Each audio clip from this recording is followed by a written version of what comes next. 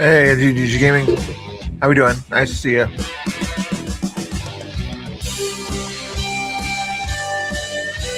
we go.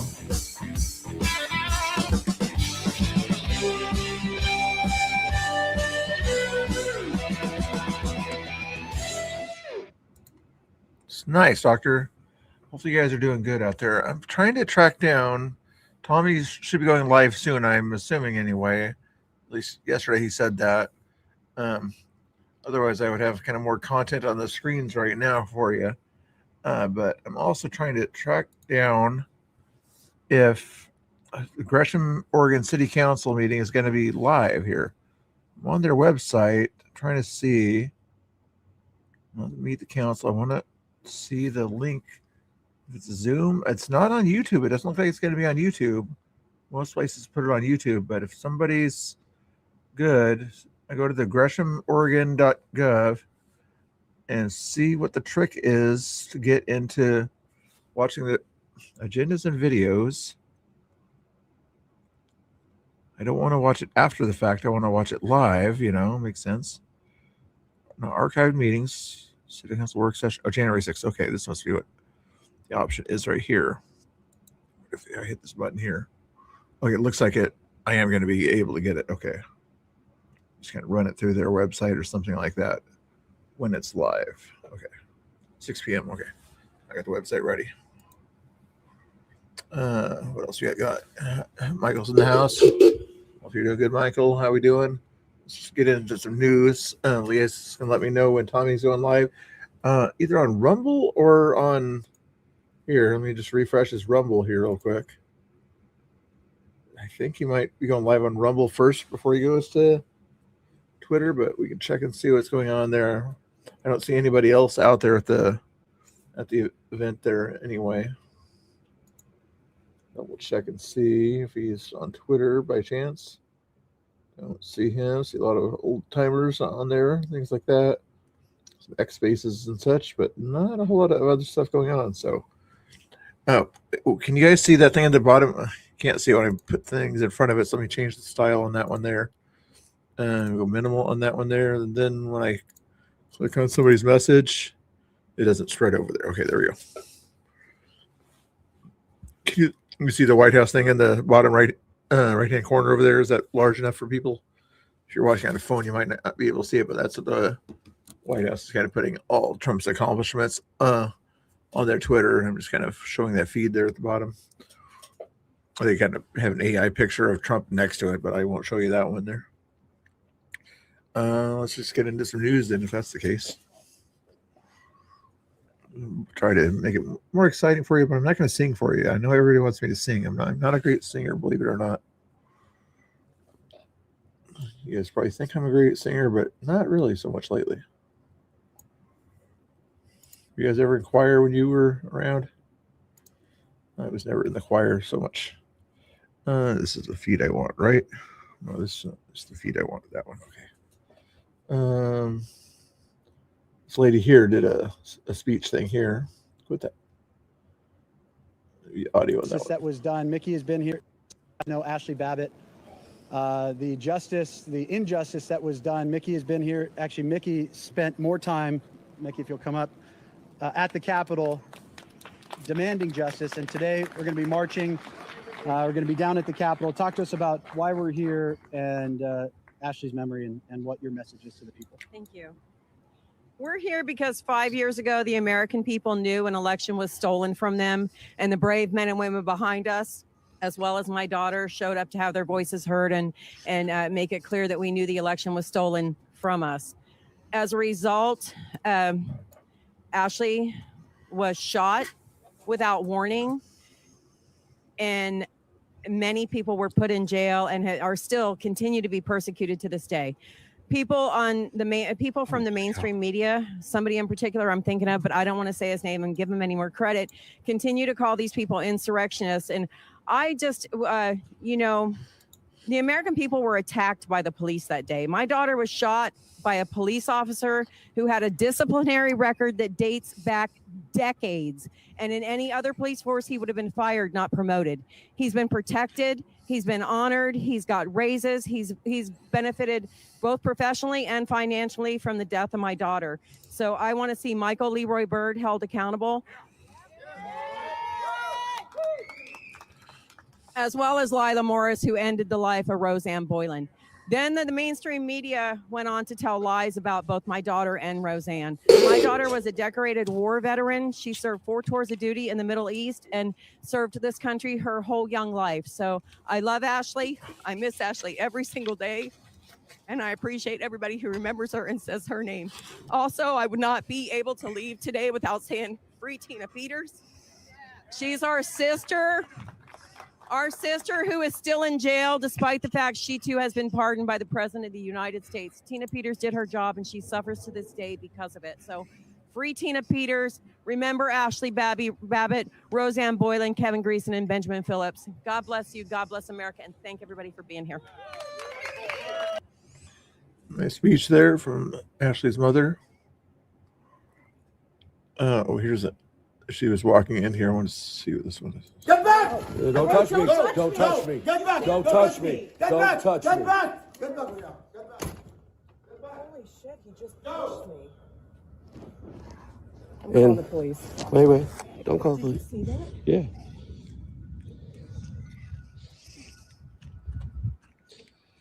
All right. So, the heck, what just happened? He just freaking pushed me. I just walked in there and he just started pushing me and screaming, "Get back." I'm calling the police. As you can see, folks, all we did was go in. We were going to ask some questions. And we were attacked here at Jubba Daycare, 614-269-7042, right here in Columbus. All we did was walk in the door. You saw the man come out. He grabbed a hold of Mehek, tried pushing her. And that's how fast things happen. That's how screwed up this place is right now, is these people are all about being violent. We didn't do anything wrong. It's a business. It's right here. Borderline on that one there. Hey, Rooster, how you doing? I wish I knew what happened before they kind of had that part of the scene there, because I did see a no trespassing sign on the thing there. Just like calling it like I see it, you know. And if you're trespassing, the business owner can say, kick you out. But on the other hand, if the business is technically open for business, why would they have a no trespassing sign, right?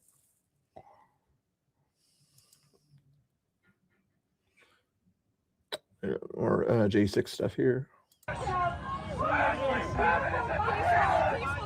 Donald Trump is your president. He hates the president.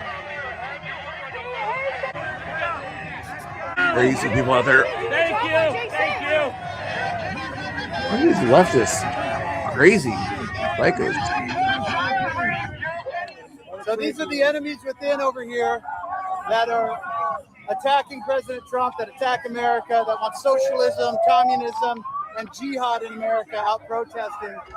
The same BLM and Antifa scumbags that were protected for 4 years, that did the real insurrection, the real treason against America, they're over here. That's the enemies that we've got to defeat. Is the audio good, guys? Put a 1 if the audio is okay. The ones that support illegal aliens over American citizens that are attacking ICE and Border Patrol. That's who has to be held accountable.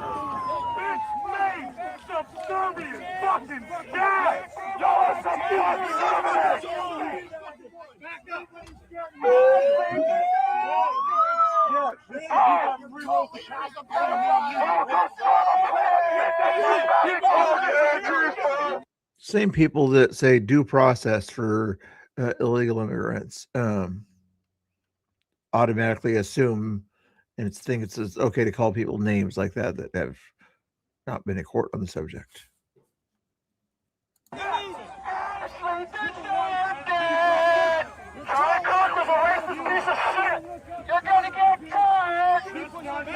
This is what the left is, guys, right there. You heard it right there. That's the demonic left right there. Yep.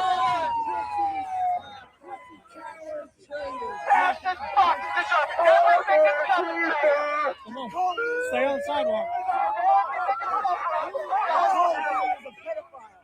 I can't hear you. I can't hear you. Trump derangement syndrome. Trump, what do you do for your Trump, your TDS? Your Trump derangement syndrome. What do you do for it? You need Jesus, brother. You need Jesus. Yeah. You need Jesus. Hating, Y'all need Jesus. You need Jesus. screaming like Hey, that. so this is the difference. We got patriotic music playing on our side, and you got the demons over there shouting. We got to cast out the demons of America and bring. That's it, baby. We need Jesus in America and bring patriotism back to this country. Don't be like these demons over here. Not the cops. God bless the cops. The guys on the other side. Don't be like those demons. Love America. Love God. Love your family. That's how we save this nation. Well said, Ben. Well said. Is what's going on yet? Is he live yet, or check and see on Tommy by chance here? Because they're protesting at 5 o'clock supposedly. If there's anybody there, there's nobody there. Those are using for Tommy to do his bullhorn. Oh, Iceman is probably around. Is Tommy Boy live? I don't see Tommy live, but I just see Iceman is live. Oh boy, fart incoming. You want to smell the fart? With Presbyterian Church.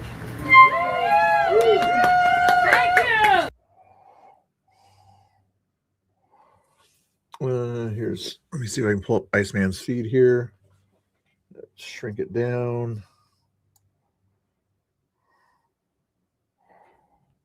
Bottom corner right there. Okay. Hold your horses, hold your horses. Not that one. This one here. Window capture. You gotta do a lot of work when you're using OBS. You can't just pop it in and pop it out of the thing there. Find the new video capture and then find Iceman. There he is. Find a place to put him on my screen. What we'll do is we'll shrink me over here. We'll shrink this over here. And we'll try to slide him right over here. Shrink that so you can see that. Shrink that over there. Oh, a little bit more shrinking here. Then we will expand this. We'll shrink this also a little bit here. Make room for this. How much shrinking should we do here? A little more shrinkage. Shrink the flag a little bit more over here. Shrink the news a little more over here. Size this up here. There we go. That'll work for now. Give it some audio. I also Hey, Chachi. Hey, buddy. Hey, Chach. Here How to you try doing? to These guys distract rain check. from How you the doing, bro? beauty of this gathering. God, I ask that you be with those who may be using this Chachi's a as patriot chance dog. to defraud, to defame, to debase what is going on. I would like you to please move in their hearts, that you can move the demons and devils that are driving them to try to take on. What they are doing is not Christ-like. Amen. Amen. I ask that you help them to move away from the devil and the demons and come to the light of Christ's love that says God loves everyone, no matter what. God is with the disenfranchised. God is with the marginalized because There's a Jesus chicken. himself Yeah. was Chicken. born as a refugee. Jesus Iceman. himself was born as a brown-skinned human being. Jesus himself came into this world to be with us and to remind us that power is in love, not in a president. Yeah. So let us today remember that as we support Yes, even leftist, leftist denominations and things like that have major TDS. It's like, we don't like Trump. Whatever Trump does, bad. Michael Snooks? You guys need to get along or something like that. I don't know why you guys have issues or something like that, but I guess Michael's going to watch on Twitter. At least that'll help my Twitter numbers. I appreciate it. But anyway, yeah, we all just get along. We all know there's a pathway to become legal citizens, right? We don't have to promote illegal citizens. I stand here today in front of these hallowed halls to call for the City Council of Gresham to declare a state of emergency to address the invasion of ICE. You want me to go get my megaphone too? Today Okay. is I'll be right January back. 6th. I'll be right back, chicken boy. Did you get your megaphone, bud? I'm going to go get my megaphone. Yeah, hell yes. Tommy's coming.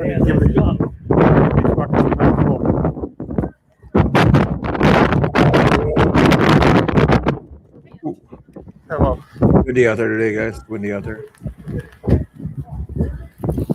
guys ready for a megaphone? How about that? Ready to raise the temperature a little bit today? Let's go, boys. That guy just pissed me off. Don't piss off the Iceman.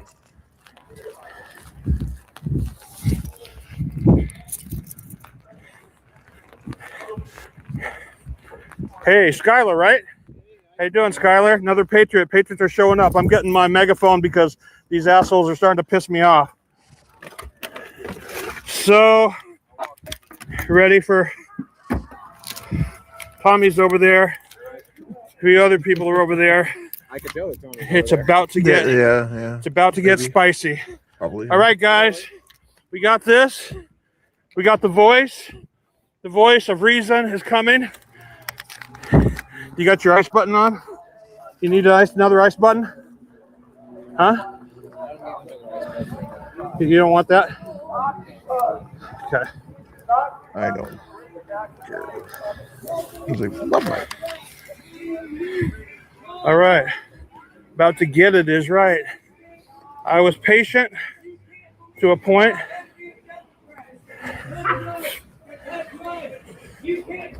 Uh-oh.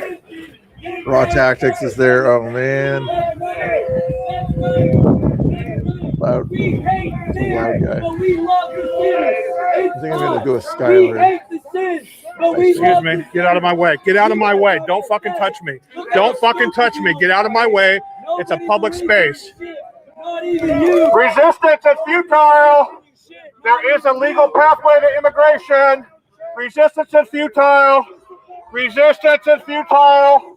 There is a legal pathway to immigration. We live in a country of laws.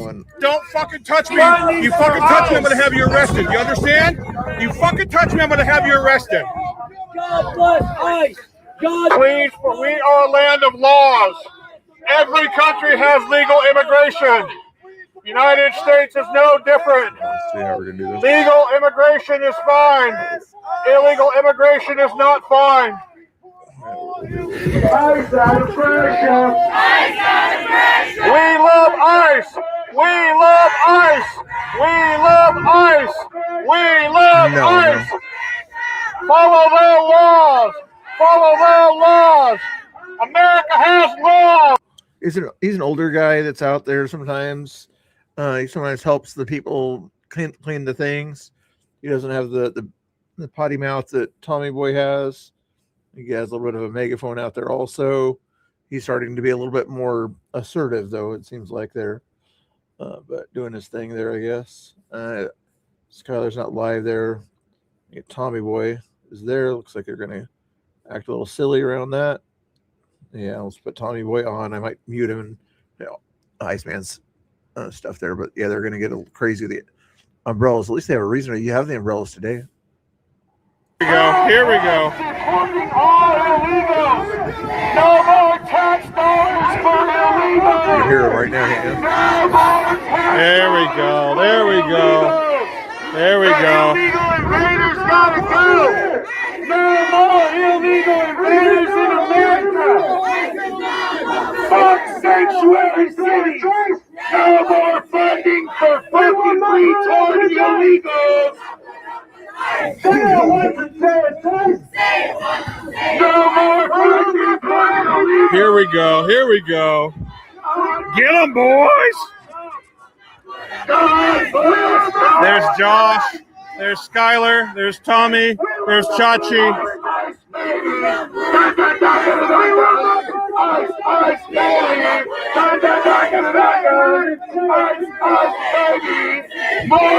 You guys ready for an hour of this? Let's go. How you doing, man? Good to see you. Neil, nice to meet you. Hey, Mia. I'm a business owner, property owner, taxpayer here in Gresham. I'm fucking sick of this. I appreciate you. Hell yes. That's why we're here. You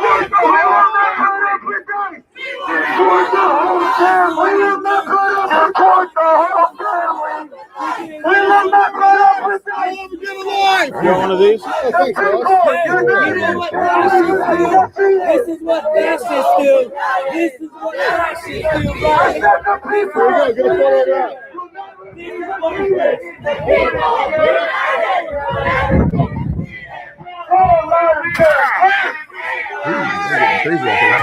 This is what it is. Crazy after that.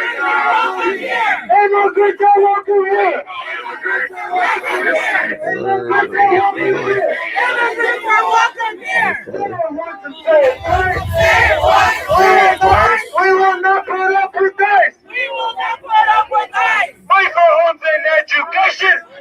Not for mass deportation. Not for mass deportation. Say it loud and say it clear. There's the asshole from the ice building. Welcome here. Just doing my job as American. Welcome here. Welcome here. I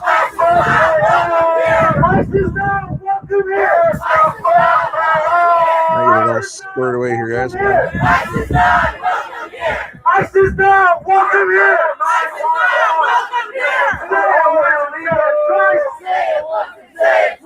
We will not put up with ICE. We will not put up with ICE. We will not put up with ICE. We will not put up with ICE. We will not put up with ICE. We will not put up with ICE. We will not put up with ICE.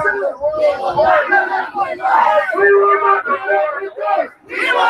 up with ICE. We will not put up with ICE. We will not put up with ICE. We will not put up with ICE. We will not put up with ICE. Say it loud and say it clear. Say it loud and say it clear. Immigrants are welcome here. Immigrants are welcome here. Immigrants are welcome here. Immigrants are welcome here. Immigrants are welcome here. Immigrants are welcome here. Immigrants are welcome here. Immigrants are welcome here. Power to the people. Power to the people. No one is illegal. No one is illegal. Power to the people. Power to the people. No one is illegal. No one is illegal. Power to the people. That's not what you're seeing. No one is illegal. It's illegal. It's illegal. I started crashing. I started crashing. I started crashing. I started crashing. I started crashing. Chachi, look cold. I started crashing. Disorganized, but it's okay. I started crashing. Yeah. I started crashing. I started crashing. I started crashing. I started crashing. Say it once and say it twice. We will not put up with this. Don't worry about me. I got these assholes covered. We will not put up with this. We will not put up with this.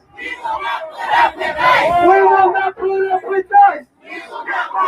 much longer are we going to put up with this? 25 more minutes.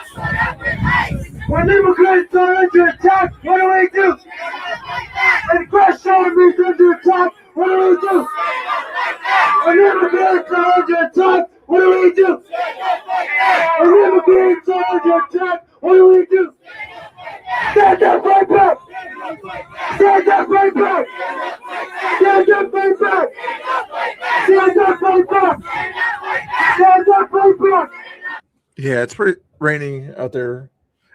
Windy is what it is, at least 50 miles south of there. Say it loud and say it clear!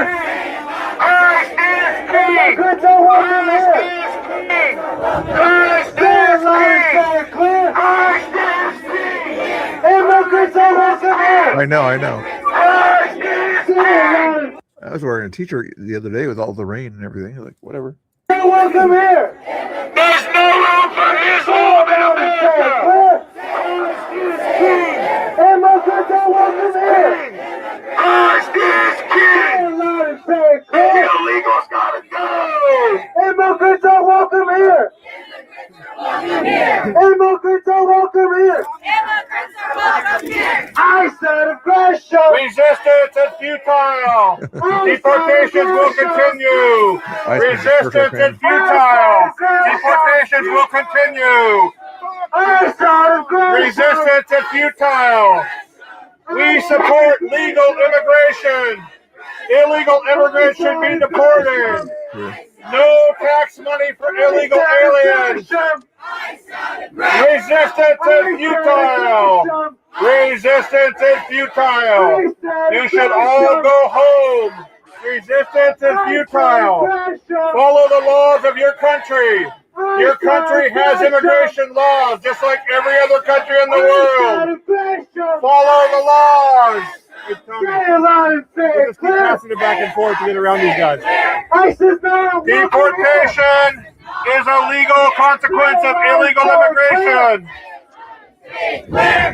You are illogical and irrational people.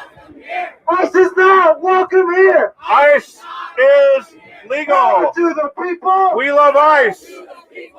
No one is illegal. Resistance is futile. Resistance is futile. Resistance is futile. No one is illegal. Resistance is futile. Power to the people. Resistance is futile. No one is illegal. Resistance is futile. No one is illegal. Resistance is futile. I said aggression. We love ICE. I said aggression. We love ICE. I said aggression. Follow the laws. I said aggression. Legal immigration. We support legal immigration. We do not support illegal immigration. Resistance to the laws is futile and un-American. I said aggression. Resistance is futile. Deportations will continue. Donald Trump is still your president. All right, we're going to give Tommy Boy a chance at the audio. If that's okay with you guys. See what he's saying. I said aggression. I said aggression. Audio Deportations will continue. Yes, they will. Never gonna happen. Never gonna happen. Never gonna happen. There's our buddy from ICE over there. Yeah, right. Mike ICE Curb. streets. Mr. Bill ICE Curb. streets. Mr. Bill Curb. ICE Mr. streets. Bill Curb. ICE streets. ICE streets. ICE streets. Mr. Bill's Curbs. It doesn't have quite the same ring to it, but Mr. Bill's Curbs. Mr. Bill's Curbs. Get your ass out of here. Deportations will continue. Immigrants are welcome here. Illegal immigrants are not welcome here. Illegal immigrants are welcome here. Illegal immigrants are not welcome here. Bullshit. We love ICE. Bullshit. ICE. Here comes Chicken Boy. Peaceful protest. Say it loud and say it clear. Peaceful protest. Peaceful protest. You're a bunch of frogs and chickens. If you listen to frogs and chickens, you're silly Americans. Say it loud and say it clear. ICE is now welcome here. Deportations will continue. ICE is now welcome here. Yes, the fuck they are. Yes, the fuck they are. Just, you can imagine why I'm going to switch it back to Iceman. Deportations will continue. ICE is now welcome here. Deportations will continue. ICE is now welcome here. Are you legal? ICE out of Gresham. Are you a legal citizen? ICE out of Gresham. ICE out of Gresham. I think ICE is coming. ICE out of Gresham. Ice, ice, baby. Ice, ice, baby. Ice, ice, baby. Ice, ice, baby. Ice, ice, baby. Ice, ice, baby. Ice, ice, baby. Ice, ice, baby. Ice, ice, baby. Say it once and say it twice. Say it twice. We will not put up with ICE. We will not put up with ICE. Say it loud and say it clear. Resistance is futile. Deportations will continue. Say it loud and say it clear. Say it loud and say it clear. Immigrants are welcome here. Immigrants are welcome here. Say it loud and say it clear. 3 more years of Donald Trump. 3 more years of Donald Trump. 3 more years of Donald Trump. Donald Trump is still your president. Say it once and say it twice. Legal immigrants are welcome here. What? Anyway, guys, they're at a city council meeting in Gresham, which is just outside of Portland, having a blast there, evidently. But there's a meeting going to happen at 6 o'clock there that Tommy Boy and probably some other people out there have kind of signed up to speak at when they open the doors around 6 o'clock. Probably be have to make sure things are settled down before they open the doors. But then I'll try to get that feed going on here also so you can see what goes on at that meeting. I'm not sure if they're going to have their Wi-Fi going on inside the building or whatnot, but the city council is going to listen to people and decide on whether or not to kick ICE out of Gresham, basically, or not support them, basically, is what they're going to try to do. Let's see what happens here.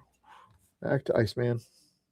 Legal immigrants are welcome here. Illegal immigrants will be deported. Resistance is futile. Welcome here. Welcome here.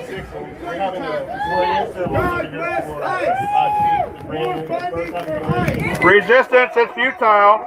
Oh, sorry. Okay. Illegal invaders are illegal aliens got to get the fuck out. right. Illegal immigrants. Illegal Invaders are out. Who's this guy? Hey, who's this guy? Who's this guy? ICE out of Gresham. ICE out of Gresham. ICE out of Gresham. What? ICE out of Gresham. ICE out of Gresham. Hey, sir, I didn't hear that. What were you saying? The fire chief is getting sworn in right over here. So in about 10 minutes, everybody's going to have to go inside because there's about 100 people that are coming out of this building. Okay. You don't mind if we peacefully protest, though, do you? No, of course not. You gentlemen are extremely well dressed. I give you credit. You're looking good. God bless America. ICE out of Gresham. ICE out of. Did he say there's going to be 100 people coming out of there or going into there? ICE out of Gresham. Fire chief songs way there. Hey, get out. Good evening, everyone. My name is Commissioner Joe Dixon. Hey, hello. I just want to. Hey. Tommy Boy, shut up. Hello. Tommy Boy. My name is Commissioner Joe Dixon. Right now, we are swearing in the very first African American chief of our fire department. You guys are welcome to join us over there. We have about 100 people that are going to be leaving this building. I know the council meeting's gonna start at 6 o'clock. So again, I just thank you guys. in Portland. Hey, More funding Shut for I just want- hey, Stop. Tommy. okay. Well, I just wanted Say what you gotta say first. Gotta get a word in edgewise, but yeah. Out of respect to you gentlemen, I'm gonna keep my megaphone shut because that was an important announcement. I appreciate the civics of America, absolutely. You appreciate the Of America, meaning maybe the democratic transfer of power. how about legal immigration versus illegal immigration? It's a simple concept. I can't even see that. I don't even know what that means right there. This is your boys on January 6th. Yeah, I remember that this guy behind you got attacked by 7 of your boys last weekend on Saturday. So don't give me any of your shit. Tommy, he swung first. He also No did it. bullshit. No, he swung 7 first. on 1. You guys are a pack of mobs. You're a pack of jackals, is what you are. Your stupid fucking chicken costume doesn't mean this. In case you didn't notice, you need to turn around and Resistance and futile. You know Donald Trump's still your president, sweetheart. Be quiet. Donald Trump is still your president. He's going to be your president for 3 more years. We know he's Yeah. the president. That's the problem. Yeah, yeah. It's not a problem at all. Not a problem at all. Here's another image. So what? You guys care so much about the law. Yeah, so what? You guys fabricated an election lie. How many times have you guys set off firebombs in downtown Portland? That's what I care about, my state of Oregon. No, it's time for you to go home, sweetheart. Time for you to go. Get your fucking sign out of my face. You call me sweetheart, I'll fucking deck you. I'll call you sweetheart all I fucking want, sweetheart. You try and deck me, you're going to end up in fucking jail. I'm not afraid. You try and fucking do me, you're going to go to jail. Pop me, you dumbass frog bitch. What are you doing? Ice out of Portland? You feel you've got resistance and futile, right? That makes no sense. Shame to be a Duck fan after seeing this guy with a sign like that. What the heck? Every night? Yeah, okay.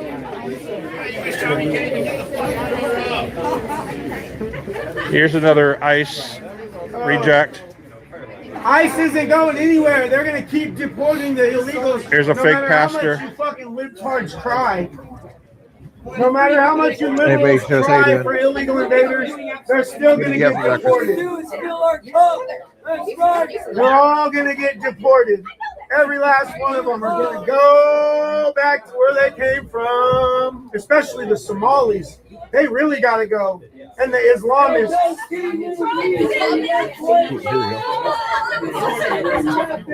You're in the Epstein files, SSRI lady. Yeah, these guys don't faze me at all. Believe me. Invisible fucking umbrella you got too. They don't scare me at all.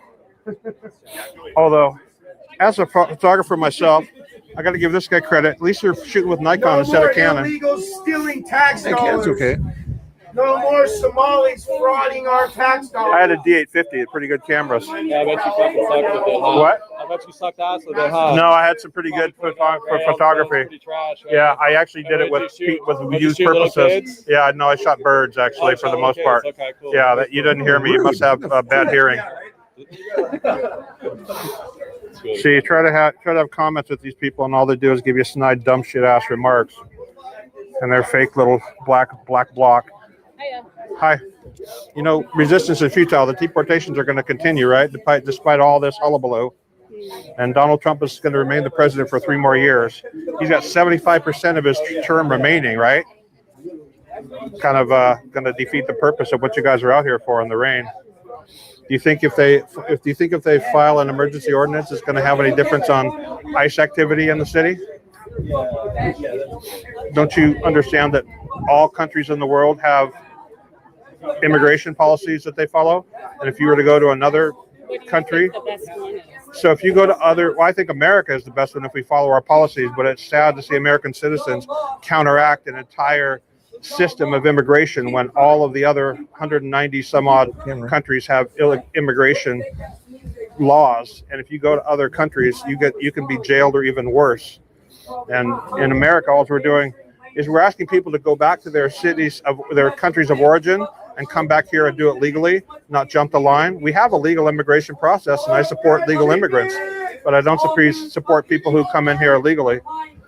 That's absolutely unacceptable.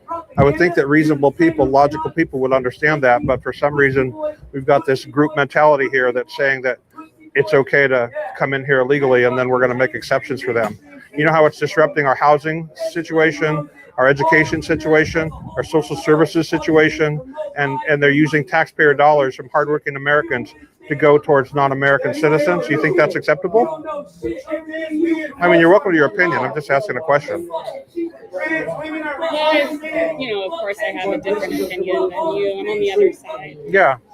That's too bad. I mean, at least you're being reasonable, and we try to have reasonable conversations with people that can discuss and debate the issues. But when people come out here in chicken suits and frog suits and they assault people physically at these kind of rallies, it becomes very combative. And I'm sorry to hear that, because you seem like a reasonable person, and I think reasonable people can agree to disagree, right? I mean, that's the truth. And I think that what will happen here today is that they will pass an emergency ordinance, but I think that it's, as I said, it's going to be futile because they won't really have, it won't have any teeth. The deportations will still continue. Local ordinances aren't going to have an impact on federal laws. And I would just like to see people take advantage of the real federal laws. What they should be doing is educating people who are here illegally that they can go home with a stipend from the U.S. government and then repatriate back into the United States legally. But unfortunately, if they're deported, they don't have an avenue to come back through the United States. So it's unfortunate. They were going to get $3,000 until the end of the year. I don't know if that's still open, but that would have been a reasonable thing. Yeah, the U.S. government was offering illegal aliens who deported themselves, self-deported, $3,000 to go back to their homes, and then they could then file the paperwork to come in here legally. That would have been a good thing for these city governments to do. My government. Well, it's been gone from Portland. The focus of ICE, if you will, operation, whatever the Minnesota one is taking precedence there, where they probably have the National Guard kind of backing them up there, but I understand that there's still people at ICE that are not quite as important to focus on Portland right now. Well, again, we support legal immigrants. We don't support illegal immigrants. Sorry, I missed that last bit. Oh, I was going to say, we support legal immigrants. We just don't support people who come in here illegally and try to, set their own set of rules. America has always been a country of laws, whether you like it or not. And the laws are very clear as to how they're doing. Now, I agree that some of the deportations are a little bit heavy-handed, but the reason that they're heavy-handed is because of actions like this. If governments were to participate and to cooperate with the federal government, if local and state governments participated and cooperated with federal government, I think there would be less violence. I think there would absolutely be less violence. What you would see is violent criminals deported, and you would see other citizens left alone. But since they don't allow that, then people have to go into ICE has to go into the schools and the businesses to be able to find people who are illegal. And it's unfortunate. I agree that, it's sad to see families get split up, but at the same time, if they're here illegally, they made their bed and they have to lie in it. So it's difficult. You seem like a very reasonable people. I've run into more than my share of reasonable people today, so I appreciate you listening to our point of view. We can be reasonable with reasonable people in reasonable circumstances. I'm going to duck in for a little bit. Oh, absolutely. Enjoy your evening. Nice talking to you. That's why I like Iceman. You can have reasonable discussions. Well, there we go. Chicken's still out here.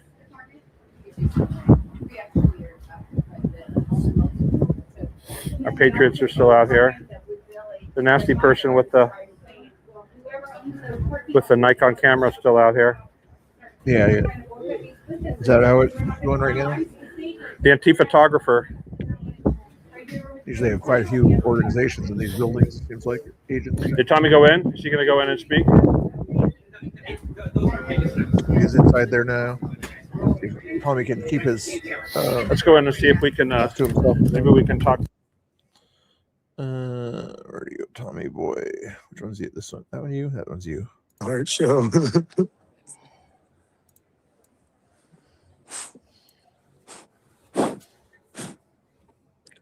My phone is soaked. I got an escort over there. She's following me. Starts at 6, I guess. 6 more minutes, allegedly. Freaking dang megaphone has to be dead, dude. I know, bro. I know. At least they're not too far. You don't really have to yell too much. Brian, what up? Thank you, bro. Everybody's inside there. Oh, that's the hard show. Iceman sort of thing. Let Tommy know. Defund the sanctuary cities. I'm not in his chat, Gail, but yeah, if I talk to him, whatever. No more funding for illegals. Let him know that. No more funding for illegals. Oh yeah. I think I'm gonna go out to the car and put the bullhorn away, and then I'm gonna grab my selfie stick. What they really mean when they say ice out of Portland is they mean Trump. Out of Portland. Record from out here. I didn't put in a speaker slip. I don't know that'll do much good. I did, but I doubt they'll let me. We'll see. Depends on who you are. Trump, anything to do with Trump, anything that Trump's pushing out of Portland is another way of saying ice out of Portland. So they just make it easy and say ice out of Portland. Then what they really mean is anything that Trump does.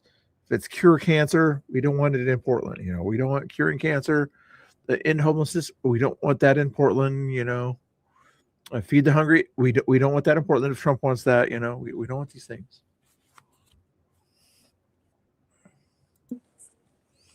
Not a whole lot going on right now, but we'll see. Bottom right picture is Gresham City Hall. The top right Tommy Boy equals freedom of speech, baby. Tommy Boy. They all know me. Yeah, the cop called me back today. He wanted to know what my plan was. He said that somebody sent him an email saying that I was going to be here. And I says, and like, so he's like, well, what do you plan on doing? And I was like, well, I plan on counter protesting these anti-ice fucks. And it was really weird, dude. It's Japan, South Korea.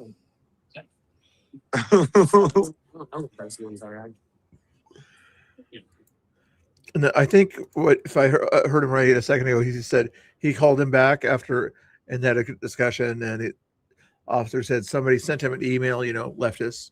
I'm guessing multiple people sent him an email and everything that forced him to call Tommy and say, what are your plans? Just making sure you're not going to go crazy, you know, like, no, not going to go crazy.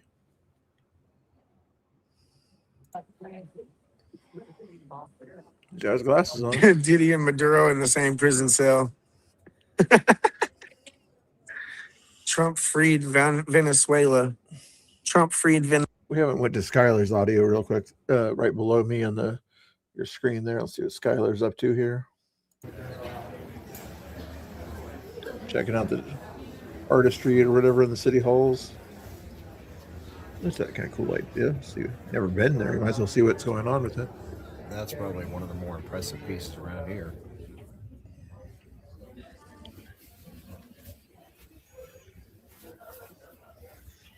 You can try to make Skylar's bigger if you want to, but just uniformly it looks better the way it is, I think. Skylar's getting a phone call. Are you going to answer that, Skylar?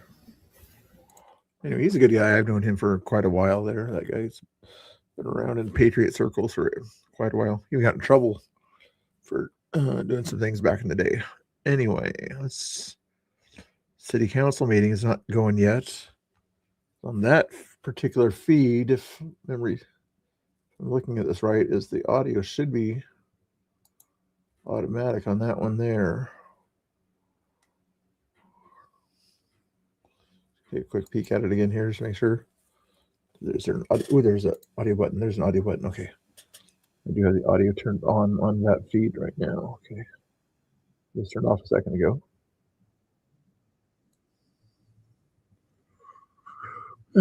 Back to Tommy for the heck of it, or you guys like hearing my voice or Tommy's voice? I thought you liked my voice. Guess not. Yeah, those people. It's kind of glitchy on Tommy's audio for some reason. Let's see what Iceman's up to. People have wearing a costume, and I don't know why people would listen to somebody who's an adult who's wearing a costume when it's not Halloween. But nonetheless, that seems to be a symbol of protest in Oregon. It makes no sense whatsoever. Good point. Good point. So we'll go ahead and pop up our stick here. I don't know how much battery power I've got, so we're just going to go until we can't go anymore. But I think I got just enough height here to get up over the top, maybe. Oh, no, I don't.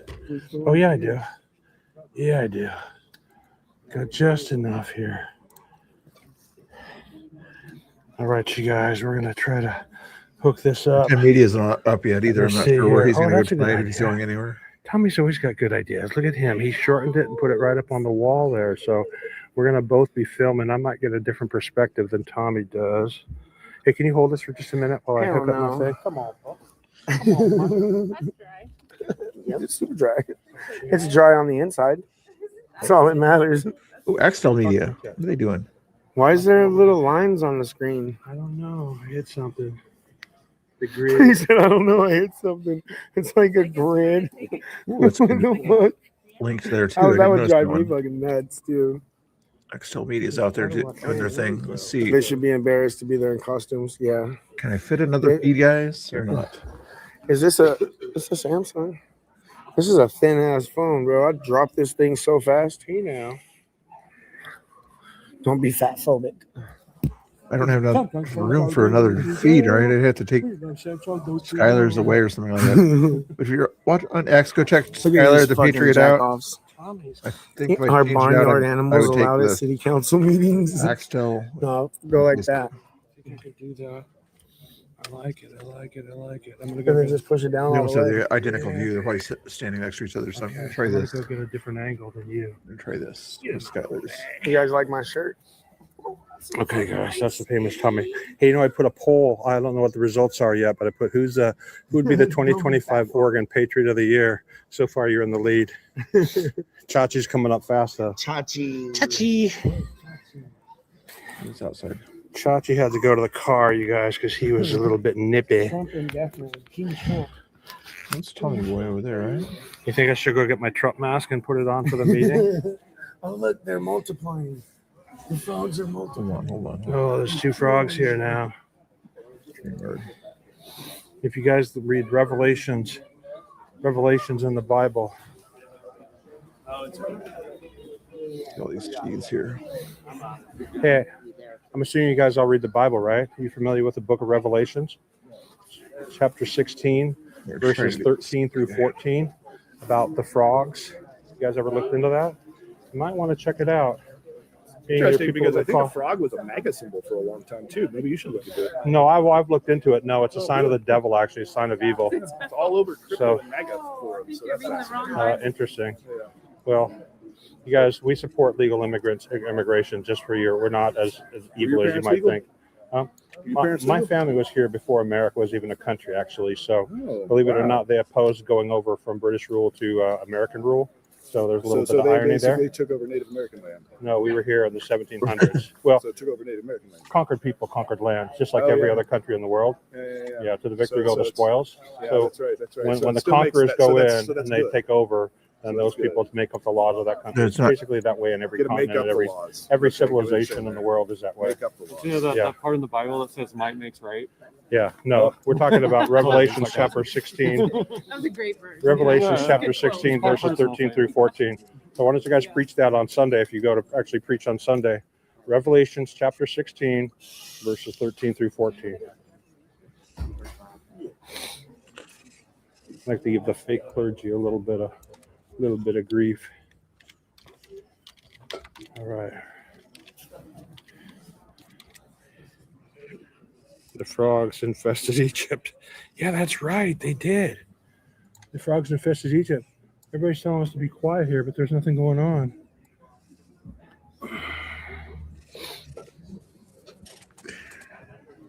Good time to tell everybody a joke. You know any good Antifa jokes?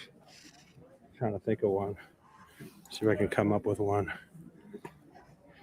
I might run out of gas here, battery wise. Okay, I'm Native American. And since he said that he can go back to whatever country his answer is from, because that white boy with that fake preacher thing around his neck is not Native American. Yeah, that's true. And like I said, my family was here. Hi, how you doing? Oh, no, go right ahead. I'm going to tell this on my live stream when I get home one of these days, but my history is actually that my country immigrated before 1776 from England and from Ireland. And so when there was a patriot takeover from British rule, my family actually opposed that. They wanted to stay under British rule because they didn't want it to be Americans. They didn't know how wonderful it would be. So that's a little bit ironic. But yeah, the fact is that my country, my folks were here. My great grandparents were here. George Washington to be king. Yeah, exactly. He would have been a good king. But he didn't want to be king, so he let everybody know what was what. Good old George Washington. So we got two frogs here. What's amazing is these guys use frogs as their political influence. Oh, there's look who's here. What's your problem with me, dude? We've never had a beef. You have a beef with everybody else. What's your beef with me? That. What? Oh, that? The Nazi problem. Oh, you mean legal immigration? No. We have Customs Border Patrol for that. You know, you're in the running for the biggest Antifa scumbag of 2025. We're having a poll on X right now. You have to check it out. You might just win. I hope so. Yeah. I can't You wait. deserve it. Here we go. I don't know where your boyfriend's Here at. we go. Have you guys shot each other yet?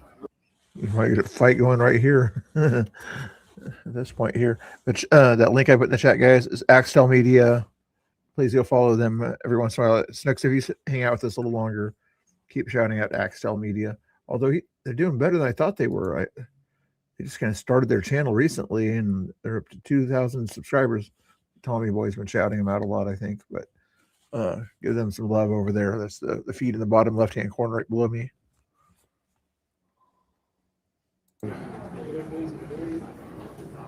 Oh, getting ready for the council meeting here. What do those signs say there? Are those seats taken? I can't see. This row might be reserved seating. Pretty good sized room there. So the meeting's about to get started. It's about 7 minutes after 6 p.m. I'll try to see what this says here. Reserve. Oh yeah, yeah. You see the video? They didn't trample her at all. He's dating Councilor Morales.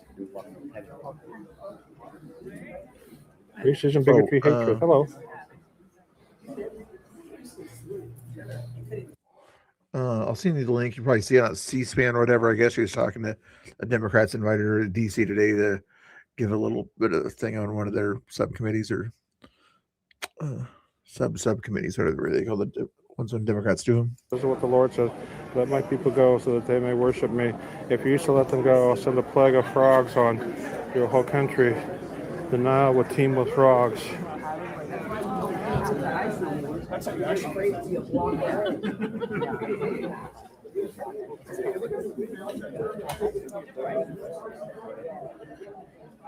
Hey, I got another Bible chapter for you. Exodus chapter 8, lines 1 through 4.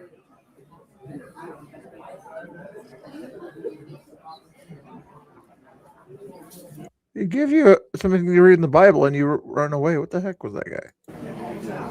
We got a bunch of fake priests here today. People with collars. It's okay to go for human rights, but you know the difference between human rights and legal rights of the country you're in. Travis Jurors here. Give unto Caesar what is We're Caesar. going to go over by the other In side. other words, follow the laws of the land. Getting ready for the meeting to heat up. They were trying to tell the cops to kick us out. Who was? The little masked people. Oh, time to kick Travis out. Oh, there's Nico. Nico, oh, she's not streaming. Okay, good. I got 4 things Got on the all the screen already. I famous can't handle patriots more here than today. Meeting's about to get started. that. Here we go. Let's see if.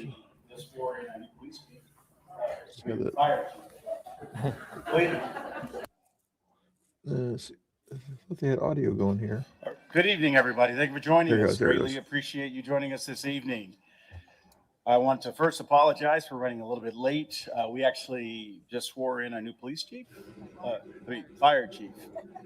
That's Please, a couple seconds Goldberg? behind reality. Chief Goldberg, I apologize if you're here. So ultimately, we just had the opportunity to swear in our fire chief, Jeffrey Hairston. So we were just completing that, welcoming him to the team. So if you see Chief Hairston, please welcome him to his new role and position. So I appreciate that. So with that, we're going to call the meeting to order. This is the Gresham City Council business meeting. Today is January 6th. The time is now 6:09. We're going to start with our roll call. Councilor Brown. Here. Councilor Morales. Here. Council President Hinton. Here. Councilor Keithley. Here. Councilor Piazza. Here. Councilor Gladfelter. I'm Mayor Travis Stovall, so you have the entire council here this evening. I want to first address the last council meeting that we had, and for the folks who were here, I do want to say that I actually missed the last council meeting, and there was a comment that I did go to the hospital and to the emergency room. So I just wanted to let you all know, those of you who are here and concerned, that if you've ever heard of and may not heard of, it was called costochondritis. Yes, I can hear some hmms. I never heard of this before, but it's inflammation of the chest cartilage, and it mimics a heart attack. So there were some folks who thought that was the case, and thankfully it wasn't.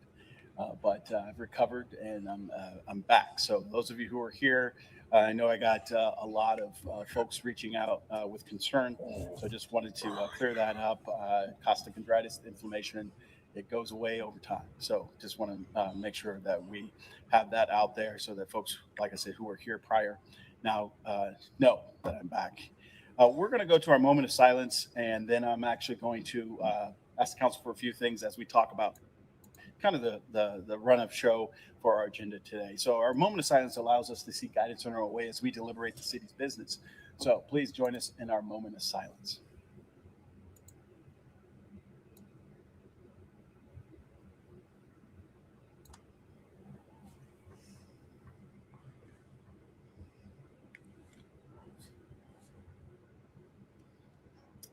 Thank you for joining us in our moment of silence. I appreciate that opportunity to allow us to seek guidance in our own way as we deliberate the city's business. So what I want to do is I want to talk a little bit about just kind of what we call a run of show this evening. First and foremost, I'm going to ask the council for just a brief change in the agenda. We've got 3 quick items that are on our business agenda. We're going to move with the council's approval. We'll move that to just before the staff update. We'll cover those 3 business items, and then we're going to move to the staff update, and then our community comments, and then the council's ability to have a deliberation about, the request that's before us. So I'm looking at the council to see if we've got the general consensus. All right. Furthermore, I want to address where we sit from a perspective of kind of the overall general meeting. Folks, there are a lot of folks here who are passionate about the subject matter that you're here for. And we absolutely get that. I get that. We all do. We have folks who probably don't necessarily agree with each other. But the core thing that I'm going to ask of you this evening is that we appropriately and through a sense of making sure that everybody has their opportunity to say what they need to say and want to say, and allow the council to do its deliberation. Yeah, it's like the format I have right now. Is that going to be does that work for you? So with that said, I think it works for you. I'm asking you to ensure that we don't have outbursts. We have an opportunity to kind of listen to the comments. I did make a mistake on this one. Read them, and then have an opportunity to deliberate and have this discourse with the council. So with that said, that's what I'm asking of you. If at any point someone has an outburst, I'm going to please ask you to allow us to do what we came here to do, and that's have our business meeting. Now, with all of that said, again, we appreciate the opportunity to listen to our community. That's foremost what we want to do. We like to do when we're struggling and wrestling with key decisions. So with that, I know there were folks who were concerned about the ability and opportunity to actually testify. We actually, limit each topic to 30 minutes on our agenda. And over time, we've had this in place for a long time. Previous leadership put it in place. You know, we actually looked at it. I looked at it as the mayor and kept it in place because we absolutely want folks the opportunity to have the opportunity to speak to our council on multiple topics. And so with that said, we do have 10 folks that are on this. That's 30 minutes. Then we have another person who is actually going to be talking about a different topic. So we'll actually get that. If you've sent us written comments, we've looked at those. You also have any opportunity as you hear discussion tonight, as you hear testimony this evening, you can also send us written comments and written testimony. So please do that. If you've got something that you've heard this evening and you absolutely want to be heard about something, you can absolutely send us those comments so that we consider them as we are deliberating and moving forward with whatever action we're looking at taking. So please, that's your avenue. And I can tell you that this council is dedicated to ensuring that we take those things into consideration. We absolutely read the data and things that are sent to us. As a matter of fact, I got an email today, and within the hour, I called the person to have a dialogue on what they were emailing me about, and it was a topic of this evening.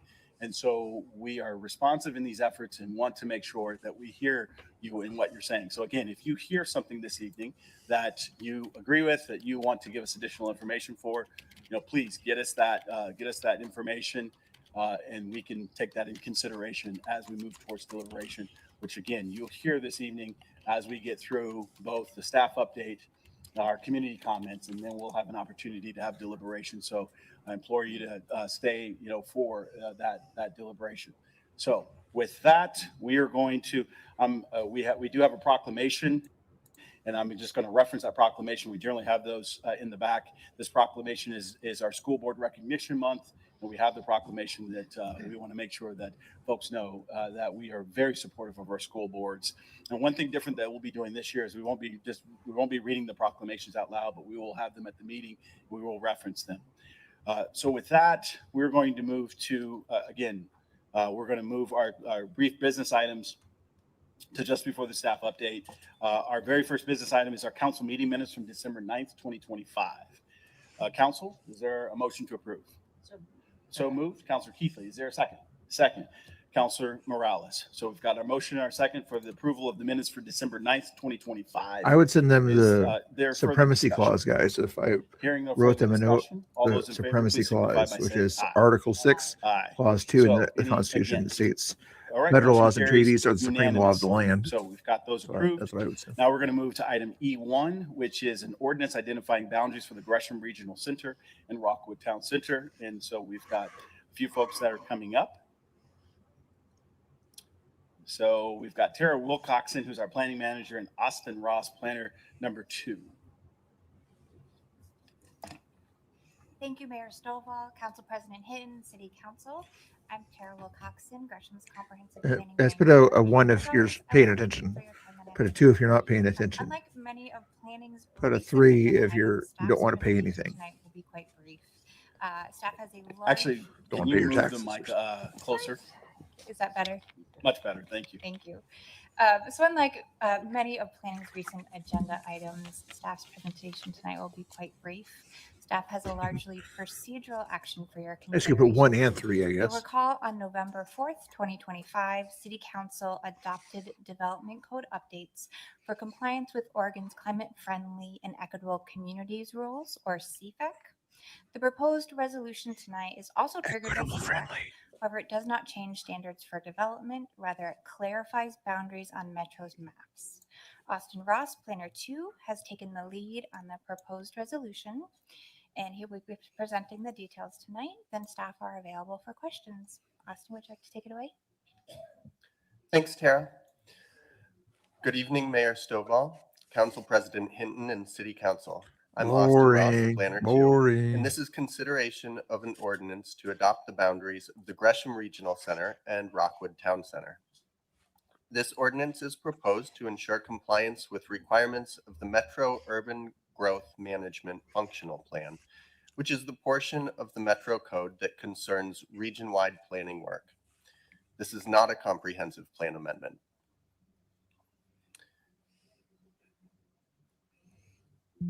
Should have a mute button so I could just press the mute button a lot easier, but don't have it set up so I can mute so easy. I have to open it up like this and then hit to mute over here and then go like this and then see what Tommy's talking about or something like that, you know.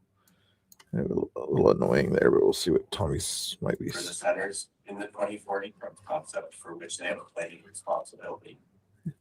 He's being quiet. He's being quiet. So give Tommy some credit for being quiet. For their centers metro by February.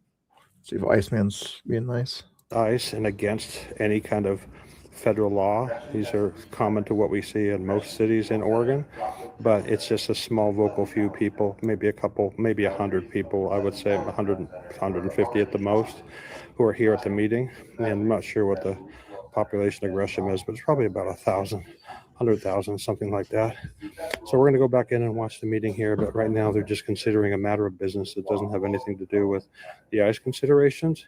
So when they come up with the next business item, it's going to be there's going to have some public testimony. So we're going to try to do this. If for some reason the stream goes down, I have another phone. So I'm going to get back up on X from my secondary phone. And if it goes down, just wait 5 minutes and then come back because I will definitely go out. I'm not sure what my battery. That was Iceman. See what Axtel Media is doing real quick here. To areas like Clackamas and Gateway. That one's the one. Rockwood Town Below me Center right and on here. Pleasant Valley Town Center are envisioned as more locally serving centers, similar to areas like Milwaukee or Troutdale. The concept map identifies the general locations of the centers, but it's up to each jurisdiction to adopt the exact boundaries. Gresham Regional Center is composed of the downtown and civic neighborhood plan districts. This combined area is already a focus for growth and development in Gresham, and it's intended for compact. Envisioned as more locally serving centers, as a regional similar to areas like Milwaukee or Troutdale. The concept map identifies the general location. Few second difference or so. But it's up to each jurisdiction to adopt the exact boundaries. Gresham Regional Center is composed of the downtown and civic neighborhood plan districts. This combined area is already a focus for growth and development in Gresham, and it's intended for compact, walkable development, so its designation as a regional center is fitting. Rockwood Town Center is identified as identified in this ordinance is made up of the Rockwood Design District, except for the area around 162nd and Burnside. This area was excluded because it's not contiguous with the rest of the Rockwood Design District, and it's surrounded. Yeah, I'm gonna make a song. While this is going on, I'm gonna make a song. Don't On, meet the intent of the a song here about streamers. Okay. Adopting the boundaries of the Gresham Regional. You guys have to Center stay and tuned to Rockwood this Center in order to hear the song. compliance Okay. with state and metro statutes. Go to sleep. Therefore, staff recommends that City Council move to adopt Council Bill 10-25, adopting boundaries for the Gresham Regional Center and the Rockwood Town Center identified on the Metro 2040 Growth Concept Map, and approve the enactment reading. Thank you for your time and attention tonight, Mayor Stovall, Council President Hinton, and City Council. This concludes the presentation, and I'm happy to answer any questions. Thank you, Austin and Tara. Any questions for staff, folks? Yes, Councilor Keithley. I don't have a question, and I know that there are specific things that we want to come out of this, and the reasons, and just because we have so many people here for an educational piece, the reasons are to be compliant with 2040 and state rules. But beyond that, what is the biggest benefit of creating the regional centers like we have in terms of how that impacts the city? Thank you. We appreciate that question, Councillor Keithley. This is an interesting action that we have before us tonight. When climate-friendly and equitable community rules were put into place, they required that all cities across the state designate what are called climate-friendly areas. If you're outside of the metro region, that designation had a lot more impact upon you because there are no centers already established by any entity with any planning authority. If you're inside the Portland metro region, your climate-friendly areas have all already been designated by the 2040 map. So this is largely procedural. That being said, there could be certain future actions that do relate to this. So for example, Metro sometimes will tie its grants or investments into its center areas. So by designating these, it helps direct the potential in the future, should those be available and tied to the Metro 2040 planning areas, us directing those funds to these areas as appropriate. Excellent, thank you. Other questions or comments on this agenda item?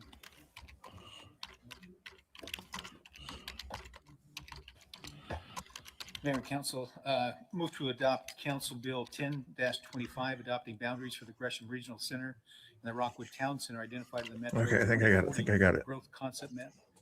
What kind of music am I going to put to it? Thank you very much. Council President has the motion. Is there a second? Like that. Second, Councilor Brown. Thank you very much. Move to discussion. Any further discussion on the agenda item and Council Bill 1025? All right, we'll call the question. All those in favor for the motion, please signify by saying aye. Aye. Any opposed, same sign. All right, motion carries unanimously. Thank you very much. Our last item is vote for 2026 Council President. So with that, I'll open up the floor for any nomination. Yes, nomination. I would like to nominate Kathy Keith Lee as our next council president. All right, we have a nomination. Are there other nominations for council president? All right, well, seeing none, all those in favor, please signify by saying aye. Aye. Any opposed, same sign. Motion carries. Thank you very much. Congratulations, council president. And now I turn from this council president to this council president. All right, with that, that concludes the business portion of our business meeting. So I just want to thank you all for allowing us that opportunity to take those out of order. With that, we're now going to turn to our staff update, Eric Schmidt and our city manager, Eric Schmidt, and assistant city manager, Larry Morgan. Sorry if this is boring, you guys. I think it's might be interesting here when they get their speeches going here. So stay tuned to hear the interesting speeches. Do I have enough time to play my song though? Mayor, good evening, Mayor Stovall, Council President, and I guess both Council Presidents, outgoing and incoming, and councilors. I'm Eric Schmidt, your city manager, and this evening we wanted to speak with you all tonight to provide an additional update and information to the community at large about the work staff and city leaders have been engaged in since our last public meeting. I am joined tonight by City Attorney Ellen Van Riper, Assistant City Manager Larry Morgan, and Police Chief Travis Goldberg. At the conclusion of this update, we are able to answer any additional questions you may have. Okay, I think I got time here. Just I'll keep an eye on that there. If they go off that guy's camera or something like that, then we'll go back to him there. But for the most part, I think I can do the music here. Okay, Mr. Bill's Curbs. I think it's ready here. Here it is, Mr. Bill's Curbs. You guys are the first ones to hear this great song that I just wrote, and I don't think I'm performing it myself, but you get the idea.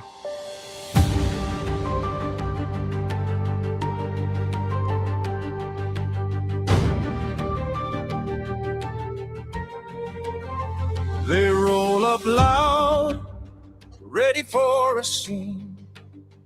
Then they freeze mid-step, 'cause the sidewalk's clean. Fresh white line, like a battle scar.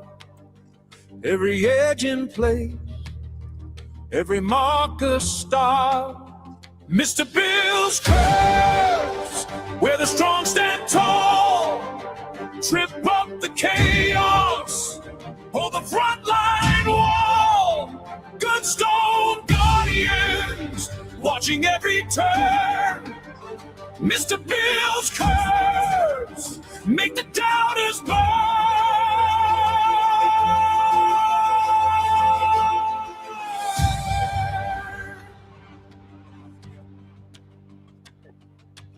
A little slower than I thought it would be, but it would be a little dreamy or something like that. It was one of the options. So. Put a 1 in the chat if you like Boots it. on the ground, badges in the night, neighbors on the porch, backlit by the porch light. Every sharp corner like a drawn out sword. When the crowd surges, they hold the accord.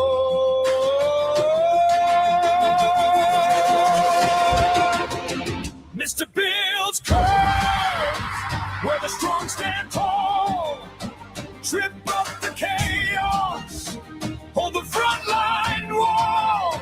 Good stone guardians, watching every turn.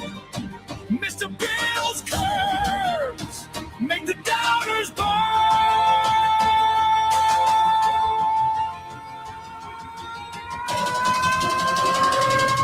They chant and they push, but the line doesn't fade.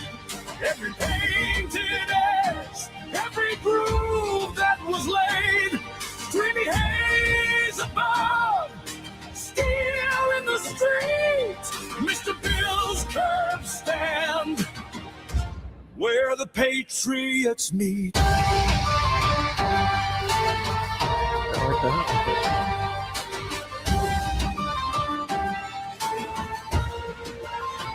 Mr. Bill's curves. Mr. Bill's curves.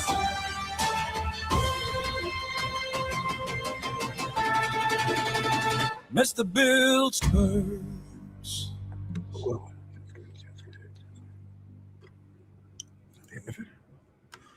Okay, that's version 1. Here's version 2. Here, if you want to. We'll pause for version 2. Let's see what's going on back here. Get back to the business here. Shrink that down a little bit more. There you go. They're just talking and talking. See what Tommy Boy's talking about over here, maybe. Yeah, I'm like, and Doc, I had Doc listening on speakerphone, and he was like, "What the fuck?" He was just on a fishing expedition.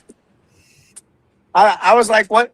I was thinking maybe somebody threatened me or something like that, and he was like, "Hey, Heads up or something. yeah, something like that." But he was just like, "Are you coming?" And I'm like, "Yeah, bro." I said, "I'm going to be peacefully protesting unless I get attacked." I said, "I'm there peacefully using my voice, and I'm not going to be physically violent with anybody unless I'm being attacked." You know.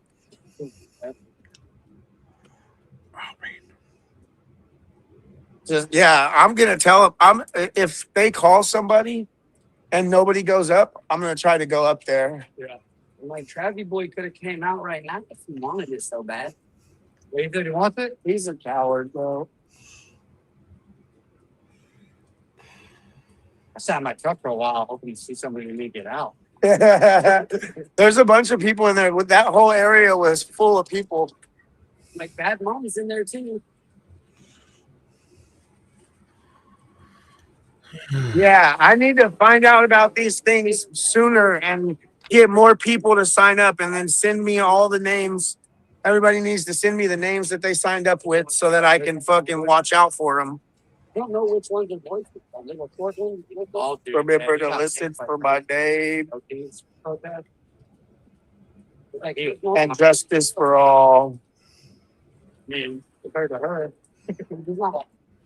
What Tommy Boy could do, or whatever, depending on the council he would go to, is have the people that are signed up or whatever pass on their 2 or 3 minutes to Tommy Boy. Say, okay, he gets these minutes, he gets those minutes, he gets these minutes. You know, just having 10 or 15 minutes of Tommy Boy.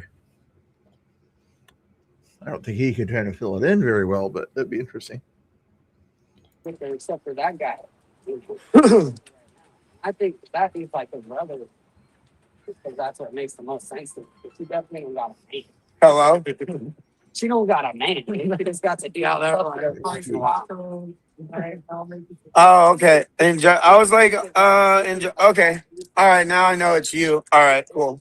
All right, I love you. All right, bye. Hey, good sir, how you doing? Nice to see you. Hopefully you're doing good there. I like to look at the stream so far here. Over me with that other dude. I don't give a shit. Not a whole lot going on right now as they're talking in here about infrastructure, you know, probably important things for the city there. but everybody wants the drama of what's going on. If Tommy Boy's going to speak about the ICE agents, or if the chicken's going to talk or something like that, or Stolen Valor guy. See if one of those guys talks at the meeting, see what they have to say, and get the drama stuff going on there. Let's see. Are they still talking, or are they done talking? Public about, but also each of you as you deliberate further action that you may take up as well. So in line with public comment and community feedback, the city held its first Know Your Rights training. This was done in conjunction and coordination and led by a community partner, Latino Network. This virtual and in-person option was provided to allow community members from diverse backgrounds and interests to know additional information as it relates to constitutional rights as well. Latino Network continues to be an amazing partner with the city. Since 2020, the city, through the form of aid, grants, and other contracts, has given about $1.1 million of funds. The people in the South are laughing at us as Portland's talking about all this equity and things like that, and trying to certain advantages to other people of color and things like that. That was community-wide and region-wide. They're like, who cares what color you are? It's work, and you'll action that council may take. Show your character and everything. City staff and just HR because you have are actively 6% African American implementing in your state doesn't mean you need for all extra staff, attention. that will allow additional legal clarifications and scenarios that staff should know about as it relates to being public employees for the city of Gresham. This will allow staff to ask questions and have dialogue, as well as know additional guidance as it relates to legal dialogue. We also would like to thank Rep. Ricky Ruiz and his office for putting us in alignment with other communities that are doing this. It's been great to get the feedback in the communications. The staff is actively working with the police department and other partners to develop an informational video that will educate the community and the public at large as it relates to Gresham PD's involvement or lack thereof, as it relates to the Oregon sanctuary law and the role of local law enforcement in the community. I would note there's a lot of information that's been communicated from different channels, from different folks with different interests. Sanctuary law So, that's against Chief the Colbert and Constitution, team are that one? committed to Yeah. Educating the public and the community at large about what law enforcement locally do, what they don't do, what they can do, what they're legally permitted from doing. How about what So the we're working federal on law that. enforcement's And legally I would note allowed to a do lot of the under items that staff has taken action Constitution? around are still in the works as it relates to being gone on break. So staff from various departments are still working to come back and roll up their sleeves in a lot of these areas. The city is also working to provide a dedicated web presence, community resources for various items. We've heard from community partners and others that there's concerns and questions as it relates to guidance or feedback. We've heard the same thing from the school districts. So we are working to develop a one-stop shop on our website that will provide resources for communities done in multiple languages, resources around water, other health and human services related items that community can kind of work and coordinate around in short order. Additionally, staff is working to prepare a one-pager that You're can right be, next to again, the Columbia River and Sandy River. You got plenty of water. community of items that are coming up. I would note that the immigration enforcement is nothing new, and it continues to change every day. And it's critically important that we are not only up to speed and efficient with our time, but as it ever evolves, we want to make sure our community is aware of the resources that are available and done so in a timely manner. One item that we did dating back to December the 9th, the city stood up a community-led email, communitysafety@greshamoregon.gov. This is an email that community members or other communities and people in the community can use to provide information, give feedback, give tips, or other things related to immigration or broader community safety concerns. In talking with the school district and other partners, this was critical to have a resource that community members could utilize to ask questions from trusted sources and work to coordinate that. We've not had a robust dialogue with incoming emails, though that is The one in the available. chat if Staff you're will be paying working attention, to guys. Communicate that out to the public. I at know large, it's with the trusted boring part partners, here, but with ecumenical still, ministries and other be trusted interesting. community partners across the board. And two if I'm One waking item you that I up mentioned here. earlier, but Am I I'll waking you reiterate, up? the department coordination with the superintendents and the schools has been essential. So early on, even predating the December 9th meeting, staff met with all three superintendents of Gresham schools. Put a 3 if I talked shouldn't through drink so much concerns, Mountain Dew. challenges, and we're working with them on an ongoing basis as it relates to aid or items related to education or any other community disruptions. The partnership that our office and AMOPI has with law enforcement in community as well as with the school districts is essential of that trusted partnership. We're not on this alone, we're on this together. And so preserving those open lines of communications with our principals, our educators is essential. As we look to other items, I know that the council received a letter from Congresswoman Dexter, and we're working to develop a response into those some of those items. I know that legal counsel has reviewed those, and we're working actively on an ongoing basis with our federal partners as it relates to challenges around. So the federal congressperson is giving you ideas on how to break federal law. This week with staff in Dexter's office, district staff, and the folks in DC. The areas of communication have been open and robust, and it's great to have that community relationship as it relates to our federal partners. One item that came up throughout the process was small business support. We've heard from community members and others disruptions related to low attendance, to community-based small businesses.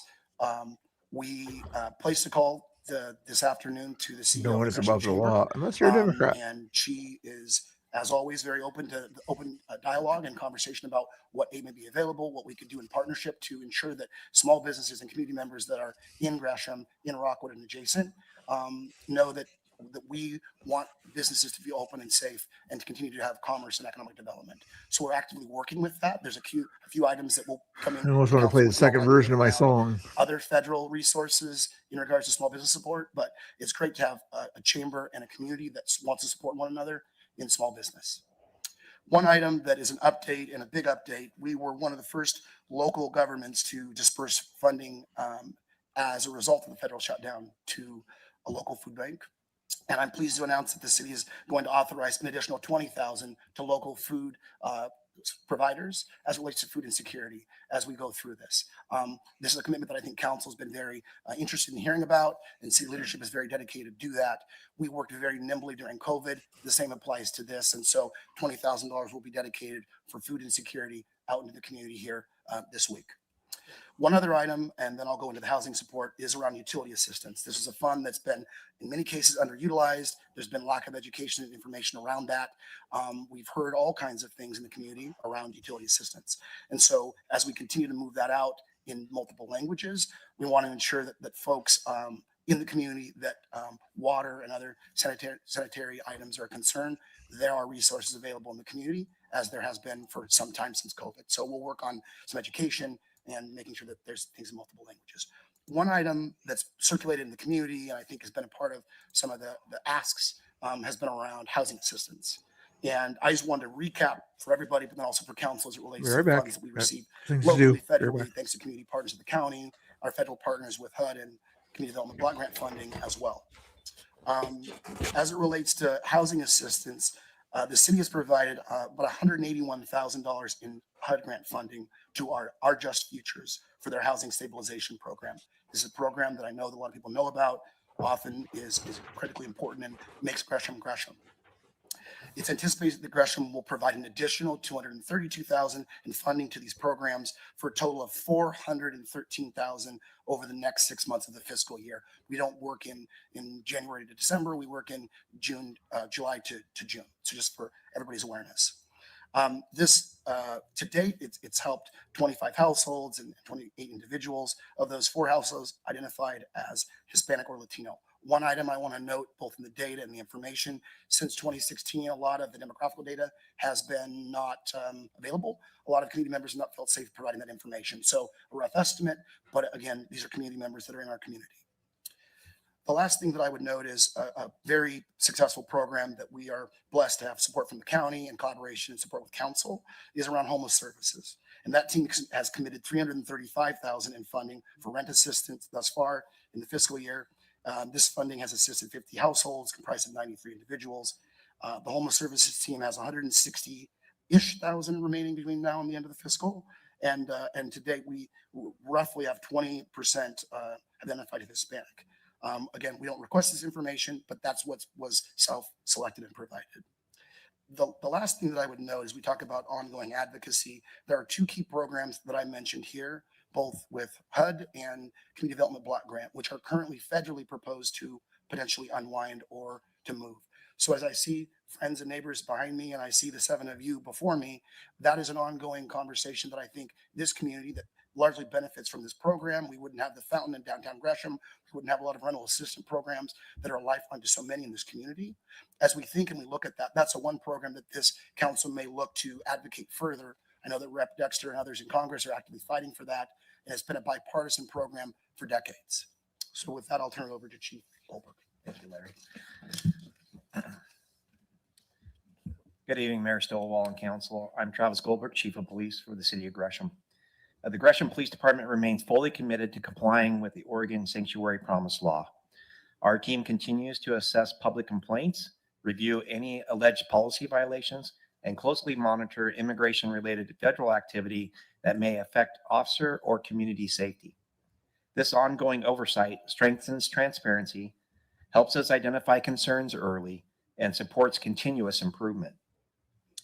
Agency policy and state law clearly define how Gresham Police Department personnel must respond to immigration enforcement activity. I want to be unequivocal.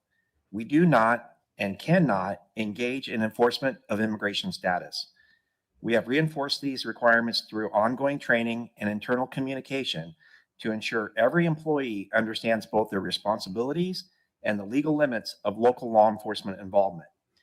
As part of our compliance efforts, Gresham PD has both informally and formally requested that federal immigration enforcement agents avoid using parking areas adjacent to or accessible from our facilities. This helps maintain clear operational boundaries and reduce confusion and concerns for the public. Regionally, the Gresham Police Department continues to engage with the Oregon State Sheriff's Association and the Oregon Association of Chiefs of Police, both of which have been meeting with senior state and federal partners to address concerns surrounding federal enforcement practices. Through this work, Gresham has been an active and consistent voice. As we previously shared, during a recent statewide meeting with ICE leadership from the Seattle Regional Office, Oregon law enforcement leaders raised several safety and communication concerns. These included insufficient notice before operations, lack of cross-agency communication, unclear or unmarked uniforms, and vehicles left in public right-of-ways, conditions that could create unnecessary risk for officers and our residents. Law enforcement leaders from across Oregon are now working with U.S. Attorney Scott Bradford to convene a broader meeting with all federal agencies involved in immigration enforcement. In my role as second vice president of OACP, I will ensure that Gresham's needs, concerns, and unwavering commitment to Sanctuary Promise Law Anything going on, compliance guys? remains central to that conversation. And thank you, and I'll turn it over to Eric. Thank you, Chief. So Mayor, Council Presidents, past and present, and councilors, just in brief summary, leadership and staff, you can see, has been pretty, very active in attempting to work within the legal authorities to uphold the law and best serve our community. We're working to ensure compliance with both state and federal laws, educate the public and our employees about the law, assist those impacted by federal immigration enforcement, and communicate with our various partners in this work. And with that concludes our staff update report, and we will turn it back over to the council. Thank you very much, team. Thank you for all that you do every single day, and a Time lot yet? of the foresight to do all the work between last meeting and this meeting, and to be able to do a readout to everybody that was here last time and here today. There's been a lot of stuff going on. With that, I want to ask the council, are there any questions that we have for staff before we move to public comment? Here, finally. All right, no questions at this point, but of course, they'll all be here throughout the conversation. All right, well, thank you so very, very much. Greatly appreciate it. And I want to thank everybody that's here this evening for your patience as we've gone through all of that as we get to the public comment. So, of course, if you were here last time, it's your first time, those wishing to actually testify, whether written or verbal, were asked to actually submit their request to the city recorder by 6 p.m. Monday, January 5th, 2025. When your name is called, we'll please ask you to take a seat up here. We're going to actually call two names, and so we'll invite both of those names to come up. We'll ask you to speak directly into the microphone. You'll have 3 minutes up on the screen. Sometimes I will say, sometimes folks ask me about the 3 minutes, And I do a lot of testifying at our state legislature. And they actually, it's a 3-minute, we've got Representative Ruiz here, and he's reminding me that it's only 2 minutes when I go down to Salem and then one time I went down there and there were so many people that were testifying that it cut me to 1. But I think I was pretty effective in getting across what my thoughts are. So once we hit that 3 minutes, if you're not wrapped up, we'll kindly ask you to wrap up. If you're finishing a thought or a sentence, please finish your thought or your sentence. Furthermore, I'm going to ask that just so we can maintain decorum, if someone is saying something that you absolutely agree with and you want to show your support, please raise your hand. I mean, that's gonna let us know here the vast number of people who are here in support of your comment. That's going to allow us to officially move through the comments that are going to be before us this evening and allow us to see those who support. So please, if someone is saying something you absolutely agree with, please raise your hand in support. We'll be able to see all of you. For those folks who are even back here, please raise your hand. Do a whole lot of noise. That you're in support of, because we want to make sure that we see what that support looks like as we're going through the public happy comment. hands. So at this point, I'm going to turn it over to Christina. She is our city recorder, and she, like I said, she will actually call out 2 names. The first person who actually is going to be speaking tonight actually has a translator, so she's only going to call one name up to begin with, and we're actually going to give that person the full 3 minutes to say what they came to say, and then we're going to translate the other 3 minutes. So this will be a 6-minute testimony because of the translation. So with that, I'm going to turn it over to Christina, and you can call the names. Thank you, Mayor. And to note, we did receive 5 written testimonies that was provided to council and posted online. And so we have, first up is Maria Delgado.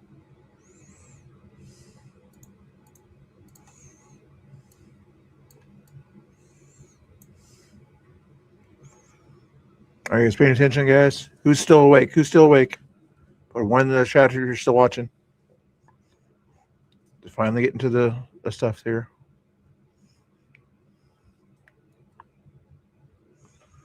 As Tommy's walking around, I guess. In the backside, I guess he's okay. Buenas tardes, alcalde Stovall y miembros del consejo.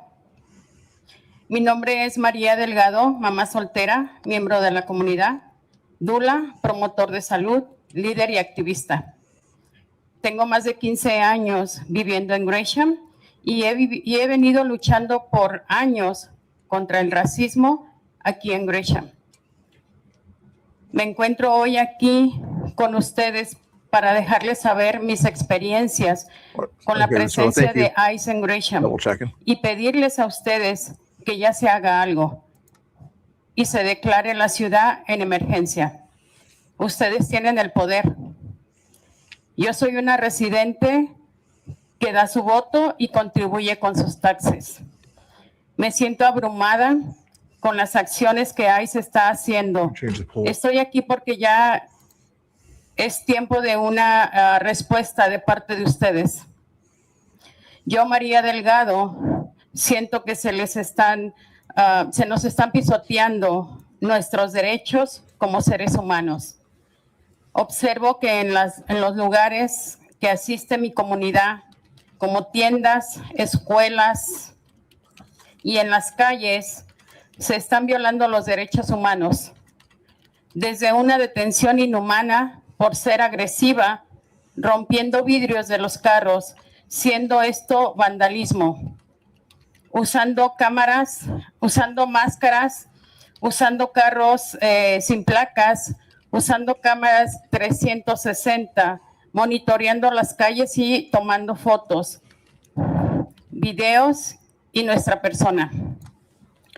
Lo que se vive es inaceptable para la estabilidad de la comunidad y para la salud emocional de todas las personas, no olvidando niños y jóvenes que son impactados bajo el miedo de quedar sin uno o de los dos padres.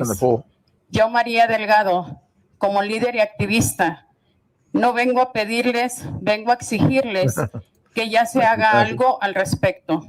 Gracias.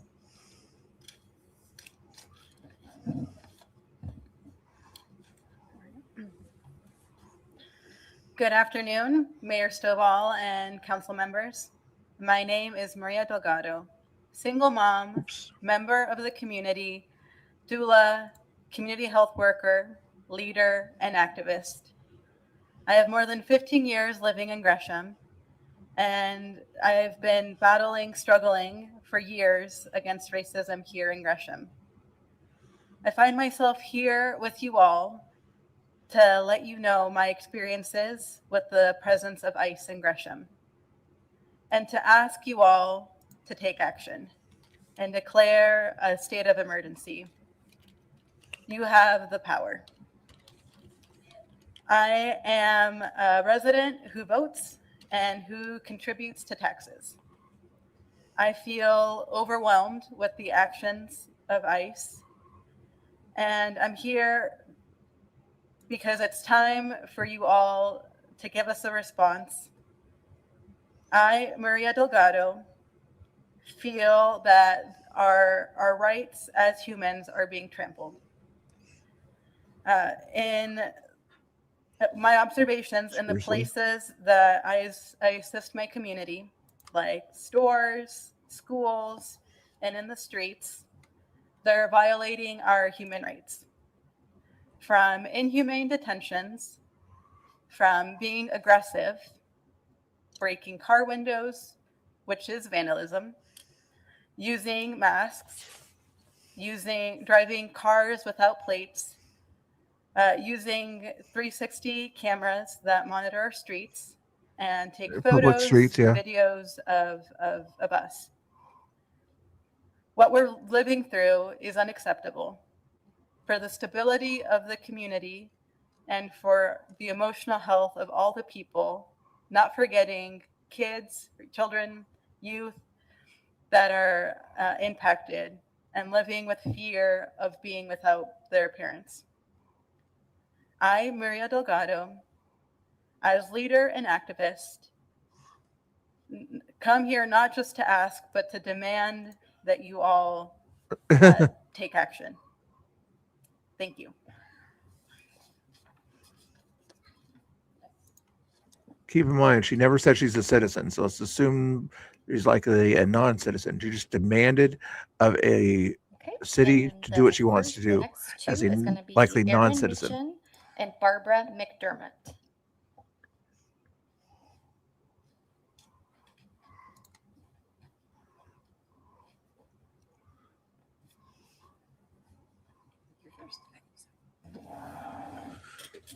Good evening, Mayor Stovall and council presidents, council members. My name is Erin Meehan, and I think that most of you know me. I work in this community at Eastside Timbers Football Club. I'm an advocate for affordable housing. Housing justice Democrat. is racial justice, and I fight for those things Called at it. the legislature and city and school and wherever I can go. I just wanted to reiterate how important this is to us. As you can see, all these people are here, and everything that you're going to hear tonight is going to be really important to take this opportunity to show the leadership that we voted for you folks to help us run our city. It is not okay what's going on. People are scared. The kids are scared. Things are happening at the school level. My daughter's friends have, parents that She's raising her are hand not because she hearing. agrees with her, That is, it's terrifying.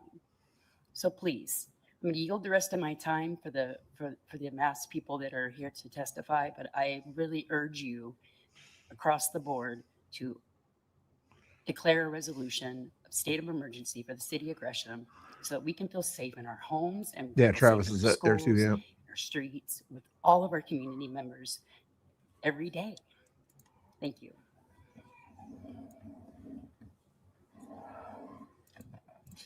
Good evening, and thank you for welcoming us here.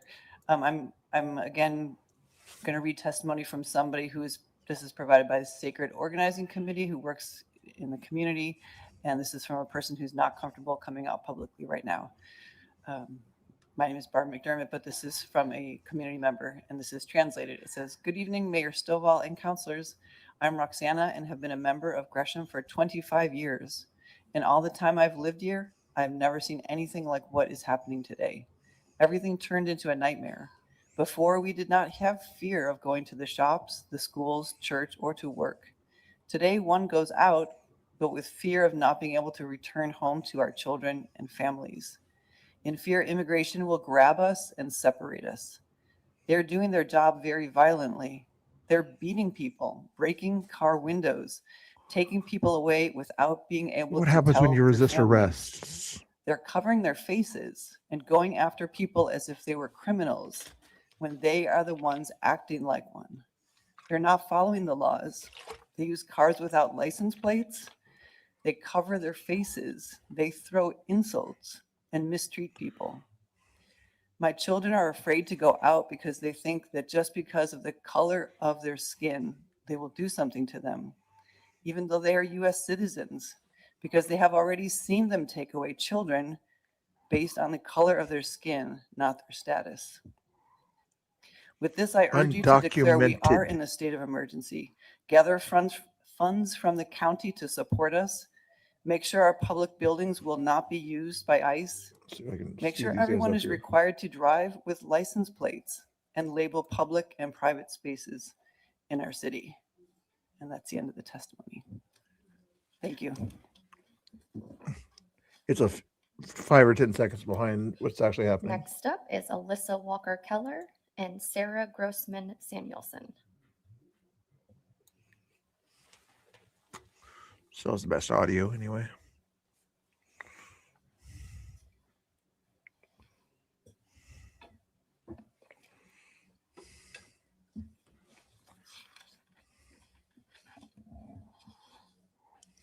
Good evening, Mayor Stovall and councilors. My name is Alyssa Walker Keller, and I am the coordinator at PIRC, the Portland Immigrant Rights Coalition. We are a statewide organization, despite our name, that mobilizes rapid response and supports families looking for information about Imagine their if rights, they get two resources, people, services, Tommy and Boy and support Travis. when a loved one has been detained. If those guys both speak and I they have to also sit spent my next to each childhood other, in Rockwood can and you imagine Gresham. Tommy Boy I and worked Travis for had the to, Multnomah or the ESD and the chicken? Migrant Ed program for over 15 years in East County. Gresham and its residents are near and dear to my heart, and right now, this beloved city of mine is in trouble. Your residents are being targeted, and ICE activity in East Multnomah County is having profound impacts, not only on those who they seek to terrorize, Britt, can you but imagine? everyone here as well. I'm, Our hotline has I received over assume that you're 20,000 smart enough phone not to calls do and something like messages that. from people in our community But this reporting is ICE Democrat activity government, or though. suspected activity. Multnomah County has the second highest number of residents detained by ICE at 1,100 since July. At least 80 people have been detained in Gresham since June, and we know this is an undercount. We have heard stories of masked agents breaking into vehicles, dragging people out, of homes broken into during warrantless arrests. This is not law enforcement as usual. These are agents operating without fear of reprisal. They're using pepper spray, violence, and threatening those who are observing and documenting what's happening. They're sending No, people the to ones that are hospitals on a interfering. regular basis and recklessly driving vehicles with no plates. We have pictures of two cars using the same plate at the same time. This is not community safety. This is using fear as a weapon against the people of Gresham, and they have been emboldened to put every one of you at risk. People I know and love tell me that despite the fact that they've lived here for decades and raised children here, they're now afraid to take their children to school. They're now afraid to go out to church. These are the same people who are providing care for your children and your elders, who are keeping Gresham safe and beautiful with construction work and landscaping. They are ministering to members of your congregations, preparing your food, working at the doctor's office when you're sick. And when they are taken, their broken-hearted family members must pick up the pieces, find and recover a vehicle with broken windows that's left behind, find money to send to the commissary for someone who's been transferred out of the area. They are becoming single Play to parents your overnight, emotions, and guys. there's a Play to your looming emotions. eviction crisis Let me know in if they East ever bring Multnomah up County facts or anything like when that, people guys. run out of funding. They actually This bring will up impact facts everyone, about what's going on. landlords, Or just businesses, opinions and things like and that. schools, where they will be losing middle and But high Tommy school Boy age with the thumb students who down. are suddenly going to need to pitch in as the drivers and providers for their households. I ask that you would declare a state of emergency. It does matter. It matters to everyone in this room. Looks like all the And it will lefties are on help with that the side of the funding, room. the You righties on eviction the other side. prevention, because there are families who are specifically being targeted, who have had a loved one detained, who need that help. We need you to uphold and strengthen and enforce Yeah, Brett, I sanctuary saw it. status in this city and condemn illegal behavior. Look at this room full of your constituents. You at this dais have the power to publicly stand with your neighbors to care for this beautiful community of Gresham and put common sense ordinances in place that say boldly that this behavior is unacceptable in Gresham. They are preying on people who who they presume do not have the resources to marshal to fight back. But together, we will keep Gresham safe, and we will build the kind of place that is safe and protect our neighbors. You know, with a pastor type thing here. Watch this. Human You're ready rights. to go. Okay, sorry. Human rights. Way. Human rights. Up here on there. Good evening, Mayor Stovall and the City Council of Gresham. My name is Reverend Sarah Gross Samuelson. I'm a Lutheran pastor in the area, a member of the Ecumenical Ministry Coalition here and the Sacred Organizing Coalition. Many of my church members, though my church is just outside of Gresham, live and volunteer here in the city and have called the city home for years. As a person of faith and a pastor, I serve a community that is called to feed the hungry and to amplify the voice of the outcast and the stranger. To that end, I'm here tonight to read a testimony of a member of the community that did not feel top right safe camera being that physically you're looking present. I am a member of the Gresham Oregon community. My testimony, sadly, is one of constant fear and apprehension of raids, arrests, and deportations, as well as the fear of being victims of kidnapping and violence along the way. Fear of going to work, taking my daughter to school, or simply going to the store. This chronic and extreme fear of losing my belongings manifests itself in deep sadness, guilt, insomnia, irritability, and physical symptoms. Trauma and despair for the people who witness or suffer traumatic events, crying in desperation and feeling inconsolable, as we see and hear in many testimonies. But the greatest fear is the separation of families, the injustice and disappointment that there is no longer an American dream for which we work, that this is no longer a safe country, and the fear and uncertainty that comes with that perception. With this, I urge you to declare that we are in a state of emergency, to gather funds from the county to support families, to make sure our public buildings continue to not be used by ICE, making sure everyone is required to drive with license plates and label public and private spaces in our city. That is the end of this testimony. I will also amplify and notice that, as Mayor Stovall, you noticed that there was a lot of people that wanted to speak this evening. As a pastor, it's my job to just steward the amplification of voices. So if you are a member of the immigrant community or you represent your job is to lead people to Christ. This evening and we didn't have time because of good your order. Job is not to Would steward you raise your voices. hand that you also had a story to tell this evening that there's not time for? I have a story. I don't want my tax dollars to go to undocumented immigrants. There's my story. Travis, So somebody. we have Jasmine Sprague, and we have Salome Shamuku, who appears to be online.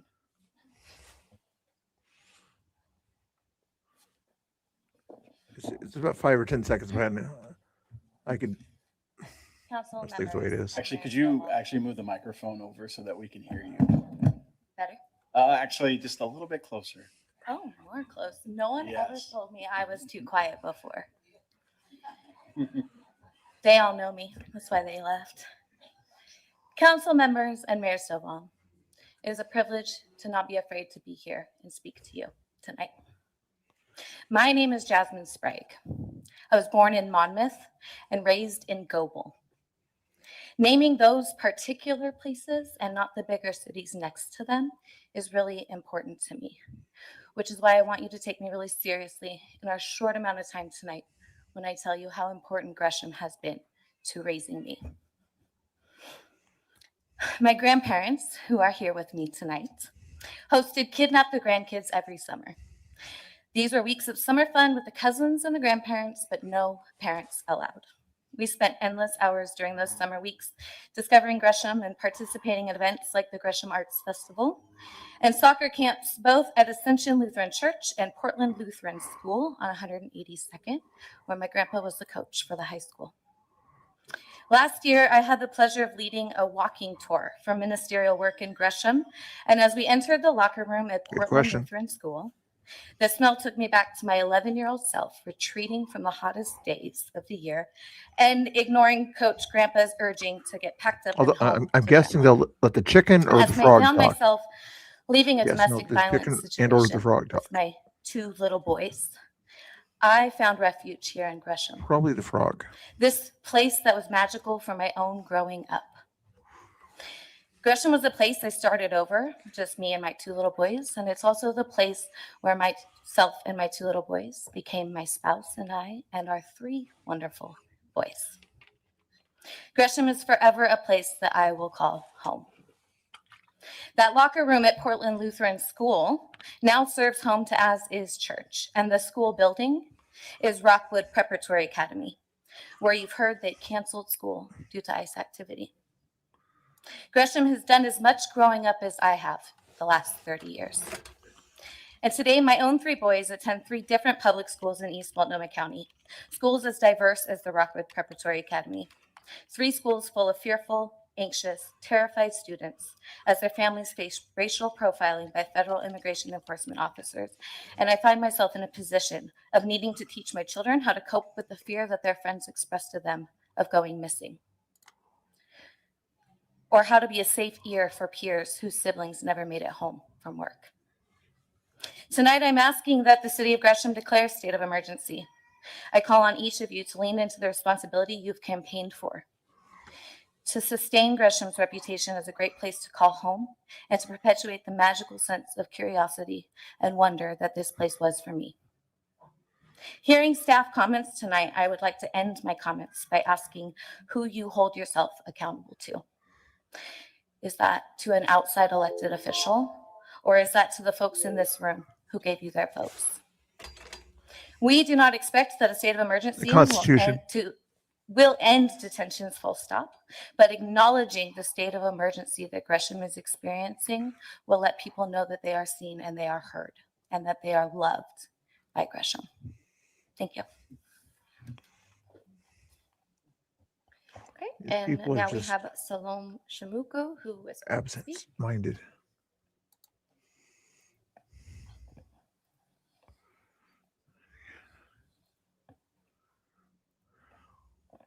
Salome, are you there? Yeah. Yes, I am. Good evening. Good evening, Gresham City Council and members I of know the you do, public. Kathy. For the record, my name is Salome or Salome Chimuku. I use she, her pronouns, and I am here today in my capacity as the chair of the Multnomah County Democrats. I want to start by saying that this issue is very near and dear to my heart, as my family is a mixed-ass family coming from West Africa who've decided to settle in the Portland area and call it home. Good. I If they're have many citizens, family members how does that have and anything to do with friends, this? Who I've had the pleasure of organizing with, conversing with, working with, that live in Gresham and the surrounding area. I come before you tonight. Not a racial issue. To also Kick out urge illegal that the city Canadians council also. please look into the things that they can do, and that is even within the realm of possibility. The reason why I state this is because here in Oregon, as well as in our different cities and in this nation, we've had a history of using the law as a means to oppress and to silence those voices, as opposed to looking at what can be. As we look to Average age, guys. what the Average city of age of the Gresham liberals there. can and cannot do, Look I at Iceman urge Seat. Average the city age. council to remind 50, themselves that they are 50, legislators. 55. They set the tone. You all here and local jurisdictions are the ones that push the needle when it comes to national issues. I really encourage you to look at all of the different recommendations that lay before you, to reach out to other jurisdictions I such as recommend the they city read of the Portland, Constitution. Washington County, Multnomah County, to find ways and find the authors of those folks who have already done work to update their sanctuary policies, and to ask them how they did it, why they did it, so that way, as we move forward, we're moving forward in solidarity and together. Solidarity. I want to share very quickly a personal story for myself. I, growing up in this area, have and do remember ICE being very present as I was younger, and ripping families apart then and never stopping until now. I want to remind folks too that as we are moving forward, we are seeing efforts across the board against all immigrant and refugee communities, those with status and those without. and that we are going to see a wave of folks and individuals who will become undocumented due to changes in immigration policy, removing things like temporary status protection, and also limiting based on country of origin.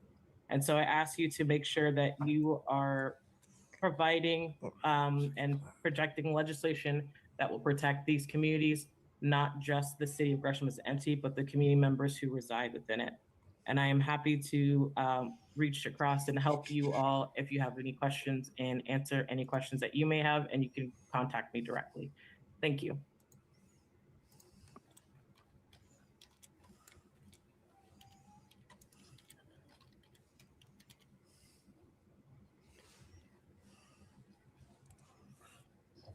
All right, and next up we have Kathy Paspalis and Christina Saldivar.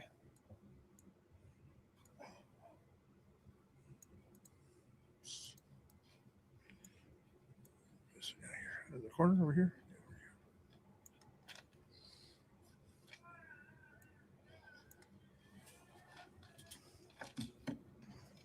I guess if you hear a DEI word, diversity, equity, and inclusion, or some kind of similar words, let me know. I've heard one so far, at least. I haven't kept track till now, but let me know if you hear one.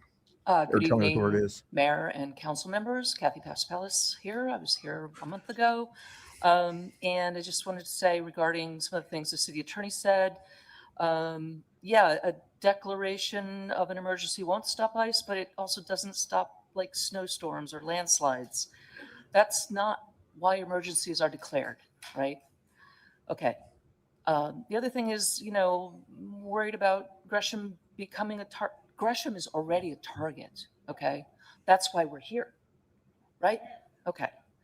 So I don't have a statement to read out from yet another person in our community snatched unlawfully by ICE or living in fear of that. But you have heard that from others, and I'm sure you'll hear more. And I do have some other good folks' words to share with you this evening, since I'm not sure my comment at the last meeting about what good Germans were doing over 80 years ago really resonated in the way that I had hoped. So on this 5th anniversary of the storming of the United States Capitol, I'm going to go with Archbishop Desmond Tutu. If you are neutral in situations of injustice, you have chosen the side of the oppressor. Audre Lorde said, "Your silence will not That's a protect quote, you not her or any lines. of us." Okay, understand the moment we're in. If you do not, by now all I can say is you're willfully blind. Very insulting. Yep. ICE is not coming for the worst of the worst. They're coming for our neighbors, our friends, our skilled workers, high school students, parents, trusted nannies, and healthcare workers. And if you're not willing to help stop them before you know it, because we've seen this movie before, they'll be coming for you too. History will not look kindly upon those choosing to do nothing in this moment, and neither will any of our children or grandchildren. As the Reverend Dr. Martin Luther King Jr. has said in various ways during his brief time with us, in the end, we will remember not the words of our enemies, but the silence of our friends. The ultimate tragedy is not the oppression and cruelty by bad people, but the silence over that by the good people. Our lives begin to end the day we become silent about things that matter. Finally, The law. cowardice asks the question, is it safe? Expediency asks the question, is it politic? But conscience asks the question, is it right? Does the law matter? And there comes a time when one must take a position that is neither safe nor politic nor popular because conscience tells one it is right. It's high time for this council to stand up and do the right thing. Announce that you'll declare an emergency to protect the people that reside and work in the city of Gresham, the 4th largest in this state. Courage. Courage is not the absence of fear, it is acting despite it. In the immortal words of Nike, just do it. I hear DEI words on that one at least. And Tony's playing around, isn't he? Good evening, Mayor Stovall and councilors. My name is Chris Saldivar, and I am a community organizer with the East County Youth Collective, Together Now, Lab, and part of DEI the words, Sacred Organizing kind of- Coalition. I'm honored to work alongside middle and high school students and the adults who support them to ensure that young people feel noticed, named, known, and needed. It's no secret that Gresham is a special place full of great people, and our young people are no exception.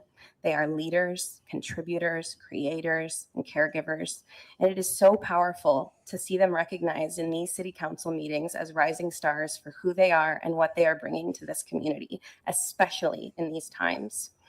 And I would be remiss to not acknowledge that too many of our youth in East County are in crisis.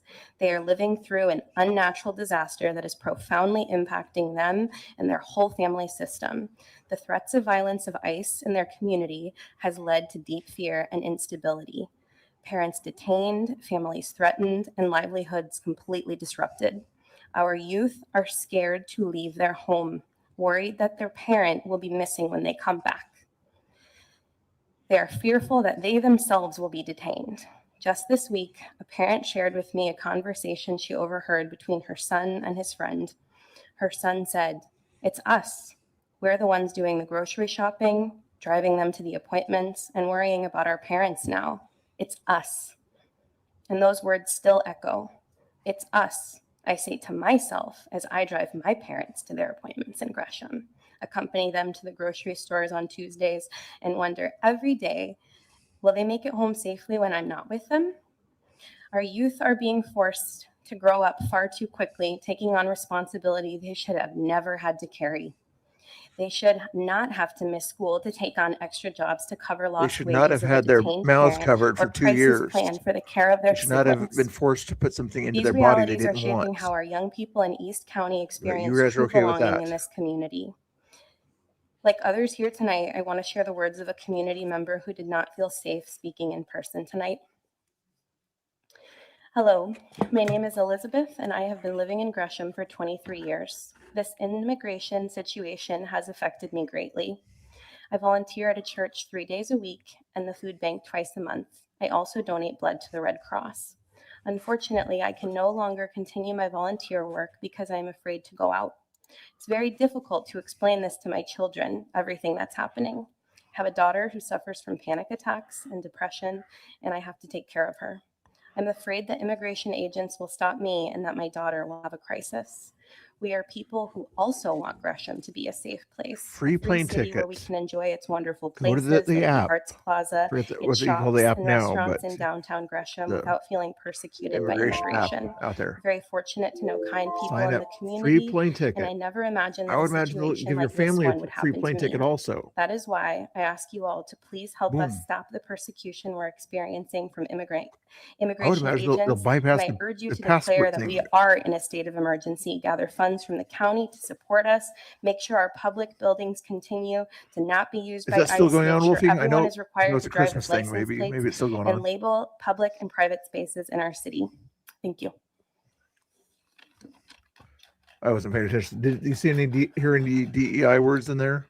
All right. The last two we have is Jim Arter, and Last then we two. have Sue Ranalla, who is online.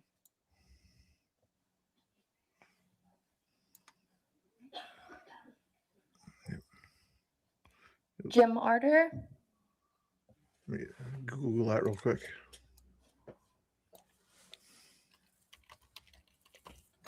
Three. Nothing. There. All right. And Sue Ranalla, can you hear us?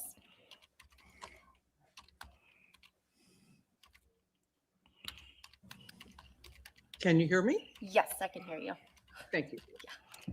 I realize council has an important issue before them tonight, so I'll make this quick. I read an article late yesterday regarding TriMet service changes due to budget cuts.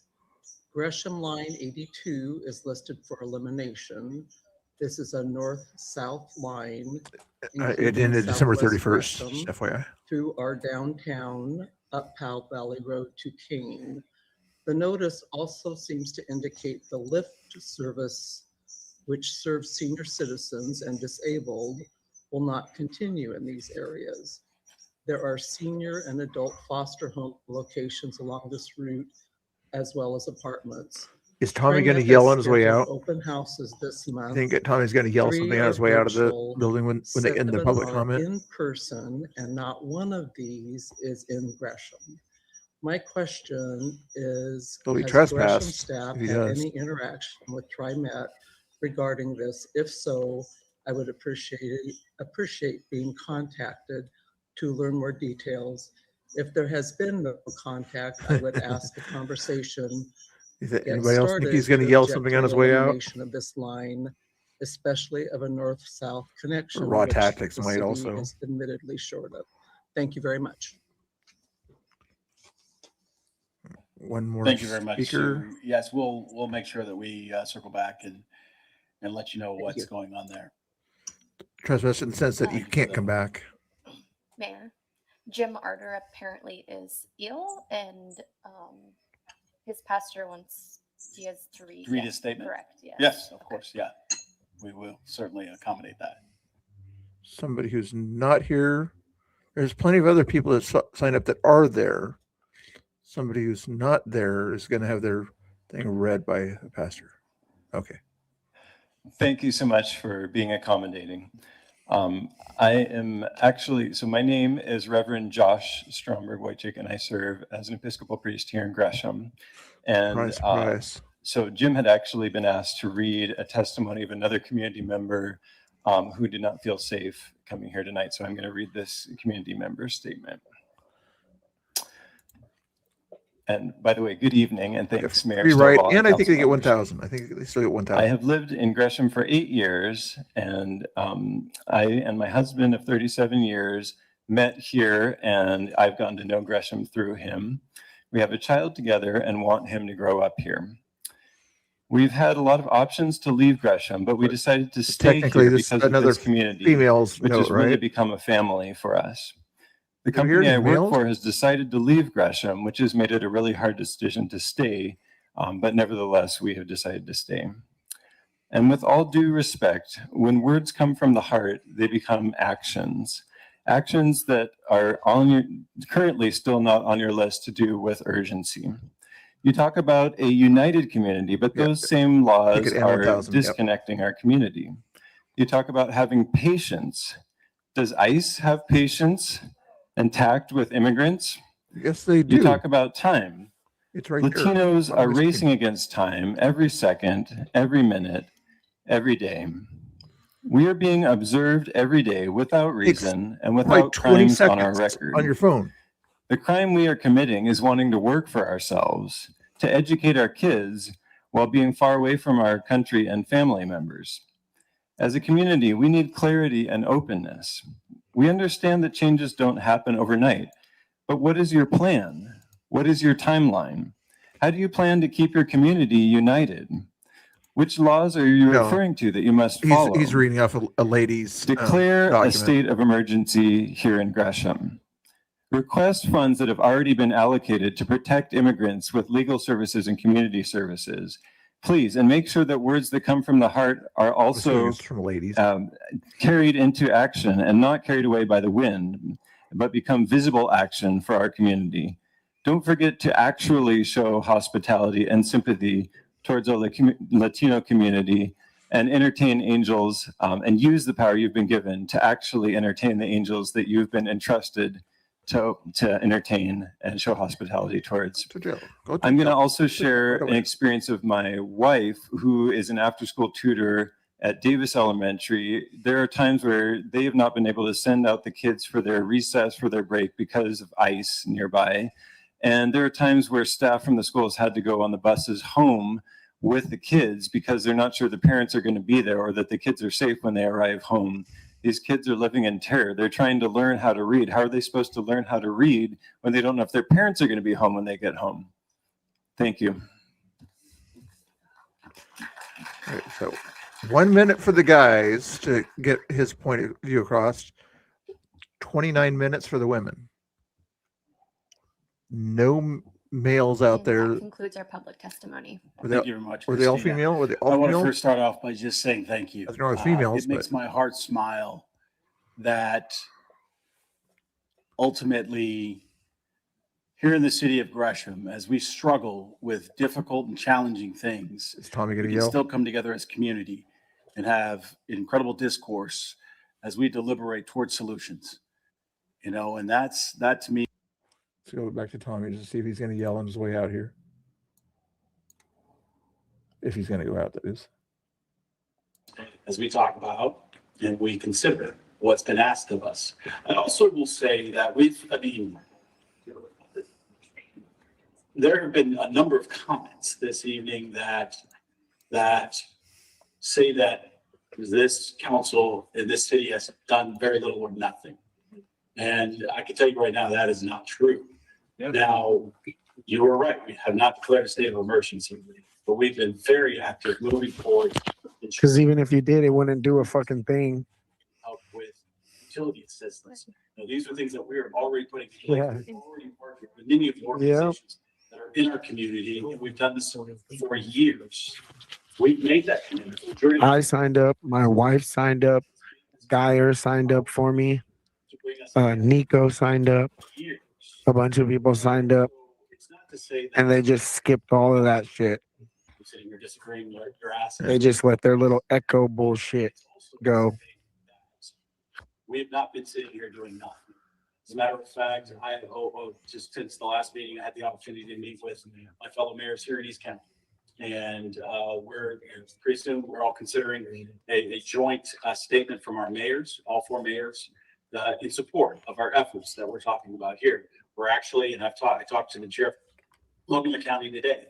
And we're asking Logan County to dedicate $50,000 of the $250,000 they set aside for emergency response to East County specifically. So we've got that ask. She also said that Metro is also dedicating funding, to these efforts, and actually recommended that we also ask for some funds from those dollars also. So these are things that we've been working on since the last week. Fucking ridiculous. Absolutely appreciate the conversation, the discourse. And again, now we have an opportunity to talk about what are the next steps that we are considering, that we're looking at as we begin to, Cooperate with ICE. to help address what's going on in and around the community. So Hand over criminal aliens to ICE. I'm going to be recommending to the council that we do consider a resolution. And that we do direct staff to draft and craft a resolution moving towards exactly what's been asked. Absolutely not. Absolutely not. Boo. Boo. Consideration at our next meeting. And so I'm gonna ask the council about their thoughts, and I'm gonna start down at this end and start with Councilor Gladfelter, and then allow each of our councilors to respond to that request, to talk about if they've got additional items or thoughts or ideas. I think there's gonna be any conservative council members on there. So, Councilor Gladfelter. I bet you there's one maybe Thank you, that might be Mayor. slightly conservative. Actually, I want to first start by saying I'm so grateful for you all to be here. Throw a tomato. Throw a tomato. In person over the last several meetings, and sharing your concerns Yes. and your experiences and your perspectives. We're our neighbors, Audio okay? our friends, our Coming through families, Tommy's on that one. I'm grateful. Bullshit. I do want to move forward. They don't let anybody that disagrees with them speak. Do they? Yeah, they usually do. Like, I want to get my point across. Look at me. Vote for me next election. Exactly. There was 4 different people signed up to speak for me that I was going to go up for. And they didn't call any of them. They didn't call Nico. They didn't call anybody else. They called like 3 people. To speak and voice their opinion. Those that are here, you're voicing your opinion also. And it's very important in our community that we hear from our constituents. And Only people that agree with you, right? I have a question before I talk more, and that is that our city attorney mentioned earlier. He made It's like the- Tommy's the gonna stay statement there that and listen. So it let's has go been back to the found that when some of these cities better have audioed received back of it. declarations that ICE has come in even stronger. Can you give us more information to that? Mayor, Council, we also said we look into I did Our city hear attorney that mentioned Woodburn earlier, you made Fucking the pathetic, statement bro. that it has been found that when some of these cities have done emergency Oh declarations, yeah. ICE has come in even Oh well, stronger. then let's do Can it. you give us more information to that? Good. Oh yeah, he was telling me. Mayor, Councilor Piazza, I mean, I said nothing against How did that- local. I did hear that Woodburn experienced increased enforcement activity. In the conversations we've had federally, Hold on. otherwise, there's been dialogue that there may be increased presence of ICE. One thing I would note is there's a calculated risk on. There is Folks, I'm no gonna ask of you, conservatives on please this allow us to have our council. deliberation. I think the dialogue and conversation that we've had, Mayor Sawal, Councilor Piazza, in the conversations we've had federally and otherwise, there's been dialogue that there may be an increased presence of ICE. One thing I would note is They there's a don't calculated represent risk on. America. Those people And ultimately, there's a prioritize lot of illegal factors that invaders into those over items. American I citizens think the every dialogue and fucking day. conversations that we've had thoughtfully, federally, with our partners and the agencies, I feel like what perhaps is being discussed and deliberated, I think would be an acceptable recommendation. But I would defer to some of these policy.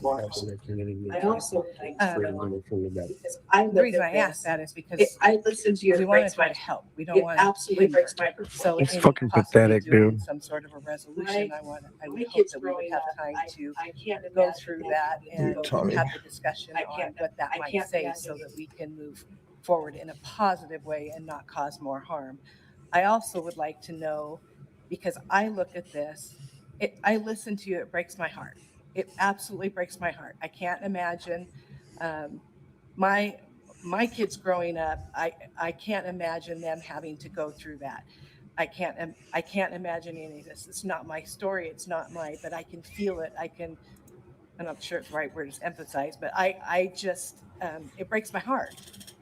And at the same time, I don't want to do anything that's going to cause more harm. I want to know, we can write this resolution. Unfortunately, it's not going to change what ICE is doing. I want us to figure out how we can change what ICE is doing out here. Why aren't we figuring out how to contact the federal government and saying, let's work together? You said you were going to only come out after these horrible people that we all don't want Nope, in our nobody said communities, that. but that's not You what's just lied to your happening people. here. And I personally feel like it's not happening here because we did this to them. Worst first. And we're not having the discussions. And so I would recommend that we figure out ways to have discussions so we can be a city that made a difference, not just come up with another resolution. No, but you won't talk to anybody on the right or ICE or anything like Isn't going to that. stop them from doing And what they're regardless of doing. people's but faces. we You don't try want to have a figure out discussion how about to make issues. a difference for our citizens out here. Thank you, Councilor Piazza. Council President Keithley. I really appreciate the opportunity so that you can hear from each one of us that I hear you and I see everything that you all are going through. I don't need to be convinced of it. It is so evident. It's Yeah, it's evident Multnomah in County. the ones being detained and East everyone Multnomah. who witnesses them being detained. It is the worst thing for our community Northeast. that we could hope for. I agree with you. I've also been elected to uphold the laws that I can't break the laws.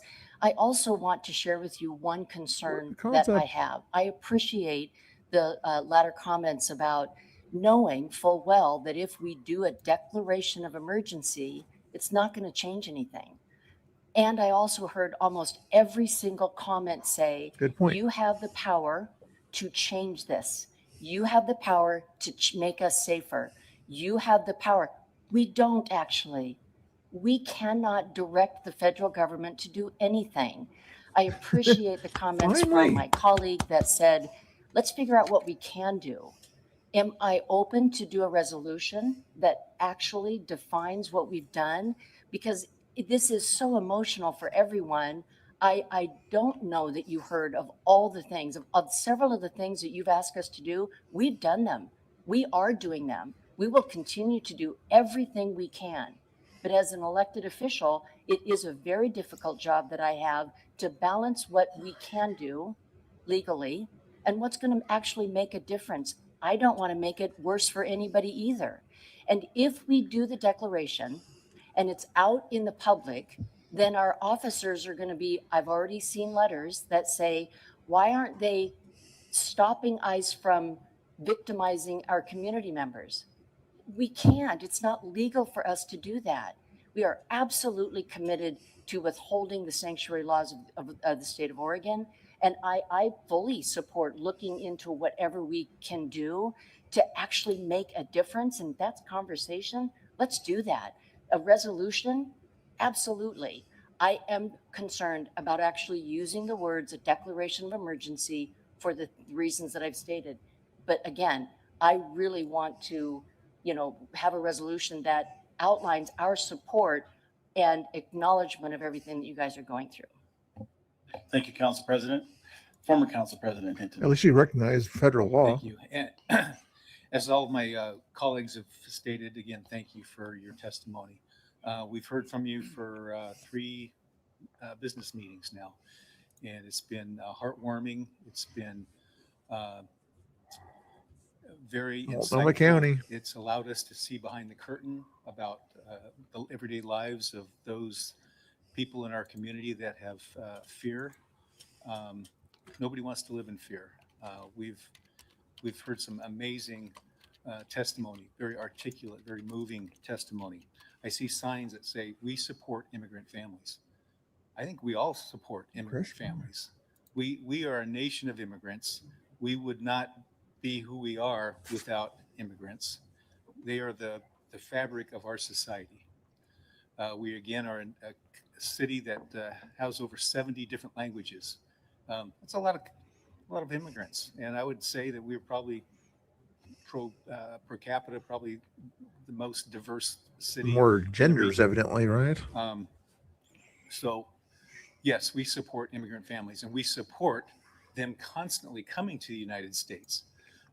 We've all heard about population declines all around the world, and we've talked to different jurisdictions around the world and understand that they fear for their sustainability going forward in their countries. Is he having a conversation with the pastor over there? We do that as well. No, in this different guy. country. Okay. That was the We pastor. need immigrants to come and take Wait the for place water. of those who are not being born anymore in this country.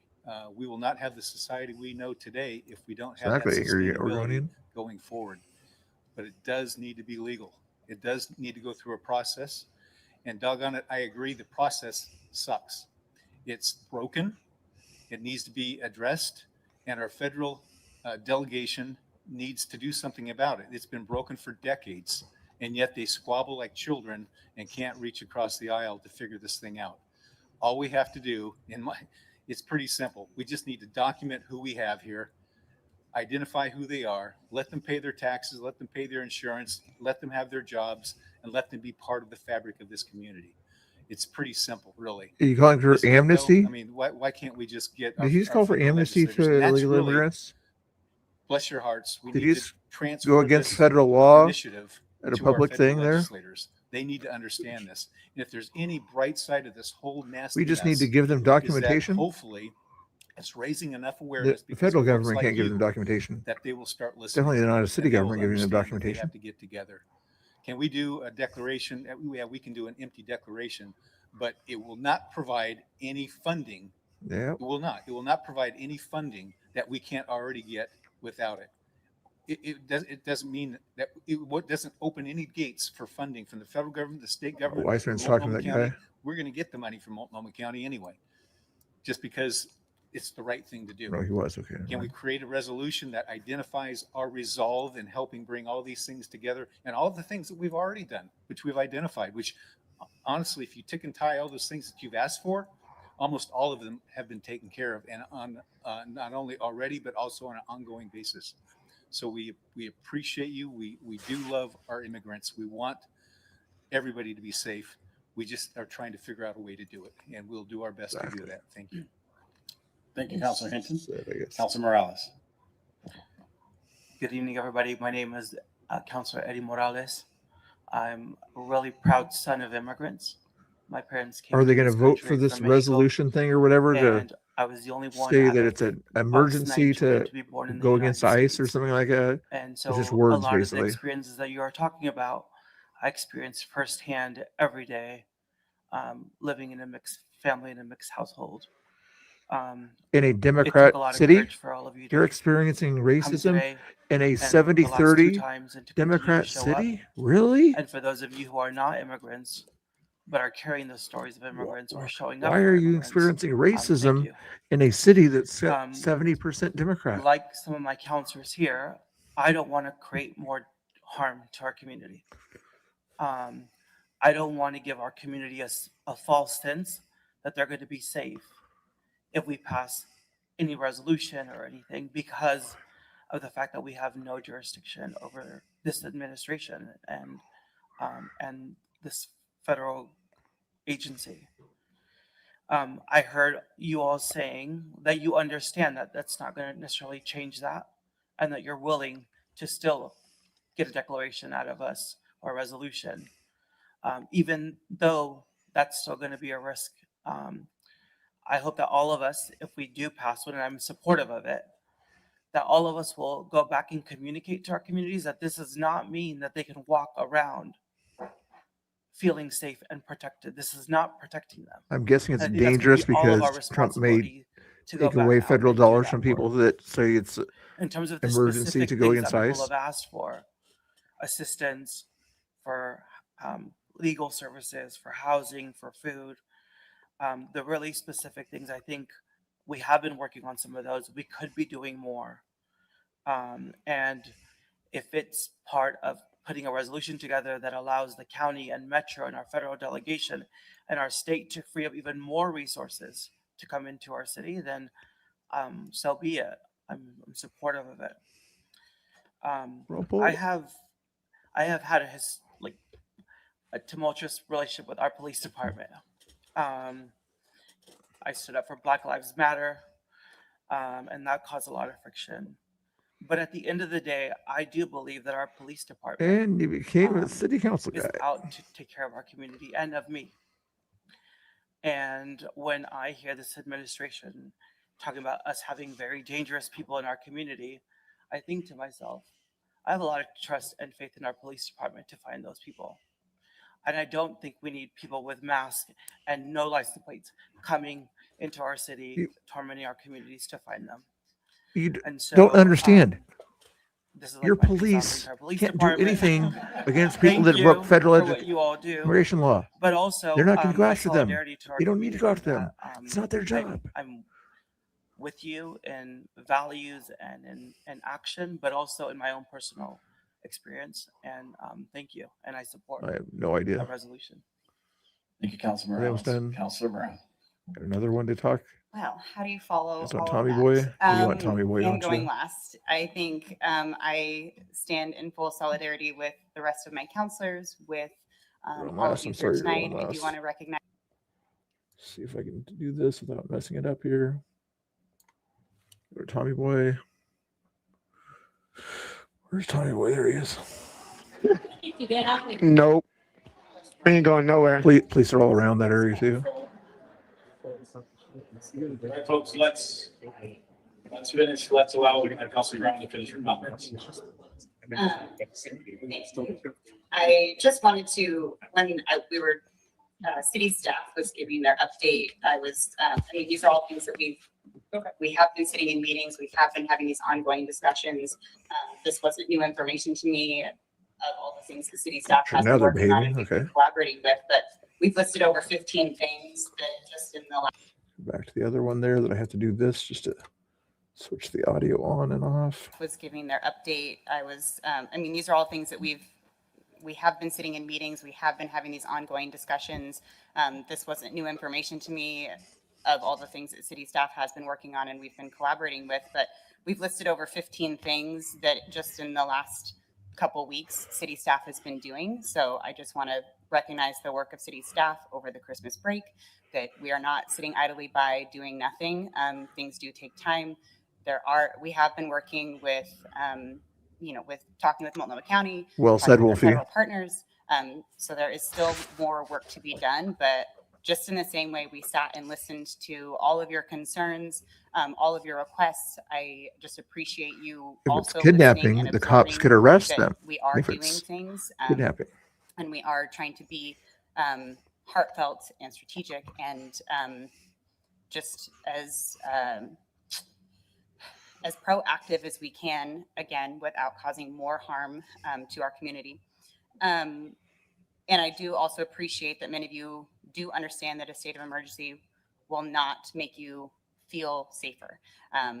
I do support a resolution. I think one thing that I want to make sure is that would be in that resolution is the economic impact that this is going to have on our community for many areas, specifically hospitality and Begging for them not to take money agriculture, away, but yeah. like those repercussions we haven't even felt yet. We will feel, but that I know that is coming. So I think recognizing that and trying to allocate funds towards or like grant opportunities to help with that is going to be important. And I think If they our do focus adopt the needs to resolution, be on it'll be federal easier for immigration Trump to policy take money away reform, from not the county. what we can do. We can't do anything again about what ICE is doing with on a day-to-day in our local community, but we do need to put pressure on our federal agency about the All big cities immigration would be policy in this reform so resolution that thing. this can be easier to become a citizen, to live here safely. So I am in support of all those things. Everything else that was already said by council, I fully support. Thank you very much, Councilor Brown. Mayor. Councilor Piazza, and then we'll go ahead, Councilor Piazza, and then we'll go there. I just wanted to let everybody know that we know that not all people were able to speak, and there are lots of written letters, but we have put together, Councillor Keithley, myself, and Rep. Ruiz next Tuesday will be here 6:15, and we invite you to come. We'll have another hour and 15 minutes for you to be able to give us more information and so that we can listen to the things that we weren't able to hear tonight. So I would just invite you all to come, which will also help in the process before we get to the next meeting of making that resolution. Thank you, Councilor. Is it Larry or Chief? I think it's me, Mayor. All yours, Chief. It's been a busy night tonight, hasn't it? I just want to make it, it's important for us to understand and make it clear that our conversations with our federal partners are ongoing, but we have seen success with those conversations. And as we ask them to respect what we do in our community and the importance of keeping that separate from what they do, including not parking in our spaces or adjacent spaces or access spaces, that we have seen some, I won't call it compliance, but an agreement and understanding. And that has lessened, I think, overall, we've seen less and less impactful incidences in our community as we continue to try to understand the work they're doing. So I'm encouraged by that. I'm not necessarily optimistic that we're going to get this all figured out at the end of the day, but at least encouraged that they will listen to us in the moment and understand the important work that we do. No, they don't. How to keep that separate from the work that they do. Thank you. Thank you very much, Chief, and thank you to our police department for the great work that they do to echo what Councilor Morales was saying. Here we have Sergeant Garrison here this evening with us, as he's here with us a lot. So we appreciate the work that you all do. So as we wrap up, I just want to say that again, I appreciate everybody's patience as we work through it this evening, and I think you can recognize and notice the dedication of the folks that sit here. It's not that inaction is the. All right, he's getting ready to call it. So let's go back to Tommy Boy here.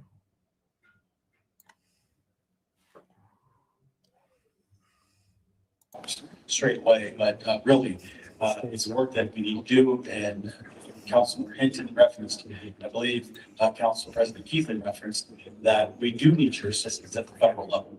So let's take this energy, let's take this purpose, to our fellow federal delegations, because that's really where we need substantial change. So we've got, as you just heard, we've got everybody, we're looking forward to this declaration of this resolution. We're going to get that drafted and have that prepared. As you heard, we've got a couple of counselors. Fucking pathetic, man. Who's going to be hosting a listening session next week. I actually held a listening session just this last Sunday. Had an opportunity to meet with a number of folks. Thank you, Casey, for getting that set up. And appreciate that. and everybody that attended that. So folks, we are listening. We are out there doing this work. We appreciate everything that you're doing this evening and appreciate the opportunity to work with you and continue to respond. Pathetic. Tommy's full size here. Get them, boys. So with that, thank you all. Be safe as you go out this evening. And with that, council, is there anything for members of the vote? All right, if there are no objections, we'll move to adjourn. All right, no objections. Thank you all for coming out here. Greatly appreciate it. Pathetic. God bless. If you're not illegal, you don't have anything to worry about. Fucking pathetic. I'm hopping over breakfast. I right over here. And for dinner if you want to join.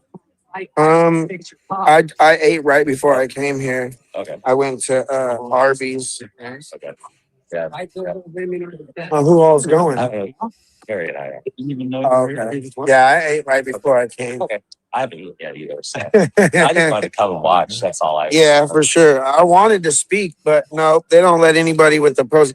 There was like 4 different people that signed up that I was listening for their name, and they didn't call any of them. How'd you find out who all signed up? It was my girl, it was me, it was Dyer, and Nico signed up also. Gotcha. You know, you don't have to really use your name, man. Take it easy. I know. All right, bro. Did they ever so I wrote you a couple times. So that sergeant that harassed you from Portland, like I figured I asked City of Portland for his name and got his name and everything. Nope. Yeah, 596. He's not out there no more. No. They moved him somewhere else. He hasn't been out there since he tried to steal my horn. Oh yeah, I saw that. Yeah. Yeah. Yeah, because I was like, that's bullshit. So this is happening tomorrow in Vancouver. It's going to be at 4th Plane, Vancouver, Fort Washington. Wayne. I can't go. Yeah, I know. Oh, you can't go out of state. I can't go to Washington. Yeah. See if I can find that screenshot. Gracias. Damn, that thing is heavy and wet. Why is it not showing up here? Oh, there it is. There we go. Now I can do that at least. This is my favorite one right here. Portland City Portland. You know, and that's sad. I'm very ashamed of them. It's so pathetic. Yeah. This. And what's the grid? Deport all illegals. No more funding for illegals. You're assuming who's illegal. Huh? Or you're assuming it's illegal.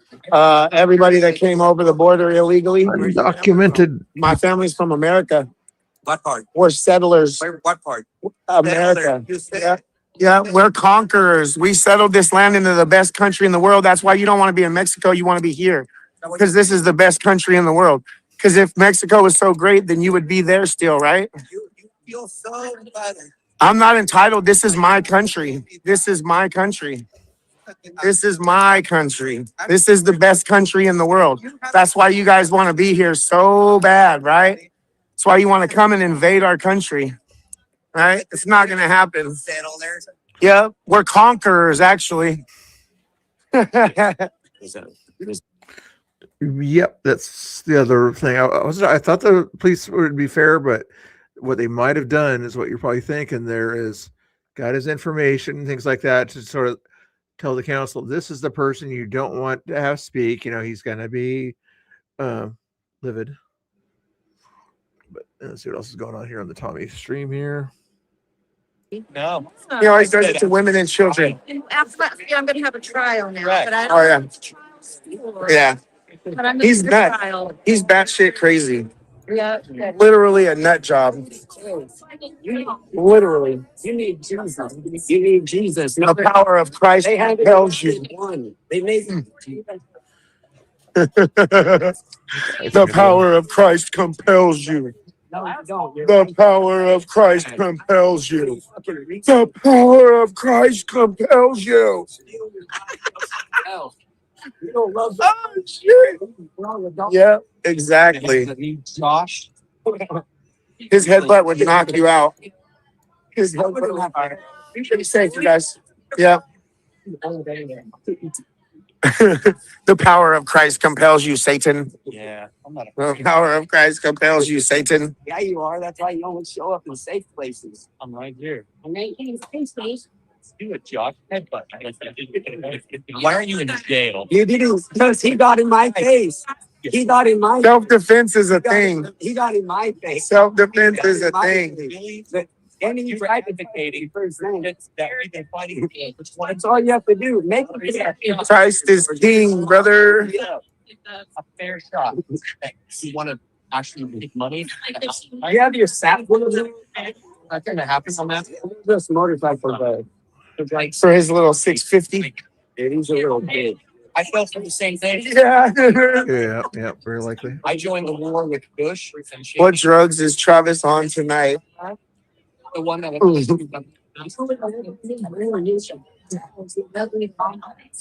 Nobody.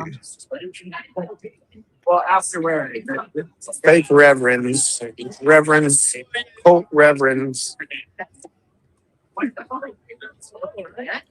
Give Axtel Media, I mean, for YouTubers out there, give Axtel Media, bottom left-hand corner. I'm going to give their audio real quick to you on YouTube. A follow over there if you would for me.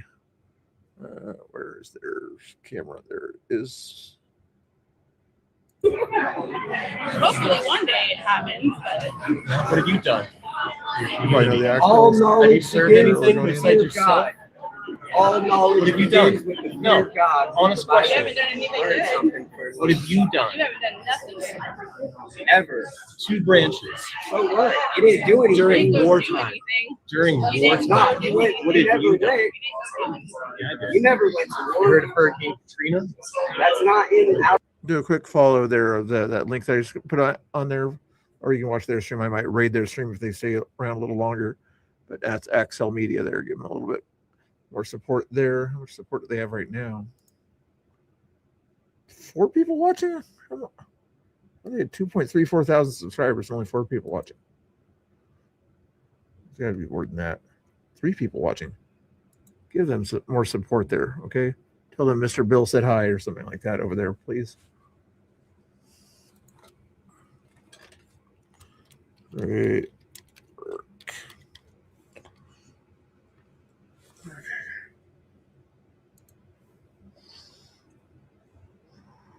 Back to Tommy Boy, you think? Yeah.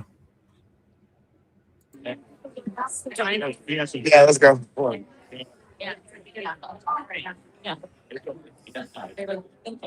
Have a good night. Hey, did you know that trans women are men? Don't be an idiot. God bless you, bro. We support the PD, bro. Thank you. Back the blue. Back ice, too. Thank you. Oh, shit, there's the SSRI guy. Man, I gotta go out there. I hate being a smoker. I hate being a smoker, bro. Oh, yeah. I got a waterproof phone, too. Really? Yeah, it's an iPhone. I paid $1,200 for it. It better be waterproof. Like the 5th or 6th one? Water is the same, maybe. Oh, hell yeah, baby. Oh, man, the rain's coming the wrong way. We need it this way. They'll do something. Oh, wait. I got a halfie in here. I need it. I gotta end it here pretty soon. Like the wood chipper out there. Well, good thing it's over now. For the most part. Stay together. Speech does not exist in Gresham. No. Okay. Not if you disagree with them. That's Exactly. They let what 3 people speak? Ooh, I 4 spent people? talking to these guys. Hold on. You weren't even here. Yeah. Yeah. Flag wasn't at the same level as Fucking those flags, ridiculous. but the great representative in the city manager's office told me what you said earlier, but you guys had a swearing in today, right? So congratulations on your new fire chief. And he said that flag will be back at its proper height here one of these days. I appreciate you. I see that's properly displayed in your nice mural behind you there. So it's nice to know that that'll be put at its proper height. Anyway, great meeting. I appreciate you guys. And I have a comment, but I'll save it for the city attorney. Thanks, Trader. Yep. So thank you. Oh gosh. Calling Iceman a This doctor traitor, had to follow even us though he down just here. had to correct them on flag code. Are you kidding me? Travis is going to go. So here we have Travis. Did you do the that? stalker going to talk to the city attorney or the mayor? Excuse me. No, I see the chat. You didn't talk about a dance off over there. We're going to ask one last question here, but I think we're going to probably head our way out. They're slowly clearing out the building here. So I might save it for another day. This lady's been here for quite some time. Probably better dancer than I am, So though. everybody's clearing out of the building now. Mrs. Axel probably isn't. Mr. Axel probably isn't. Child rapist.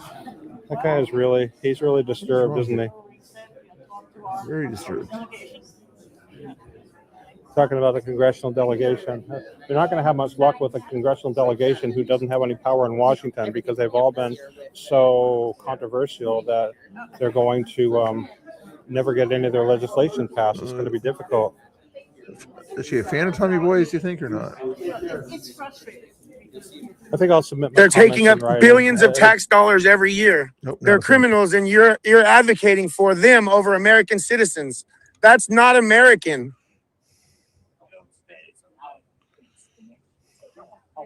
Shut up. Bro. Assuming Will doesn't shoot you first, here's hoping. Fingers crossed. He can come and try at any time. I know that's your new best friend. You guys are just alike. You and Will are just like little twinsies. Somebody was asking if that's Will's ears on her shirt right Yeah. What do you think? Will's gonna snap? What do you think that frog suit is accomplishing? Nothing. Not much at all. You're a traitor. You're on the wrong Guys, side of nice. history, bro. And you're a retard. So you're a traitor and a retard. That's like double fucking whammy, bro. That's like double fucking whammy. You done been fucked in life. Just like your wife Shannon is getting fucked right now by BBC. Yeah. Your Your generation's okay for your hope. I don't like that language. Thank you for your hope for my generation. Not much for millennials. We're fucked. Go get your bubble bath ready for you and Will. Go get your bubble bath ready for you and Will. You know they fucked you over. They fucked us. Travis fucks goats. Entitled, and that we don't do shit and we don't over. He got a kid's toy. Look, he's carrying a kid's toy So shield. 1, stay with Tommy. 2, go to Iceman. They didn't work. Yeah, they're entitled, lazy fucks. They have them right now. Oh, Axel ended. God bless you. Have a good night. Yeah. Yeah, Axel ended. Okay. All right. I don't want to get wet no more.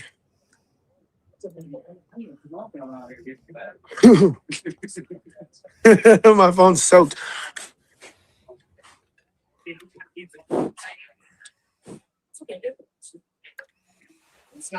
Travis the goat fucker.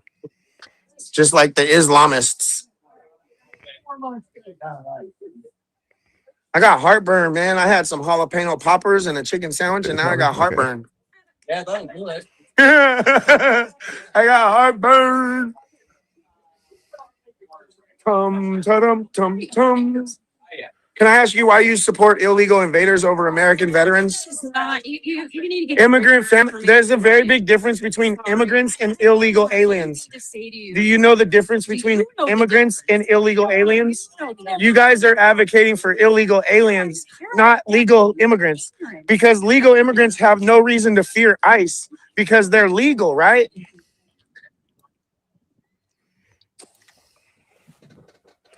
They can't stand on their positions. They can't. They don't even know what they're doing. Pretty rainy It's out there, pathetic. Do you know why you support illegals over American citizens? The Iceman's heading out now. Are you on an app?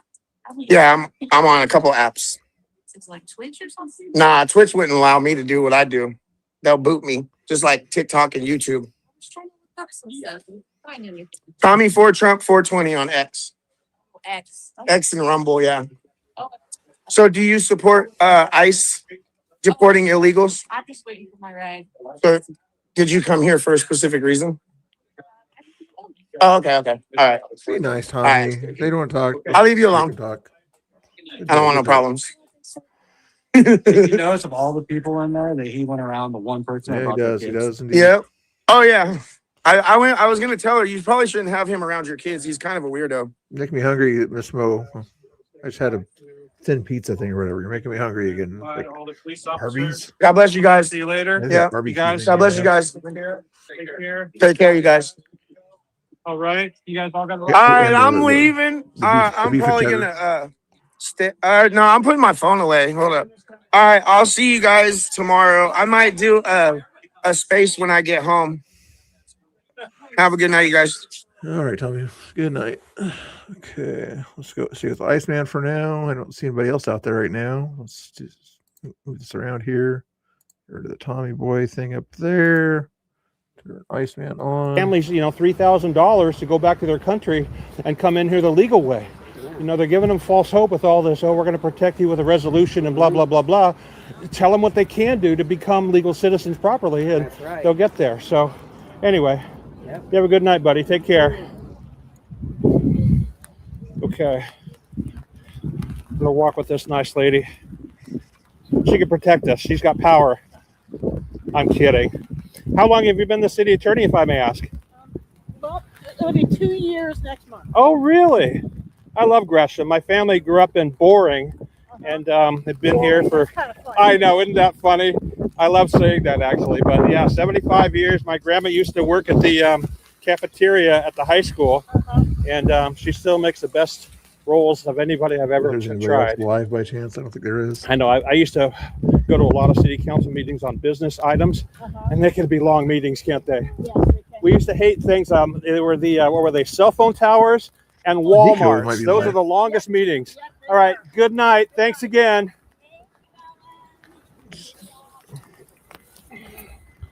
All right, you guys. It's like Gresham Rocks on Facebook. We got the cops here. Anyways. Nico's live enough here.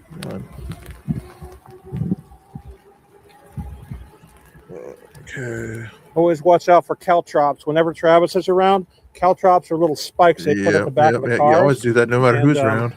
We don't like the Portland area. caltrops. All right. Isn't Well, that- that was a good meeting. What'd you guys think? Back in the car here. We got a long drive home. I think what I'll do is I'll keep the chat on. Yeah, go ahead. And we'll have a little chat. I'll give you guys my breakdown, but you've been hearing it right there. We were able to actually, I didn't give public testimony, so it's nothing that's on the record, but it was nice to go talk to the mayor and have a cordial conversation with the mayor and the city attorney, because they're the ones, the city manager, the city attorney, they're the ones that make a difference in the end. They're the ones that put together the staff reports and the resolutions that these councils then have to decide upon. And what was interesting while I'm cleaning off my phone here is the biggest thing, what my biggest beef today was that I'm going to clean up the lens. I knew this. Hold on. Was that American flag was flying like 10 feet below the flag from Nigeria, as the flag from Japan, and the flag from South Korea. Who was the point of that And I'm out? like, Somebody what pointed that the out heck is in my going on chat. here? But what happened was right before this city council meeting, they swore in a new police chief at the city administrative building, which is right there across the street. So it makes sense. And they were just basically using that to temporarily do it. And what was also interesting is that the city manager said if we bought them a new flag, then they would display it in their city hall. Now, they had a pretty nice American flag, but that's a challenge for the Portland Patriots to do a nice thing for the city, to buy them a flag. I don't know what you guys think about that, but I think that'd be a good idea. Flags aren't that expensive. We could buy them a new American-made large flag, courtesy of the Portland Patriots, and do something positive. Again, we saw Nico tonight. She does something positive for the community. We all try to leave the place better than we found it. And we're trying to find common ground with people. So let me go back through some of these. The city council meeting was interesting. This one was kind of interesting. Travis was the biggest problem there. Every time we walked by, he made some snide comment, some threatening comment, and he was such a douchebag, really. I mean, really, he is. Gresham is kind of a shithole, and I'll tell you why. It's not really a shithole, but what happened is, so Portland is the main city in this area, and there's the west side and there's the east side. And Gresham is on the east side. And it's actually a beautiful area because it's close to Sandy, which is close to Mount Hood, which if you like hunting and fishing, you'd rather live in Gresham than you would where I live in Beaverton, because you can get to the mountains a lot sooner, especially the Mount Hood area. But Gresham has typically had very low rents. And so when, again, this is one of the biggest issues I have with illegal immigration. Well, illegal immigrants come to our Tanya? country. Is that you? They typically gravitate to the areas where they have the most affordable, i.e. low-income housing, right? And that goes for every area in the United States. Now, I live on the west side, Beaverton and Hillsborough, which also have lower rents than the city of Portland, but they're not as low as East Portland. So East Portland And outside of East Portland, Gresham has a very traditionally low income base, and they have a lot of low income housing. And they actually have, originally they had a lot of low income actually housing, not apartment buildings. So it was kind of out of low income housing, you'd better live in a house in an apartment. So anyway, over the last 10 to 20 or 30 years, when Oregon has been a sanctuary state, and they've allowed illegal immigrants to move here, they have migrated or immigrated to the areas which have usually the lowest density, small cities, and the lowest cost of living. So Gresham quickly has, well, not quickly, but has gentrified over the last 20 or 30 years. And that's why you see so many illegal immigrants in the city of Gresham, therefore the need. Now, they've also immigrated to other areas on the west side, such as Forest Grove, Beaverton, Hillsborough, Cornelius. Exactly. And these are all areas which have already Woodburn. So all these smaller communities, which are just outside of the major populated areas like Portland or Salem or Eugene, have become gentrified with lots of illegal aliens, especially in the sanctuary state. So housing is one of the biggest issues. It's always something that I've been involved in professionally. It's something that I've been interested in personally and politically. And I think it's the basis for all, the heart of immigration and illegal immigration. Now, healthcare is an issue, and education is an issue, but they all got to live somewhere. When they come up here to live somewhere, housing is something that has what's called an inelastic supply. So you can't build housing at the same rate that people move to an area if there's a sudden influx of a large population. And so what that does is that basically that supply and demand of housing, it raises the cost of housing to where it becomes unaffordable. So rents have gone from, $750 for a 2 or 3 bedroom apartment or house to be more in the neighborhood of $2,000, even in the outskirts. So it's become very unaffordable. It's why people have to take on 2 or 3 jobs. And, a large part of that has to do with the fact that there are illegal immigrant families. So they provide all these support, these stipends and these programs, but many of the programs are funded through the Department of Housing and Urban Development, and they've cut that off for people that are not U.S. citizens. So now that funding is, those programs are based on funding at the state and local level. And actually, most of these state and local governments don't have the tax base to be able to support it.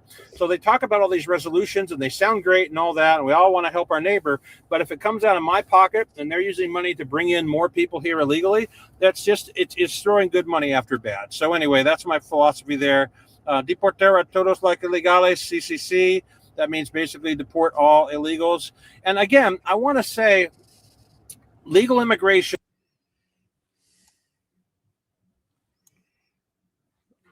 I'm not sure if he got issues on his feed or not. Maybe his battery ran down or something like that. Anyway, while we figure out what's going on with his thing, I'm going to play you that other song there, the Mr. Bill's Curbs song. Let me know if you like it. It's like this version here of the Mr. Bill's Curbs. Probably not the best kind of music choices on this one here, but see if you like this one here.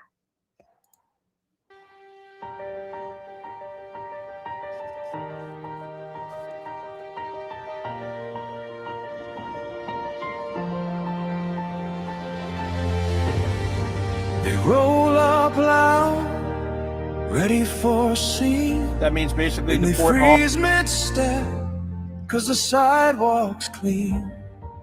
Fresh white line, like a battle scar. Every edge in place, every mark a star.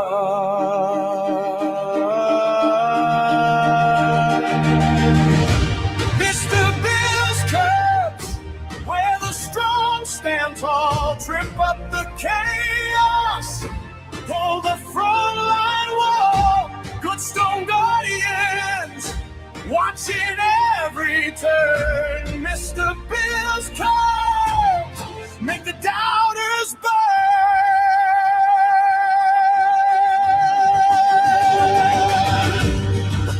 Boots on the ground, badges in the night. His audio keeps going out or something like that. I don't know why. It's not on my end. It's on his end. All right. We'll just let that be that there. That's probably enough for him. Let me do one more thing here. Let me give you this on the screen here. Hold your horses here. Hold your horses. Then we'll play the rest of that song for you. Oh, there's that. There you go. I could probably show you the whole thing there if you want me to. Just to that. I'm gonna pull the funny guy over here. This is coming off the Washington D.C. thing while I play the music here. Neighbors on the porch, backlit by the porch light. Every sharp corner like a drawn out sword. When the crowd surges, they hold the accord.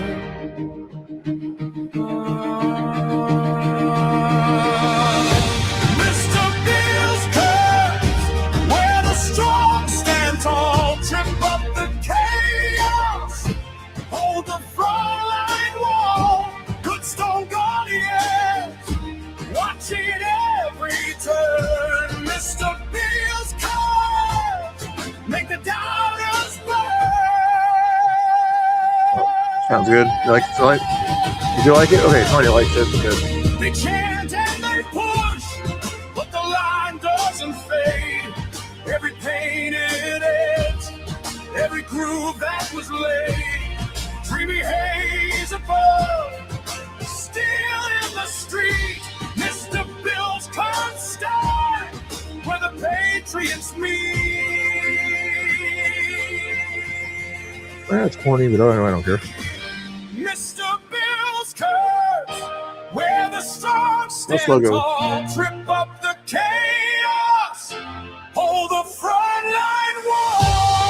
So guardians, watching every turn. Mr. Bill's curves, make the doubters burn.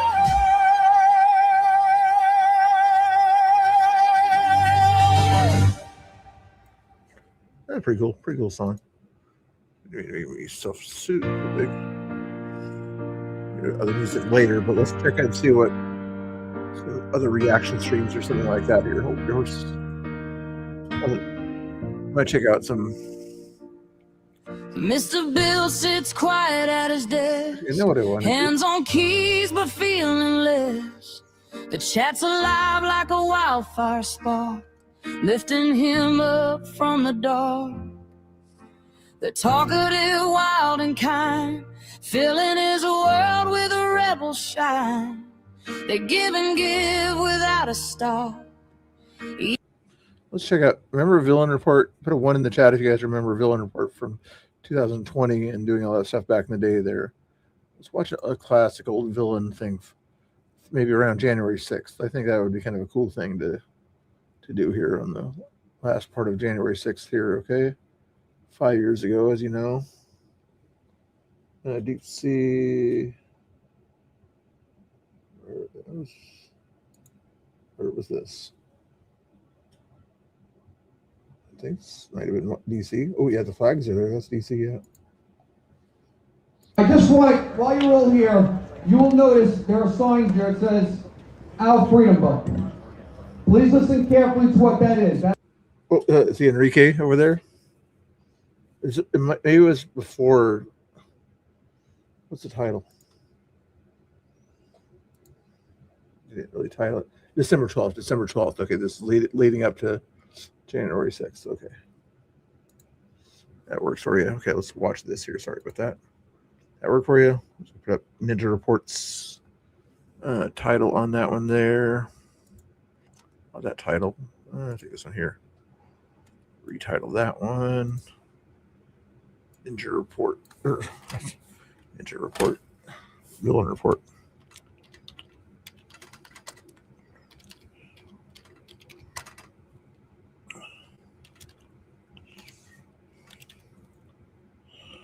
$2020, right?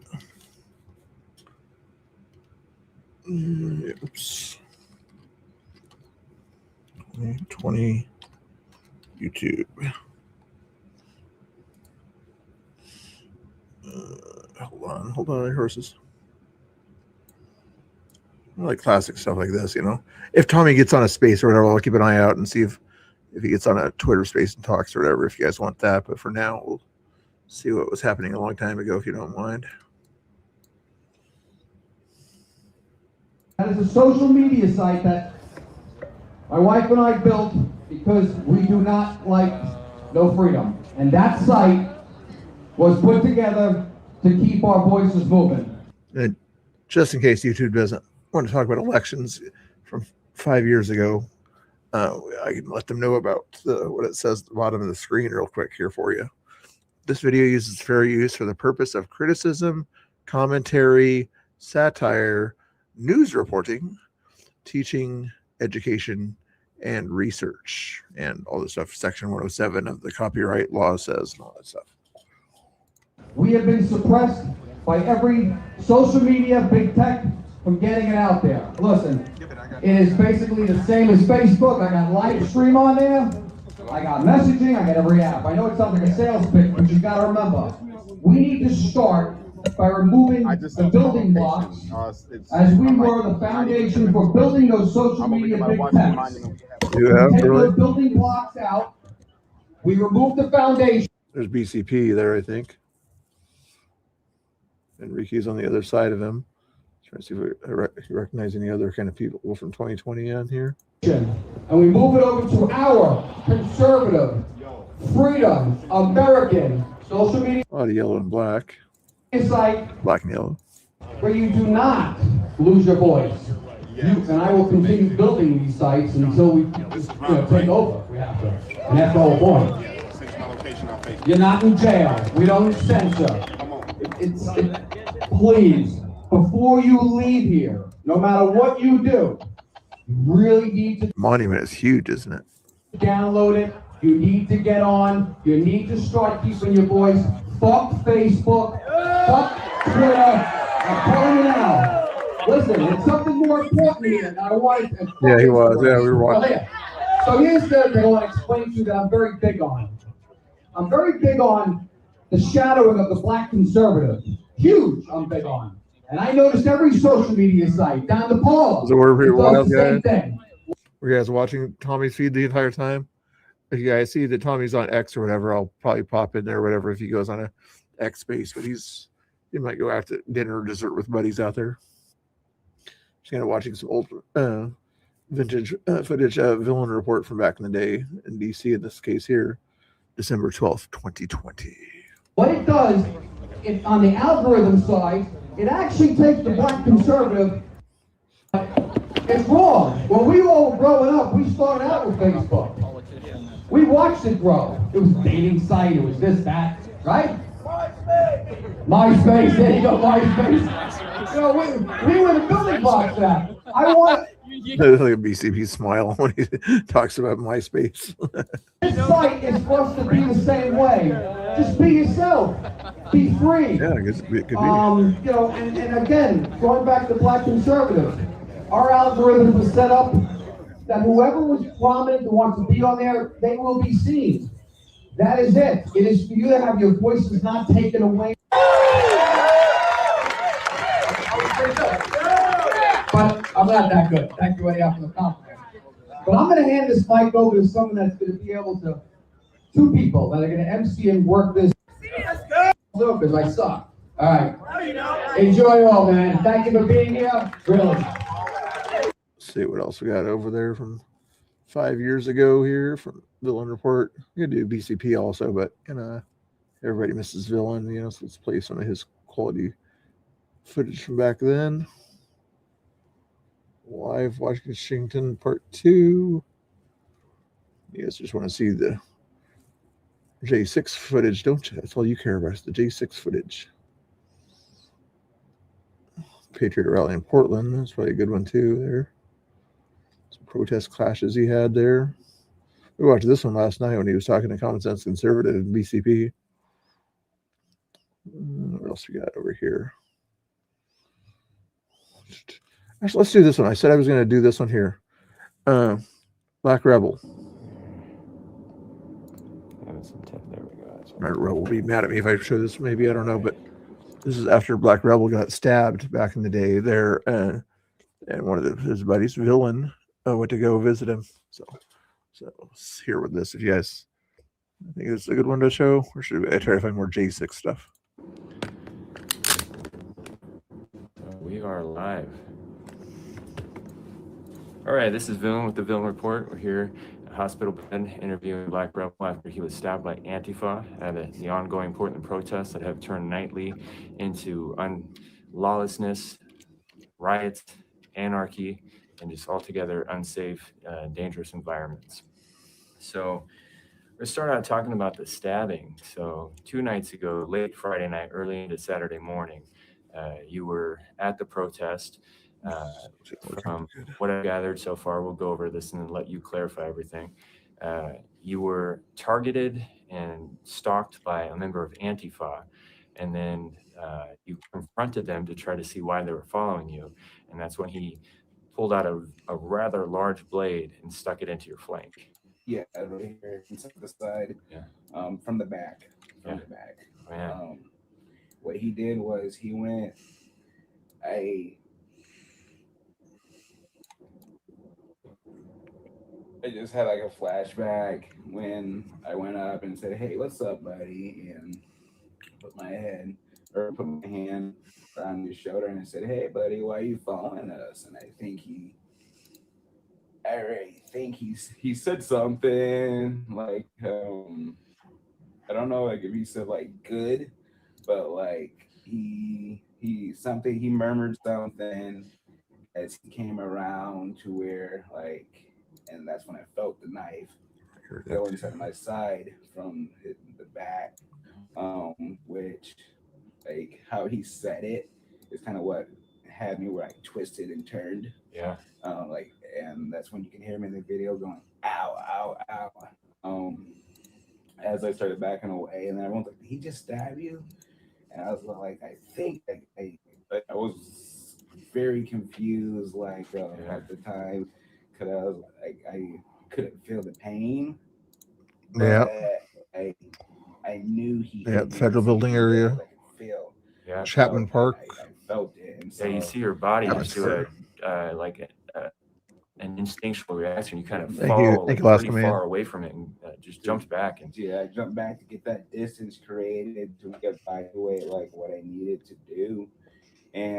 But I then looked to see what was in his hand. And he had the blade down, just staring at me. Like normally when you stab a person like that, the person runs, with this guy and like just stared at me. With the Yeah, knife you in noticed his that in hand, the video. I watched the video over and over and over. And one thing I noticed is he just stands there like he's just done the job he was going to do and is not trying to get away or not. I don't think he thought the mob was going to turn on him the way it kind of did, and I thought, When you approached him, how did you size him up? How did you gauge him? Like, obviously, you didn't assume he was going to pull out a giant knife. And so, like, they were following us around for a while, and the crowd kept on throwing mortars at the feds, and so I just wanted to get a picture or get a video of the fire and with the feds, and then we were gonna leave. That was gonna be the final shot. 2020, right? Granted, we went and parked about 3 blocks away and walked in, and we were getting followed by this group of Antifa that were doing like circling rounds and following us with their hands in their pockets, staring us down. They have goggles on, the gas masks, stuff where you can't really identify them. Yeah. The thing different with this guy is he's wearing lighter colored overalls with just a black shirt.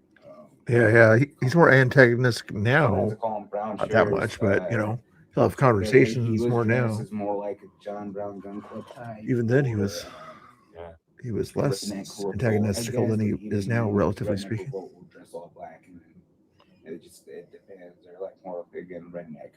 So, with the overalls and stuff, I figured like out of the ones that were there, I'm like, oh, maybe he'd be he was the one that was the closest to us. I kind of kept on following us, but like he didn't look like he had any type of good intentions, and so I'm like, I'm not gonna allow this guy to follow us back to the parking garage What's going on, Richard? Nice to see you, Richard Hertz. Hey, I recognize that name from way back in 2020. The chat, I think I do. Probably recognize who he is. And that way, if we did, that something went down, then like at least there would be a mixed reaction from the crowd. Yeah, some good instincts there because, like, obviously the guy was. Don't forget to hit that notification bell down there, guys. If Richard's one of my old timers or whatever, some of my old timers aren't getting the notifications out there. So make sure you click that notification bell at the bottom of the screen there. Make sure you hit all notifications. If not there, follow my Twitter or whatever, and you'll see the video go live on Twitter also. Like, and that's kind of why I was like, fuck, did I just really just get. I'm gonna speed it up a little bit here. You really just give that, like, that's like, is this where I fall over to this guy? Yeah. Is what went through my head as soon as it happened. Because how he was looking at me, it wasn't just like, and people say that he was in fear for his life. Notification bell. Because he thought that I was trying to attack him based off of how I put my arm around his shoulder. Yeah. He wouldn't have stabbed me once and then just looked at me. Anybody that He would watches have that. stab. If I was attacking him, I don't care like what anybody want to try to say that. Oh, well, Man, it's still something live, I else guess. happened. But Hey, what's up, buddy? Yeah. That was my chance at de-escalating it, so I could have a conversation with him. Just be like, what's the problem? I think anybody that watches that full video reasonably can see that you are not trying to attack him. Yeah, it makes me angry when I see those comments. Yeah, but that you. So it doesn't look like anybody rational is not going to think you were trying to attack him. So let's pause here for a second, and I'm going to shout out to the crowd that's watching on YouTube right now. It looks like we got about 49 people. For those of you that aren't familiar with what you're watching, this is Black Hole on YouTube. He's at Space Force USA _. So if you guys can take a moment and just shout out on social media, we got about 50 people in here. Shout out on social media and get this guy seen. We want to shout out his fundraiser in a little bit, and we want as many people to see that as possible. You guys hit up all your social media and put a link to this video. No, Villain passed away. I don't know. The unofficial story or the official story is he had an accident in his hotel room when he was vacationing in Alaska. He's trying to get away from the craziness at the time, and different conspiracy theories all abound or whatever. I'm not sure if Angry Oregonian has a conspiracy theory or not, but he probably remembers Villain pretty well from back in the day too.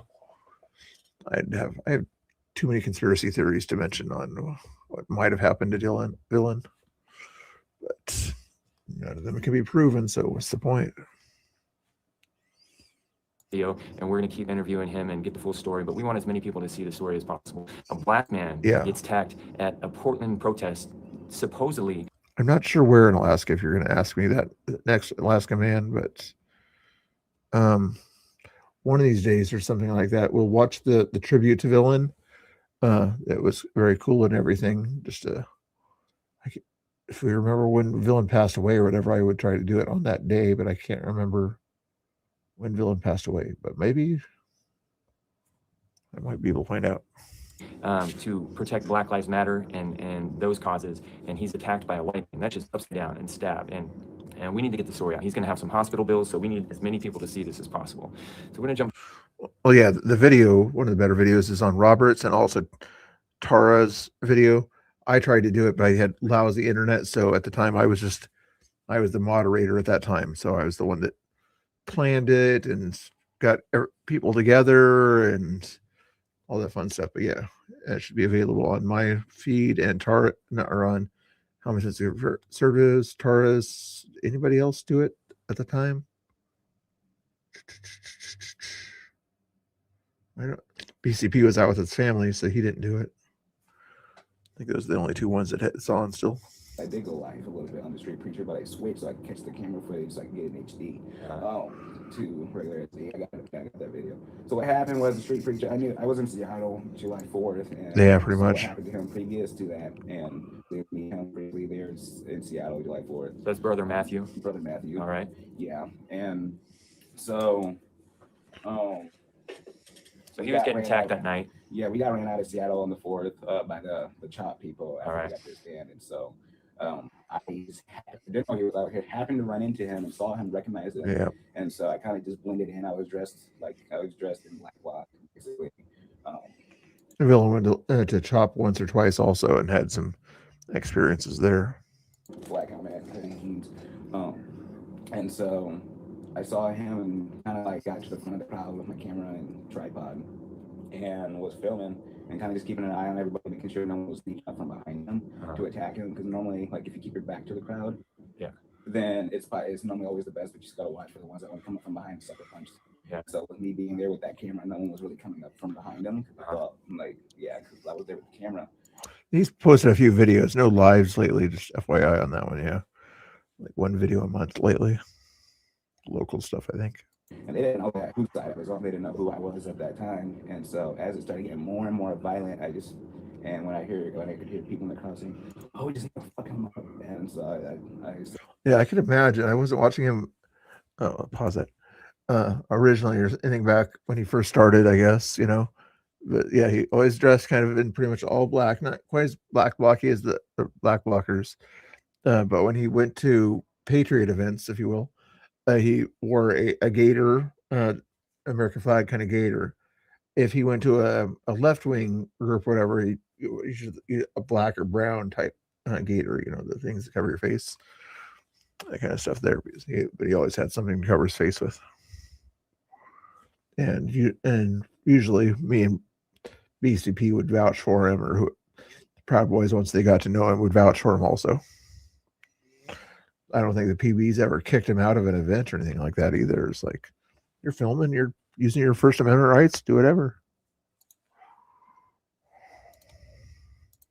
a mace in my pocket. It was like a big can't carry mace. P2 in the chat. So I waited until like I felt like it was appropriate and necessary to create that distance. I do not have frosty tips. And fake news. So like even in my video that I have, you can hear that I was like. Did they start? Were they eating at that time, or were they just? They were. They were about energy to increased. Okay. Where it was, I did it before shit hit the fan. I wasn't waiting till shit You hit saw the an fan. immediate threat, and you were I trying saw to the protect immediate him. Threat Okay. to deploy the mace and to get him out. And again, like it was only about and inside of the crowd, and that very mace just went like Yeah, cloud exactly. gas. And then you can hear everyone go blacked off, and then we ran out of there. And my guys, my guys was in that group behind. But when he went to Portland or whatever, he changed out the gator for a black one. Touching too, and some of them got a little bit of effects of mace too. But then we circled back, like so I went down this way, they went the other way back to the 7-Eleven, and we met on the block, and Matthew was able to get out of there. And so that might have been kind of what blew my cover to where they kind of got the realized attention that night. that okay, well that's probably that guy that they were talking about that's coming in to film. And so I'm guessing that might have been what blew my cover. All right. And then so a little bit later, like Fox and you were talking and started noticing that you were being followed. Yeah, this was about almost 2 hours later. This time happened about 2:30, and with Matt happened around. Tommy's not on a space yet, so we'll stay on here till 9 o'clock. See if he comes on and does a space or something like that. And I'm sure everybody on Twitterville or whatever will go and go see what Tommy's thoughts are on the events of the night there. I don't know if I'll restream his space or not, but it was kind of fun to watch the old school stuff like this at night. 12:30 that night, or in the morning, I guess at that time. So just let's start at the part while you started noticing that you're getting followed, or who noticed getting followed, and just document and let us know how you noticed that and what you started doing from there, Yeah, just so the story's clear. We walked down towards, I guess, that'd be 3rd and Salmon, where the bathrooms are at, and kind of using like there's some cars there on the side of the road just to kind of like peek and take a look at. A lot of the protesters at this point had moved out, and so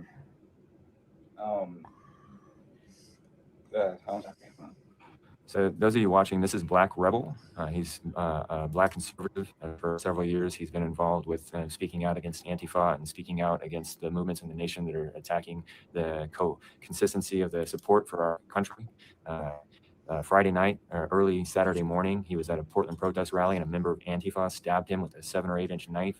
He's currently in the hospital being treated. It looks like he's going to have a good recovery. He's in a lot of pain right now. The medicine's causing some headaches for him. We'll turn the lights down a little bit. But if you want to look him up on the Twitter, he's at Possibly Richard at the time, because he does have 70 or 80,000. I can't remember. Quite a few subscribers out there right now, but yeah, he would have likely been there. I probably wouldn't have been. I only had 12,000 on Facebook, 1,000 on Twitch, maybe 1,000 on YouTube at the time. I don't know. Space Force USA _. And we're getting a story from him on exactly what happened that night. All right, so you notice that you're getting followed. He's in pain. I see it. And so I told him I was like, stay in the shadows, basically, so like people wouldn't recognize his faces. I just think that we can kind of blend in, but while doing that too, and seeing like how I had already confronted a few people about following us, and it's been great to where they're like, okay, through the hands of like, okay, I'm like, okay, I get it, like, okay, boom, oh, we'll stop.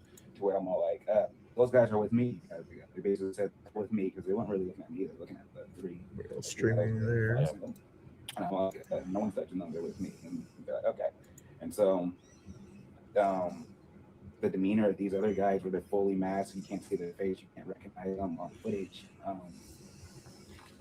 We're kind of just doing zigzags, leaving, like just doing zigzags, just testing, just to confirm, like, are they really following us, or are we being paranoid? But it was confirmed that they were following us. And so I went up towards the fire in the middle of Silver Street, tried to get the shot, and then I heard like the boom, and then I could see how saw the mortar go off right next to the federal agents near the fence, and I knew at that point that like, they're gonna start dancing and run everyone out. And so I was like, you know what, let's just go. And so we were planning on leaving. As we were leaving, I turned around, I could see the guy there on the right side as we were walking up away from the courthouse. He was on the right, and the other group was towards the left. There was like four, and then there was another guy there on the right. And so I gave Fox my camera. I said, "Here, hold this. I'm with Steve. I don't remember my exact wording, and I'm sure people will try to interpret it in different ways. But what I meant was, hold my camera, let me go see what's up by pulling him. Let me go pull him. When I said pull him out, I meant like, let me go do this in the light so we can just be like, hey, what's up? Yeah. Like call him out, like, call him out in the see what light, he's up to. not like physically pull him out and do harm to him. What was the question she had there? Oops, where'd it go? Tanya's question, you said? Oh, here we go. Did the Antifa member who stabbed him get convicted for that and sent to jail? That is a good question. I do believe he got in trouble. You remember Angry Oregonian? What happened to the guy? I just messaged Rebel. I don't know. I don't have his phone number, but I sent him a DM on Twitter or whatever to see if he wants to talk about it. Just since I'm out there, he doesn't usually respond too quickly to messages, but thought I'd let him know there. Nobody watches my streams lately. Not any of the old timers or anything like that. Once in a while, I see Ground Zero pop in or something like that, but not too often. So as I started walking down towards the flames again, he kind of left and went around the vehicle as my other guys kept on walking up. And so I came up to follow from behind him. And as you can see, I didn't like come up directly from behind him, just like, hey, what's up, buddy? I tried to get on his side first, side by side. So that way, like, I'm not like, because I wasn't trying to spook him like that. Like, and so maybe not the best way to have done it. Yeah, we talked about that. Like, it didn't seem like you were intentionally trying to harm or intimidate him, but you were trying to confront him to your safety, and maybe it wasn't the best idea to come up and put your arm around his shoulder. But I just figured I like, wasn't the best idea. If I can go and just like, hey, what's up, buddy? Then he wouldn't just come. I did not expect the reaction just to be him to pull out and try to shame me inside the kidney.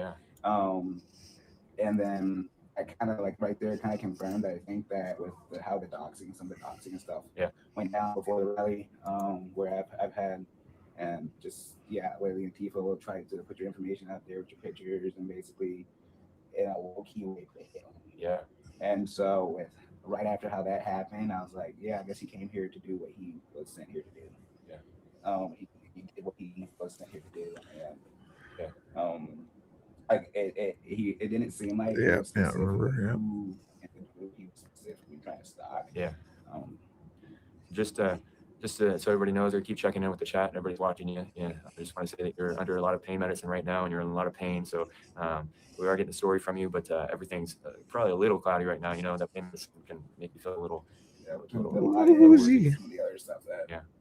But all right. So then he stabbed you, and then you're completely shocked, and you get to the medics there pretty quick, and luckily they called 911 pretty fast. You get in an ambulance. I don't know who called 911 exactly, or if 911 was Florida. Are you Alaska or Florida? I got stabbed. I am tricking me. People being like, let him go, talking about like the other guy too, as I'm backing up a little bit. And then I hear people saying, call 911. At that point, I'm like, the feds started pushing the protesters like down the street. And so like, I kind of I try to move as fast as possible. And at this point, adrenaline's pumping. I don't know, like, am I bleeding out? How bad it is? I can't see it. It's like, again, like backstabber basically. Yeah. I was amazed that you were walking around after that. Like, it would have been people would think it was reasonable for you to have been laying on the ground, just holding your side, trying to control. So I would have, if I felt the pain when the adrenaline came down, I would have been crippled by pain. Yeah. But the adrenaline was one hell of a drug that time. To be able to stay up, stay moving, and to get somewhere safe. But at that same time, I didn't want that adrenaline to be what made me bleed out. Like, something enough to get you to a safe place, Because I was thinking, like, do I go back? Do I try to fight him, or is this the time to retreat? And that was the time to, like, the damage was already done. His plan, he was no longer attacking me. So at that point, for me, We'll play this for 5 more minutes. It's a 51-minute video, but try to get half of it done for now. to do anything else was unnecessary. There was already that distance of space, and he didn't come back at me. Had he approached me again after he stabbed me and I created that distance, he would have been shot. But yeah, you think people that with you would have pointed, would have tried to protect you? Yeah, there's proper security measure for it, just in case situation. Yeah. So it's just crazy. I think your group showed some restraint because obviously he had come up right after that. You're trying to create safety. It looked like to me. So let's talk about first. I've been seeing chatter all over online. People care about you and they are worried about you. So can you just give a little update and report? Like, it looks like you're going to recover good, and you're probably going to be in pain for a while. So yeah, the blade missed all my vital organs. It's like a miracle, huh? That was a 7-inch stab, and like we only come up with good questions top of his head. That's just awesome. You missed all your stuff. And I'm not sure on exactly how deep the knife went inside of me. Like, the incision's about that long here. The width of the blade, yeah. On the blade, I posted a picture on Twitter of the incision. Look, I'm glad that the knife didn't have, it was straight edge on the backside. Yeah. Happy birthday! Oh, is his birthday? At that point, it wasn't like happy birthday to you. Happy birthday to you. Happy birthday, Alaska man. It was like a happy birthday. How I explained it. To you. Style kind of knife, because it was like the Bowie design without the curve. And so, K-bar style type knife without the jagged tip. It wasn't jagged like that. I just see that as a miracle, man. A 7-inch or more knife going in you and missing everything, and it's a miracle. Where, it's not good to get stabbed, but that could have been worse, It only got the muscles and fat layers, not the organs. There's still part of the reason why I'm here is they're trying to make sure my intestines are good. They didn't make one of those, but the stomach. Yeah, exactly. Yeah. Got protected, and otherwise I would be inserted. You mean the Salem Capitol or J6? Who knows what else? So let's jump to why were you out at the violent event in Portland at the end? So I sang it. So in case you're on stream on your birthday, I already sang it. Anarchists display. What were you doing there that night? My mission for that night was to test it out. I was supposed to be out there for J25, an event that I really wanted to film. For those of you who look around, they've been calling July 25th yesterday. It was J25 on the internet. There was coordinated marches and protests all over the country yesterday in many cities, and there was a lot of worry that was going to be a nasty day. And there were several things. A man was killed in I think Austin last night. The Black militia in Louisville yesterday had 3 of their own people. There were a bunch of other issues like that happened yesterday. But anyway, so you were testing out the waters to be present. Was that kind of the beginning of Juneteenth? Is what that was about by chance? I'm wondering if that's when people were talking more about Juneteenth or something like that. J25. For J25? Yeah, just to like, is it going to be possible to blend in, and how we can blend in with the group? So it's kind of like a test run. Exactly. Which is why I didn't do that much switching or anything like that. Yeah. It was kind of just to test the waters, and as we got the feel, and to see how bad the tear gas was, and is it even going to be possible? Yeah. With some of the harshest stuff I've ever experienced. Yeah, that federal tear gas they're using is pretty nasty. It's a lot worse than the Portland tear gas. And exactly. Without a gas mask, if you get a good for sure. The cloud is, you start coughing, and the thing is trying to stay calm, keeping everything under control, and just get somewhere until you can catch your breath again. Yeah, you can panic pretty easy once it starts getting you. Once it gets you, then it's too late. Yeah. But it's but yeah, I was there to just test the waters, and and that's when the confrontation kind of happened. I work for the CSC media group. I do some reporting for them. And There's people saying that they want you to make a difference and run for CSC, Common Sense. Yeah, Common Sense Conservatives. Okay. Media group. office. Make a difference and run for office. Yeah. I'm from Oklahoma originally, so anything that I did would be back there. Yeah. I'm currently laid off, but was working inside California in Yosemite National Park, but I've been laid off for a while. So on that note, those that are watching, I didn't know he was in Yosemite. He's got a Fundly account. It's kind of like GoFundMe. He's had some trouble with social media due to his conservative views, and he's been censored on different social medias and PayPal. And it looks like GoFundMe is not going to be the best option. But he does have his Fundly account listed, pinned to his Twitter page. I'm going to blast that out on all my social media after this interview, and I'd appreciate it if you guys, if you can't help him out financially, blast that out to the world. So that's right across the country. We need This was before Give Send Go came out. some funds to support himself while he's laid up for several weeks. So for those of you that aren't knowing and maybe just came in, this is Black Rebel. He is at Space Force USA _ on Twitter. I'll be throwing all this up on the Facebook and Twitter later. All right, you get the idea there. They'll come back later if we want to see more of that. Let's see if there's anything else to watch in the world there. Let's check and see on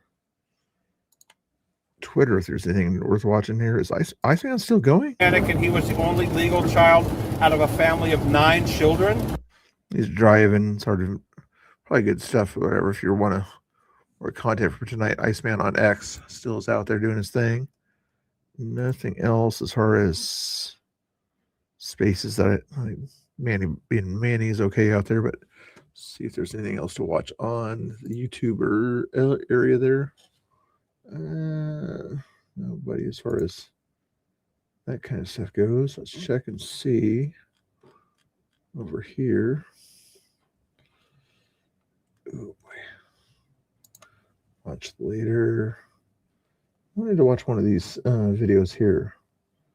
Cam Higby doing some things here. I want to watch that. Cam Higby. Return to Portland. That's James. At Les Schwab, you get more tires we design ourselves for the roads that you drive. When you start Medicare, there's one single decision. James Klug. I came back to Portland and did some interviews recently. This is kind of the culmination of that.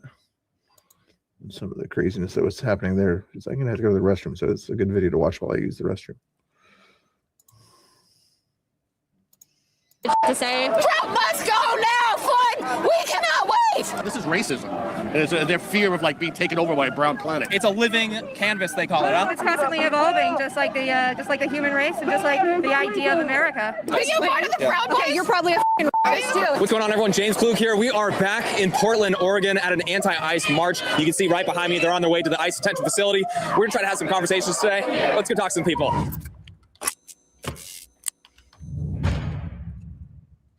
Once again, outside of the ICE detention facility here in Portland, Oregon. Decent group in the middle of the day. Decent group. What do you expect to be the results of these protests? I mean, this has been going on for over 100 days straight. Do you think it's going to make any difference or no when it comes to immigration enforcement? I think it will for sure, because I know for sure that Portland is known across the country right now. And if we just keep trying and we keep being out here, I definitely think it's going to make a difference. And honestly, you're going to meet some really cool people out here that have some really good to say. Trump out now! Hey, your message to the officers, the federal officers, your message to them. I'm not talking to them, I'm talking to the people! Yeah, talk to the people. Trump must go now, Floyd! We cannot wait! Every day there's another whore! What brought you out here today, man? I'd rather not talk to conservatives. I mean, we're just trying to have reasonable conversations.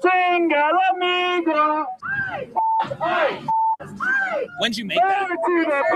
I started it in 2020, but I've been adding to it a little bit here and there over the years. This is from this year, right here. Okay. I was gonna say, that's why I was asking that, because it looked like you had been working on it. It's a living. All right, guys, watch this. Talk about something important there, like do you guys prefer cold weather or warm weather? If you had a choice, what state would you like to live in? Keep yourselves entertained, okay? Edgar Argoni will keep an eye on you. It looks like in here, if you want, it's a moderator type thing or whatever. I don't think we have any trolls in here anyway. But anyway, doing good. I got to use the facilities. Oh, you did meet him down there? Oh yeah, I in fact I was watching when you did meet him, like the guy next to you.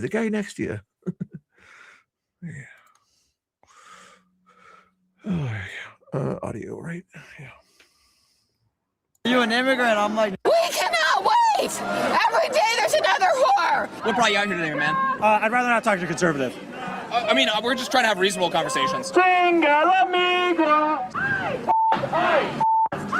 When'd you make that? I started it in 2020, but I've been adding to it a little bit here and there over the years. Okay. This is from this year, right here. Okay. I was gonna say, that's why I was asking that, because it looked like you had been working on it. It's a living canvas, they call it, huh? It's constantly evolving, just like the human race and just like the idea of America. She brought a baby.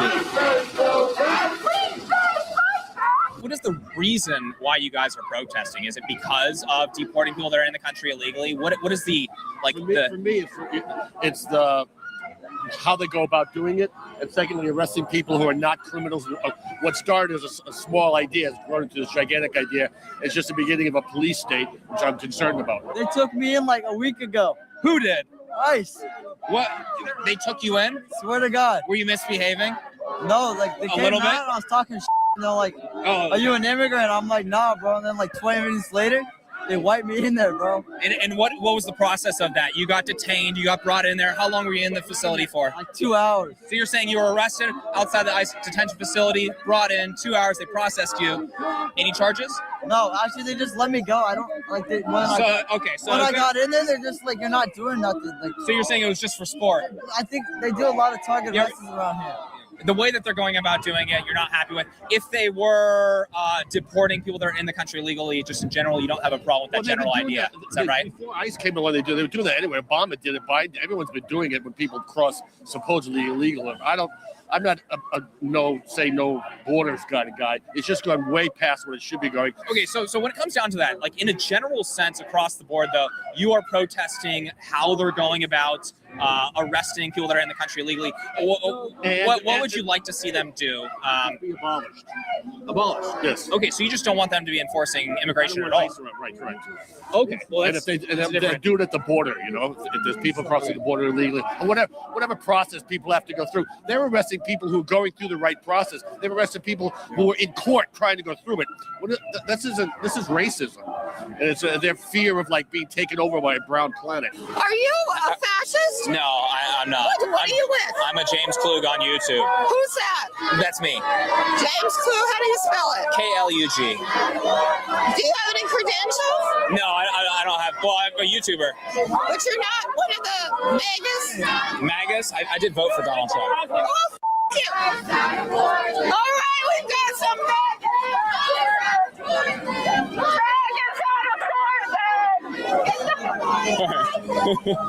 Let's keep going. Hey, when it comes to abolishing ICE, I mean, it's a very similar argument to abolishing a police department. They enforce and hunt down people that are in the country illegally that are rapists, murderers, child abusers. So if you abolish ICE, that doesn't get done.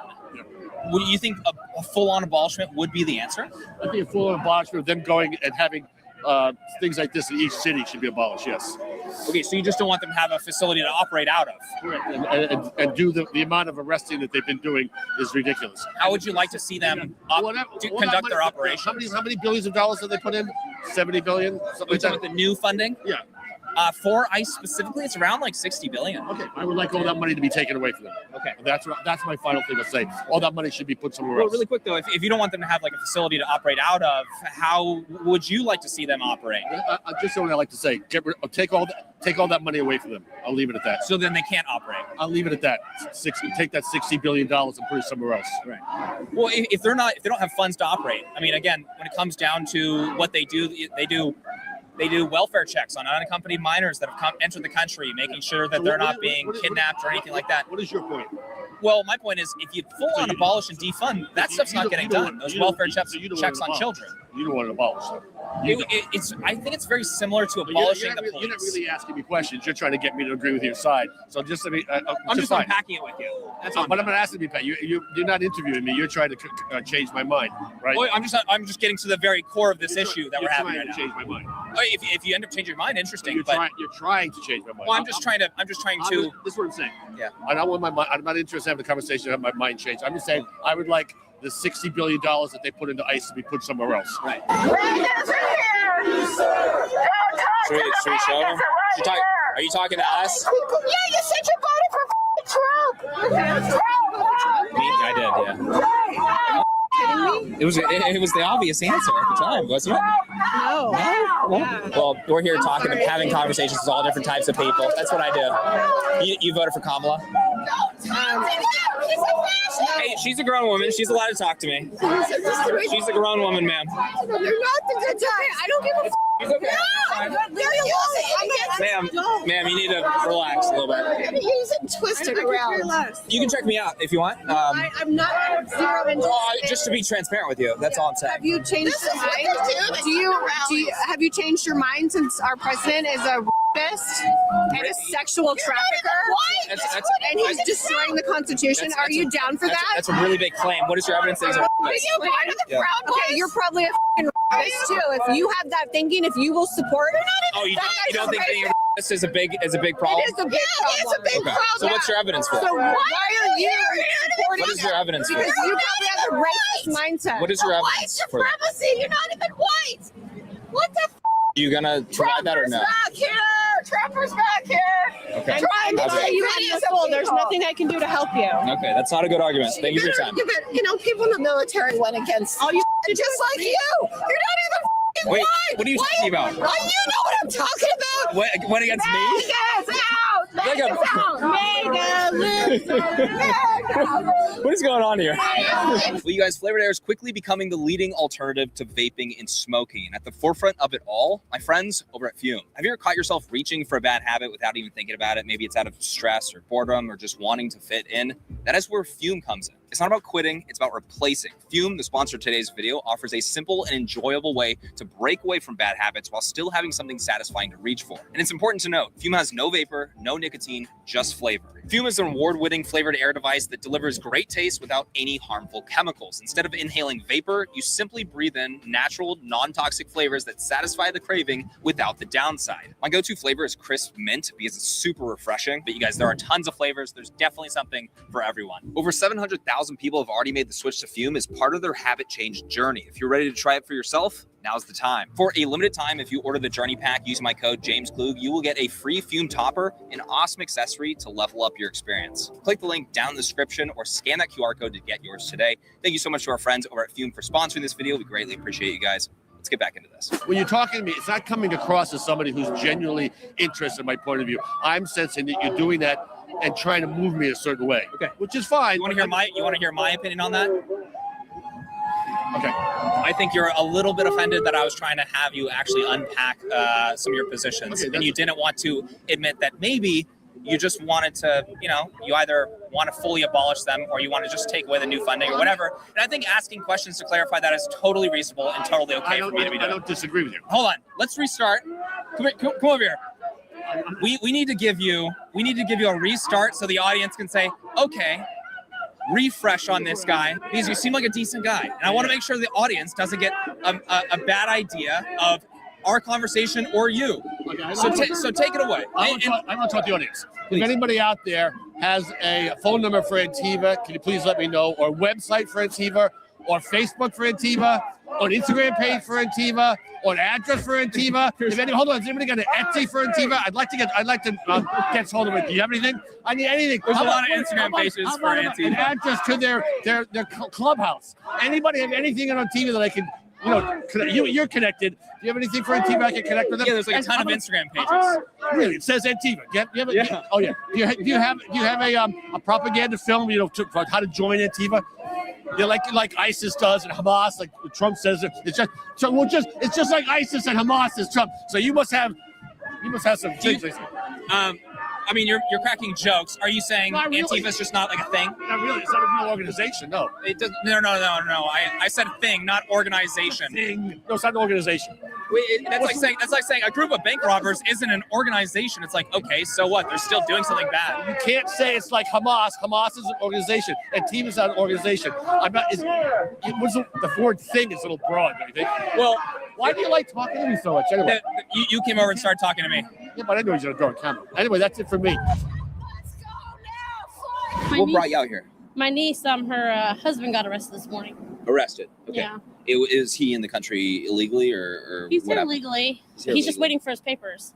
Okay, he's waiting for his papers. Yeah. Yeah. Do you know if there was any deportation order or anything like that, or No. Yeah. No, he's going through his process right now. Yeah. So I'm hoping they let him out because it's bullshit. Yeah. Like they're tearing families apart for no reason. Is he an American citizen? No. You said he's trying to get his paperwork. Yes. Okay. And then overall, your thoughts on what ICE is doing? I mean, obviously there's Donald Trump won the election, won the popular vote, mass deportations. Do you have a problem with that agenda or no? I mean, there's a yes and a no to that. Yeah. Personally, I feel that people deserve an opportunity to live a better life, period, regardless. But the way some people do go about it, it's not right. Like, drug dealing or molesting children, stuff like that. Like The troublemakers. Yeah, I don't have time for that shit. But when people are literally at their jobs, making money for their family, doing nothing wrong, that's bullshit. They should not be deported. They should be able to stay.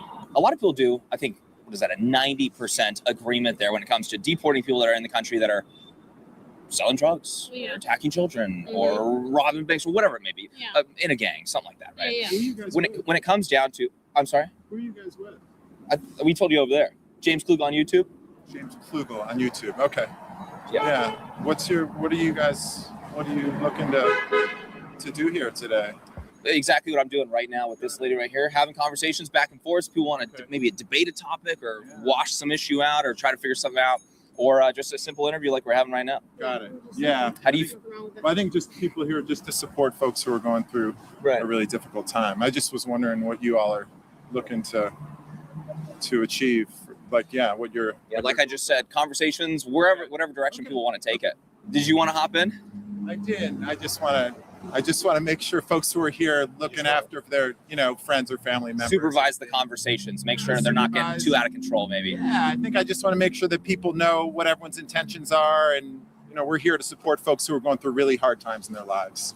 So just making sure that that's honored and respected. For sure. Yeah. For sure. Yeah. Monitoring the conversations. Policing, perhaps. No. I don't like that he was next to me patrolling with the Well, I know. You are absolutely allowed to say whatever you want to say, and I'm not going to get it out of you. You know what I mean? I'm a retired public health nurse, and I've worked with farm workers since 1979. Yeah. And I know that they are some of the hardest working people in the country. If we don't have farm workers, we don't have food on the table. Yeah. They're, since the very beginning of time, like since after the First World War, they've been treated poorly. They've had no rights. They've been, if they try to organize unions or even just say, hey, I need a day off, they can be threatened with deportation. Their housing is completely dependent on their job. It's just a really bad situation. So for me, this is just the same, only more so. You want to find out? I mean, I've thought about that argument a lot. There's 2.6 million on-farm workers in the United States. Not all are illegal, obviously. But over the last 4 years, huge number of them but over the last 4 years, we brought in 10 million people into the country legally, and there's already 10 plus what work million. are they doing? So why do we need? What work are they doing? Do you think that exploiting cheap illegal labor on farms is a good reason for unfettered mass migration? Honest question. Okay, I'm gonna get way radical on you and say what I really think. Go for it.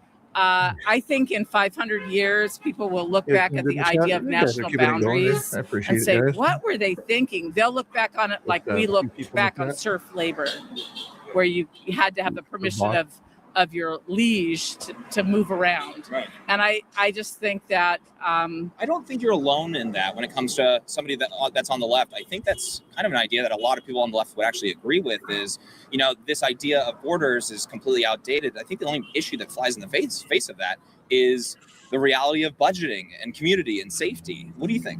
I think we spend a lot of money on borders that we could be spending on community and safety and security. That's what I think. Well, why I do you, mean, why do you bad think we guys spend money on borders? Huh? Why do you think we spend money on borders? Because borders protect resources.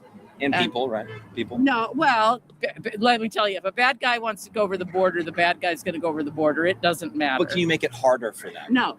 I'm Christian Church Disciples of Christ. Okay, that's fine. And because we've heard this before, could you break it down? In Matthew, Herod is seeking to kill all the boys that were born, right? So he's literally fleeing political violence. And so I've heard the argument that in that time that everything was Romans territory, but that's not true historically. How do you debunk that? I mean, scholarship. No, I would consider myself Christian. I will be honest here, though, when it comes to the Bible, not as well read as I could be. So there is a bit of ignorance here. Now, this is technically more of an argument kind of from authority, right? There's an authority that we're appealing to. That's totally fine. I'm absolutely willing to. Trust me, James, you're more informed on the basics of the Bible and the purpose of the Bible than she is.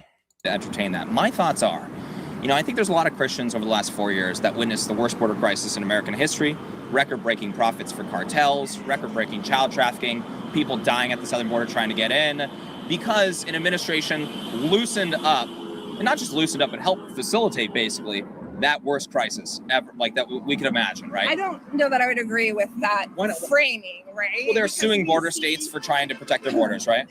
We also see that there was reform being put forth that then got stopped from going through because about a call made from Trump, right? On the fourth year of the administration, you're talking about when they ignored the worst border crisis in American history for 3.5 years. I'm not and saying then that there for wasn't political reasons, right before needed, right? I'm not saying reform wasn't always needed. We've needed reform for a really long time in how we manage our borders. The fact of the matter is, people in desperate situations, as any of us would, will try to flee their situation. Right. And it's my belief that they should be greeted with compassion. How many times has she kind of contradicted herself? Criminals, she said earlier that only criminals will kind of come across the border and everything to get into another place. Now she says refugees will do what they can to go across the border. What the heck is wrong with her? Passion. And I'm not saying, nobody on my side of things is arguing that we ignore crime, but to depict immigrants as criminals is just not true. I mean, we can look up the stats. I'm sorry, are you talking about illegal immigrants? Yeah. Okay. Yes. I just want to make sure we're talking about the same thing here. Right. And then we'll talk about the difference between I would love to talk about that. A civil crime, right? A misdemeanor versus how it's been depicted by the media and even by our Congress people for the last 100 or so years. Yeah, I can't remember which one it is, but either coming across is a civil crime or staying is the civil crime. I'm pretty sure coming across is a civil crime, but once you stay in the country knowing you're doing it illegally, that becomes a criminal offense. And every day you stay in there is another criminal offense, day by day by day. So people who have been here 20 years have broken the law 365 times 20. You get the idea? In speeches, the way immigrants get demonized in these speeches over and over again, and that is it not true that this particular perspective to the American population that these folks are more likely to commit crime when that's not true. Right. So we're talking about that. One, what is your basis for saying that it's not true that these groups do not commit more crime than the general public? Who's watching? Raise your hand if you're watching with somebody else in your house. Just kind of curious. I'm guessing Angry Man might be watching with his wife or grandkid or something like that. Actually, the grandkid better be asleep by now. But anyway, anybody watching with somebody else that I need a haircut or anything like that? Anybody else? You guys all watching alone? Just curious. What I will say about this spot right here where we're standing is that the narrative that is the way it's being talked about is everybody seems to be watching things on their TVs nowadays. So, multiple people, that folks who are being picked up are the worst of the worst and are criminals. And it's simply not true. So people here who are coming are by and large people just like us, I assume, all of us who simply want to protect our family and want to live a life of safety, who are here because they were fleeing violence or oppression or otherwise needing to find a life that's better and safer for them. 4 to 6% of the people from South America get their asylum claims revoked because they're not fleeing violence or imminent threat to their lives. So that's kind of ridiculous. People from overseas, since it's across the sea, the percentage is a lot different there. I think it's 30% or something like that.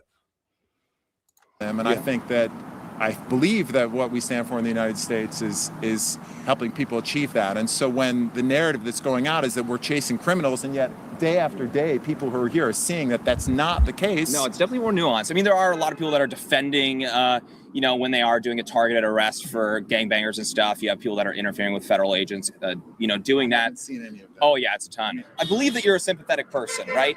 And if our heart is with these people, should we be enriching the cartels, the very people that are terrorizing Mexico and Central America and South America? What do you think?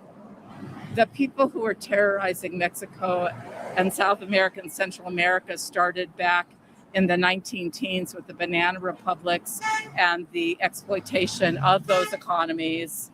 And I think that I'm talking about today, should we be enriching cartels today, right? We have cartels. 100 years later, look what America did in the past 100 years.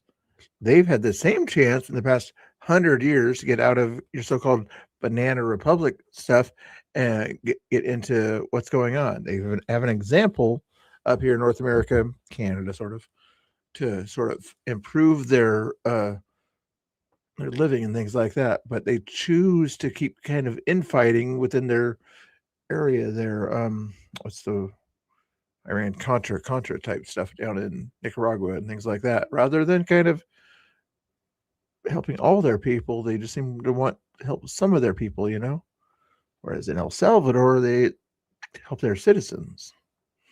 Argentina. Here, the governments there are so corrupt. The people, I lived in Mexico for a year. They actually said, we prefer our corruption here because we know what we have to do to get what we want. When you go to the United States, you have to play a game and know people and do all this stuff, and you can't get anything done because you have to know people to come here. That's why when you fill out your paperwork at the consulate, it's like, who do you know there? Do you have a kind of somebody you can help rely on and things like that? But that's how you get legal immigration. It's so hidden. All these shell companies, all this money. Oh, it's horrifying. It's complex. It's advanced. I mean, it's unbelievable. I really. But you're saying, okay, no borders, and then those people might as well. Should they start freely operating in the United States? They are. What should the punishment be for entering the country illegally then? I guess would be my question, to be more clear. Yeah, I guess my feeling is where we are right now. Yeah. Is there are people who are being punished and being criminalized for things that are simply not criminal. And also, they keep trying to find a way to say it's not their fault; it's our fault. Behavior. Yeah. So, what should the punishment be for entering the country legally? Do you think? I don't really think that's a question that we're dealing with right here. I think that has nothing to do outside with the ICE detention facility. It's not a question. I don't, because I think it's actually many people who have been living here, people who have been contributing to society in really positive ways. No, I don't think that's the foundational question. I actually don't think that that's the crisis that it's being made out to be. Yeah. Well, when you don't enforce it, you end up with a humanitarian crisis at the border, don't you? Yes, I do not think that's the case. I think that many of the people who are here, if they're allowed to live freely, are coming here to contribute to our workforce, contributing in all kinds of ways. Yeah, but when you don't enforce it, though, you end up with a humanitarian crisis at the border, record-breaking deaths at the border, record-breaking drug trafficking, child trafficking. human trafficking, record-breaking profits for cartels. Do you support record-breaking profits for cartels over the last 4 years? I do not support record-breaking profits for cartels. I didn't think you did. Yes. So, but do you think that those unintended consequences are a problem? Why are you here at this place here having that conversation when there are people who are vulnerable, who are fearing for their loved ones? When you're talking about, why are they fearing for their loved ones when back in the day, if they didn't come here, they wouldn't have to fear for their loved ones. They'd have their place where they live, people that spoke their same language. They'd be citizens of their country, so they wouldn't have to fear their government so much at that point. What about those people? Idiot.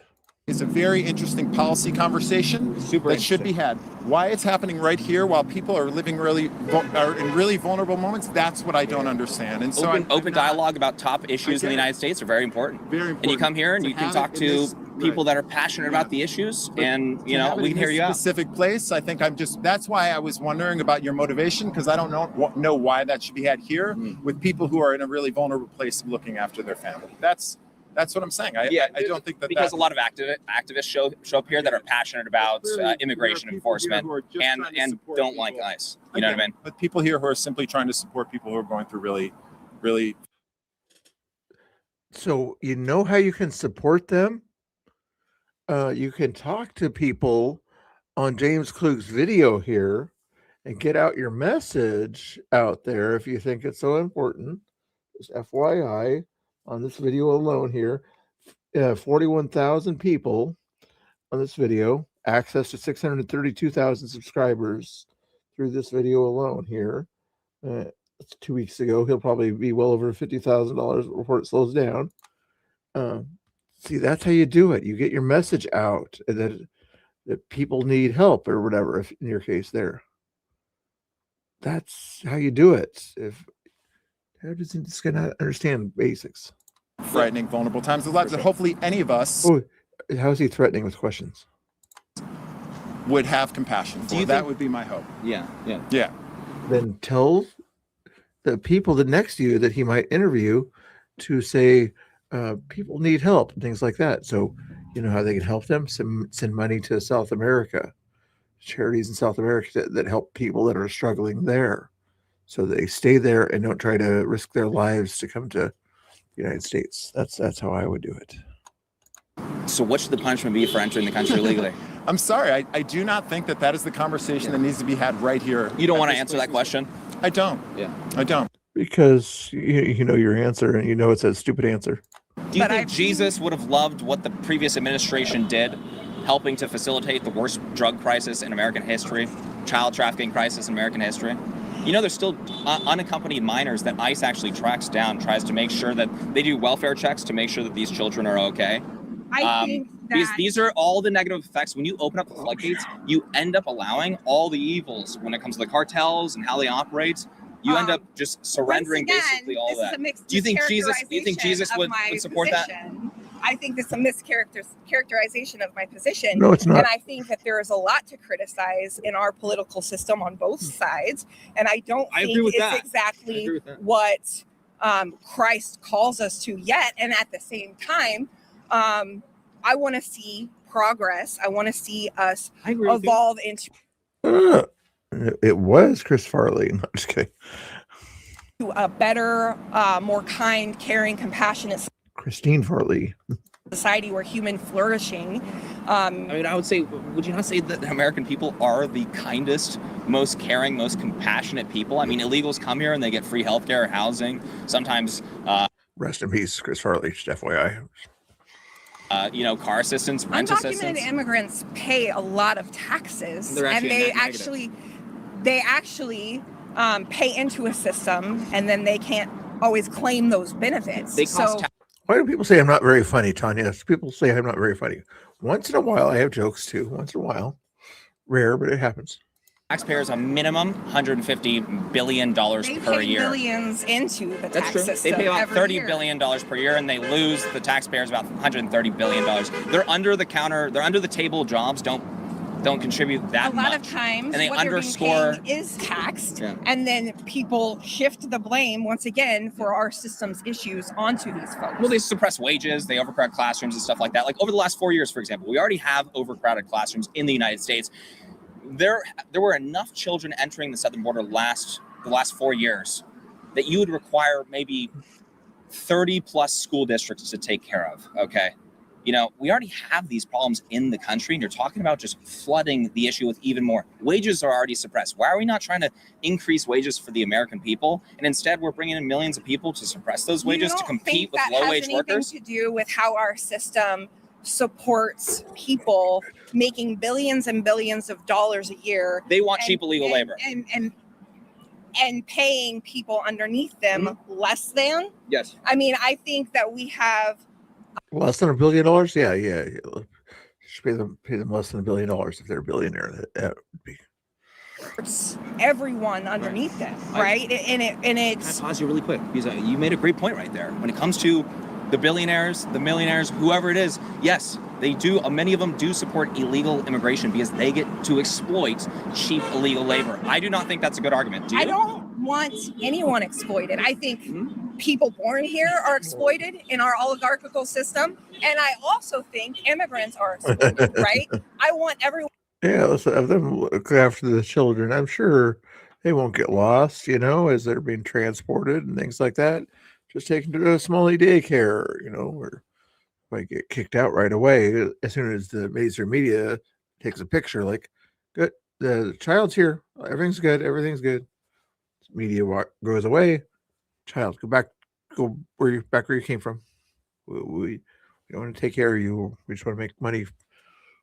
Want to make a living wage. I want us to live with one another in compassion and seek justice for anyone who is here. So you want to increase wages? Want constitutional rights to be honored. I want to see due process happen. I want. Wait, hold on. We're touching on a bunch of parts. Oh, hold on. What due process are you talking about? Okay, so what we're seeing now is a lack of due process in the way ICE is operating. Okay. Okay. And why is that? Furthermore, the way they're showing up and grabbing people without Define due process for illegals. That's what he's trying to get to. Stay on topic. It goes this area. We're talking about due process. What is due process? Define the thing you're talking about. Providing proof of who they are. That's They're their job. kidnapping our neighbor. No, because then what happens is you can have anybody get these FBI costumes, police costumes, and pretend to be anyone. It's a much bigger consequence to impersonate a federal law enforcement officer than it is to be an illegal alien. You spend a lot of time in jail. You go directly to jail. You do not pass go. You go to jail if you impersonate something like that. At least when illegal aliens, they get a tiny bit of due process before they go home. They get to go home. They don't have to go to jail. They get to go home. That's illegal, and This that's is also not- been done for decades. It People is do that illegal, a lot. but right now, It's a I guarantee serious you crime. that's ramping up because of what ICE is getting away with. It Okay? could, and that's illegal, and that should be enforced for sure. But hold I've on, given you you enough didn't of my provide a due perspective. process example. I've told you, you can. You're saying you that know, them picking up people that are in the country illegally is they're not giving these people due process, which is What due in process our is being constitution. violated? Everybody on this land, Yeah. everybody on this land has the right to due process. But what due process is being violated though? I think that you know. No. Just specifically. That's just one example, please. People being taken without warrants, people being taken without provide. Yes, they. Not for all This arrests. No, is- it's not true. I'm sorry. It's just you're mischaracterizing information. And one person that was arrested without a warrant.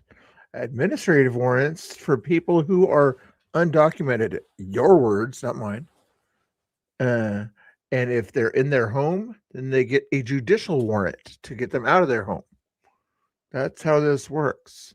If they're not in their home, if they're at Home Depot or something like that, on public property, especially if they're on federal property, then yeah, pretty easy access there. But if there's at home, then they don't need an administrative warrant. They need a judicial warrant at that time. A little harder to get, just to say, can we go in the person's home if they don't come out, a judge, when we know they're illegal? Can we kind of do that, please? This person, undocumented, this person right here, can you sign off on this, judge, please? And they'll do it more often now because Trump's getting other kind of judges that are not all these lefty judges, like JAG guys and things like that. Anywho. I'm not And you're also just saying things that are not true. It's factually correct. They do not need warrants for every Exactly. single arrest being being made. violated right in front of us. Okay? So that's your example. All right, everyone, that is it for today. Another video here in the beautiful Portland, Oregon, outside the ICE detention facility. Let me know your guys' thoughts down in the comment section below. Also, Jose had to kind of blot some of that stuff out there. It's crazy. But anyway, check out James Klug if you're not following him already. let's get our founder tier members' names up on the screen. Greatly appreciate you guys making videos like this possible. We plan on traveling a lot more, so greatly appreciate you guys supporting the channel. If you'd like to become a founder tier member to get your name up on the screen, hit that link down in the description below. If you enjoyed this video, please make sure to hit that like button. Make sure to subscribe for more videos and hit that bell notification button. So he does a great job out there. Give him a follow if you're not already You're gonna meet some really following him on YouTube. Please give him that follow. I'd appreciate it. Remove that from the playlist there. I had a short video here because I still don't see Tommy going live. And sometimes he wants to probably go home and rest and hang out with the family and things like that. So I don't know if he's going to do it X-Base tonight. So I'll give him a little bit more time, even though I probably said earlier that he ran out of time for me. But sometimes he might still do that X-Base and you can listen to his 2 cents there on X. But for now, let's check and see. We have a short video to watch here. I guess I'll watch later here. I got 17 more videos to go through. Should we go Cam Higbee or Adam Francisco? Let's do Adam Francisco and Patriarch Barbie. Have they ever do any of theirs lately? These 100% grass-fed beef sticks. You guys are talking about Florida. These guys are from Florida. From Paleo Valley are 30 sticks for just $36 right now. But before you go and try them here. Such a good argument. Do you guys want to get the cops over here? We can get the cops over here. No sabes la emoción que siento que mi país sea libre. Estoy temblando, estoy emocionada. Gracias, Dios mío, gracias. Gracias, Dios, Dios mío, no escucho bastante. No Happy Venezuela, I'm guessing.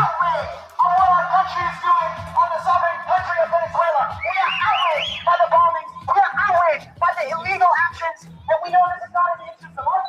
This is certainly not an issue for Venezuela. I don't want to give you a say. That's right. I want everybody around us to know we're not going along with it. We're not going along with the agenda. We're not going along with the Rubio agenda. Thank you. What do you think about these people out here protesting Donald Trump's actions? I don't want to say the R word, but I think they're very stupid. Say the R word. No, you can't on YouTube. I'll use it. Yes, you can. I've been using it all the time. Okay, yeah, I think they're retarded. Like, they're literally saying free a dictator. I saw free Maduro signs. Like, are you serious? You saw pro Maduro signs? No, let's go. Why are you over here? All right. I gotta get photos of all the people. I'm a threat in the world today. I gotta get the no wall. I gotta get this one. Donald Trump and the No, I'm too close. USA. This is good. The biggest threat in the world today. Donald Trump and the USA. Venezuela's in our hearts. Venezuela's in our hearts. Stop this war before it starts. Stop this war before it starts. Venezuela's in our hearts. Venezuela's in our hearts. Stop this war before it starts. Stop this war before it starts. Venezuela's in our hearts. Venezuela's in our hearts. Stop this war before it starts. Stop this war before. Anybody watching on Twitter by chance? I've had at least 120 people sort of stop by through Twitter or whatever. Is anybody currently watching on Twitter? Put a 1 in the chat, please. If you want, if YouTubers want a piece of the action, they can put a 2 in the chat. Money for jobs and education. Money for jobs and education. Not for war and occupation. Not for war and occupation. Money for jobs and education. Money for jobs and education. Not for war and occupation. Not for war and occupation. Oh my God. Money for jobs and education. Not for war and occupation. Not for war and occupation. Yeah, at Twitter and Twitch, yeah, either one. But thank you, Barnett, for hanging out there on Twitch. I haven't been paying attention over there. Oh, 3 on Twitch. Come on, guys. If you're over on Twitch, there's somebody to talk to over there, possibly. Who's the other person that's over there? Usually it's like Anokay or somebody like that. Who's the other? Grumple, maybe. Somebody else is on Twitch. Anyway. I need to stream it at Rumble more often, too. Oops. Button there. Can I ask about that sign? Why do you want a dictator to live? Yeah, I thought you guys said no kings. Now you want a king? You don't have to engage with them. I'm saying he's a dictator. We want your opinion on it. Live a dictator. You were protesting no kings twice last summer. You're holding a sign of a dictator with a lot of human rights abuses. Nice talking to you guys. Bye. Just, you're living up to all of the memes right now. We knew we'd find a pro-Maduro sign here. We knew we would. It's a peaceful demonstration. Yeah, we're being peaceful too. Asking questions. She's got a sign, and you have a message, okay? If you don't believe in your message, then don't bring a sign. Yeah, but you guys can just go to the other side of the street. You guys can just go to the other side of the street. The demonstrate over there. We want to be here. Do you guys want to get the cops over here? We can get the cops over here. The Majority Report. Even the people in the Majority Report would say, these people have free speech. Leave them alone. Don't take away other people's free speech. I don't watch a whole lot of that stuff. Some YouTube channel like that, but I would imagine they would sort of say, stand up for your rights, stand up for your opinions on these.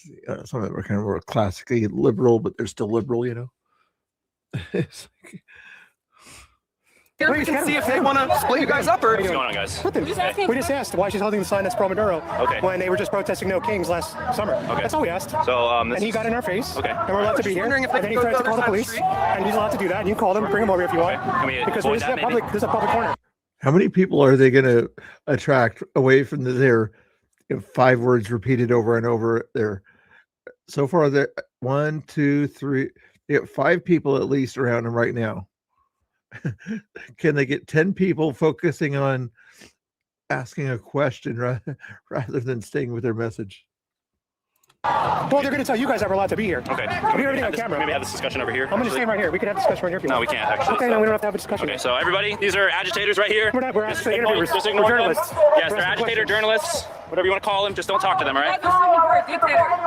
We're trying to give you guys a bigger platform. As you're yelling at more people to be distracted from their message. Stand on your business. Stand on your business. Stand on your business once again. I know. Free Maduro. They're so retarded. That actually said, you know what? I made that as a joke yesterday, Free Maduro. I don't even need AI to do that. They're actually doing it. They're actually doing it. That's crazy. Guys, there's legit Free Maduro signs here. That is crazy.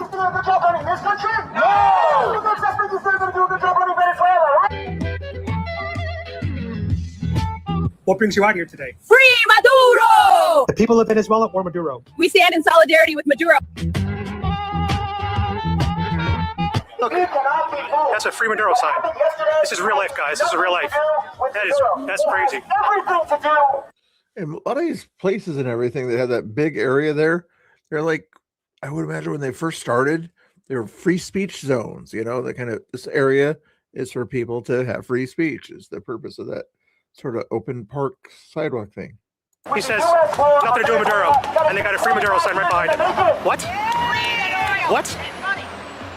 Batty, he just said that this has nothing to do with Maduro while there's Free Maduro signs right Why are behind there him. free Maduro signs then? But no, but the guy was saying this has nothing to do with Maduro. That's crazy. I really don't think they even That's a know. good photo.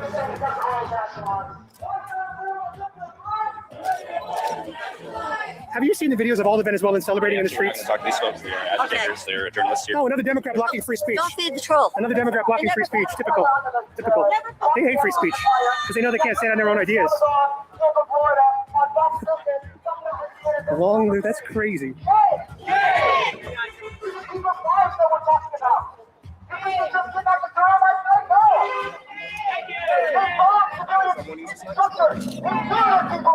Long live the Bavarian Revolution, basically saying long live Maduro. Like, what the heck? Trump is a war criminal. Biden put a $25 million bounty on the guy for drug trafficking, among other things. and weapons use and everything. What is wrong with you people? And this is not the end. This is the beginning. Columbia just today said that the blockade of... Patty, do you like my new getup? Yeah, I like how we're matching. Well, I'm talking about I got a professional camera. Yeah, I saw that. And then I got my video going. So, good combo, right? Take a picture of me before we leave. I'll take another here now. Hold on. Hold on. I put my lashes on, but it's too damn bright to even see them. I got to stand back because it's not a Zoom lens. Lucky Floridians. Hold on, one more. I should get one of you in front of the protesters. This is a shame. Stolen from the United States. Engineers set up all the instructions. Patty, come right here. Set up all the refinements. So that way it's supposed to go on the bus. Did you see it? That 6-year-old lady turned around when he said "baddie." Oh, that was funny. Go back up a little bit. The money for our oil is going to go towards our country. It's not going to go towards other companies. According to Stephen Miller, that's nuts.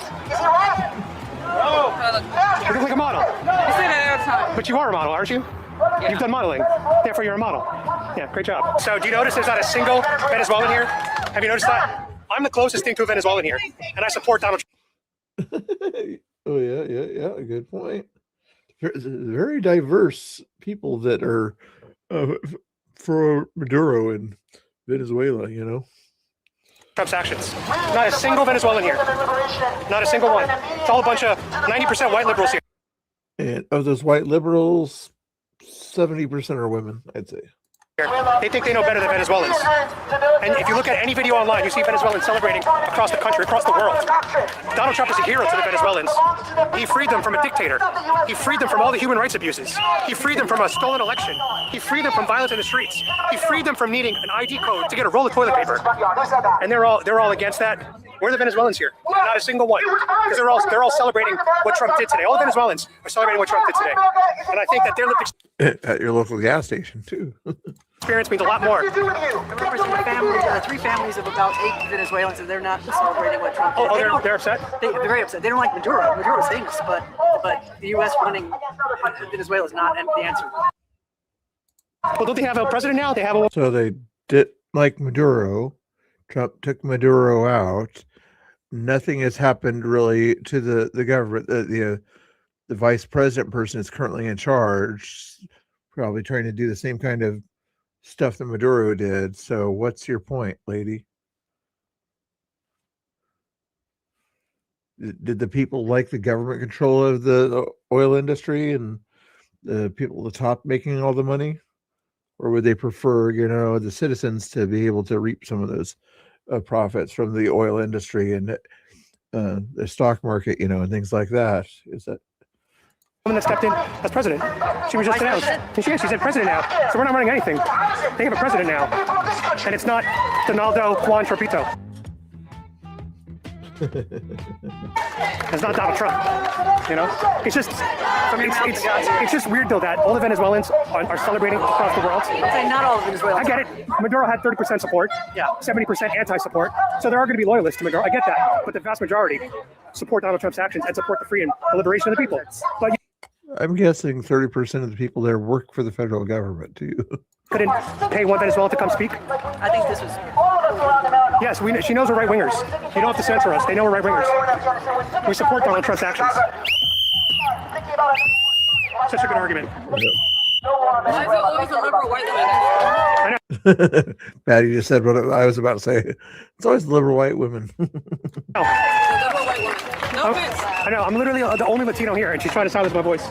That's crazy. You guys harassing them? No, standing here asking questions. A little more space, She's please. the one that's blowing the whistle in our face, and she came in front of us. Yeah. We didn't. A little more space, as you're the one that comes into his personal space. What a idiot. Interact with her. We were having a great conversation with her. She was an open-minded, tolerant liberal. You guys need more of her. Ma'am, thank you so much for your words. God bless you. They need more of you on the side. More of you, less of this guy.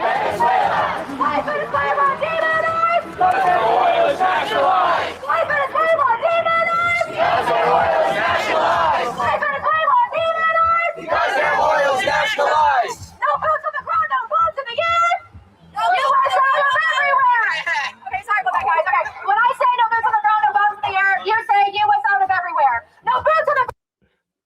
do the communist thing, as you should see that communist fist on the shirt over there. This is what they do.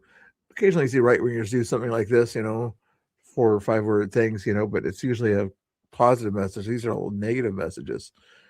But they do this stuff to get it in their heads or whatever, like hands off Venezuela, hands off Venezuela. Just repeat those things there, and then that's all in their mindset. They don't have any facts to back it up, but that becomes their facts is the hands off Venezuela, and they don't have any thing to back it up except for hands off, don't shoot. No bombs in the air! Trump 2028! Everywhere! No boots on the ground, no bombs in the air! God bless Trump! God bless Trump! No boots on the ground, no bombs in the air! Thank you, Trump! Thank you, Trump! Thank you all for coming out today. We have one more speaker. We have Jon Stewart from Stand for Democracy. Stand for Democracy should be happy that Maduro's out then. Oh, exactly. I'm like, you have democracy now there, and they're going to have a free and fair election, but evidently they prefer to have Maduro there. That sort of, when he was voted out, he didn't stay out, but let's stand for democracy. Let's see what his genius has to say. We should be thrilled. Trump's standing for democracy. No. Now the Venezuelans have a chance for democracy. We're not trolls. We believe what we're saying. They say they'd stand for democracy, but they want to keep the dictator in power. That's the crazy thing. I didn't even know he lost the election, but he stayed in power. He only got 30% of the vote. He declared himself president. He did what the left said Trump was doing. Exactly. He killed protesters, and even Associated Press validated opposition party won. The AP. Crazy. But they want him to stay here. Yeah, it's crazy. It's so retarded. 7 million for the other guy, 3 million for Maduro. Are you here as a protest attendee today? No. You're just walking by? I'm walking by trying to figure out what their message is. Oh, okay. So let me ask you a question. What are your thoughts about what Trump did liberating the Venezuelan people? Well, it's a lot dangerous. I'm not comfortable with most anything Trump does, but especially going into a country and abducting the head of the country. Yes, he's a bad man, I believe, but I don't agree with Trump's tactics. But can you give him credit for at least this, that the Venezuelans across the world are celebrating? He's not the head of the country. He made himself the head of the country, but he's not the head of the country. Today. Yeah, they are. Can you at least say this was a good thing, maybe? Maybe it was. I just wish I knew more about it, but I don't think anything Trump does is a good thing, but this might be. You know what? I appreciate you saying that. Yeah. I've seen a lot of Venezuelans online that they hate Trump. Yeah. They openly hate Donald Trump. They do. But they've said, we can at least admit that this was a good thing.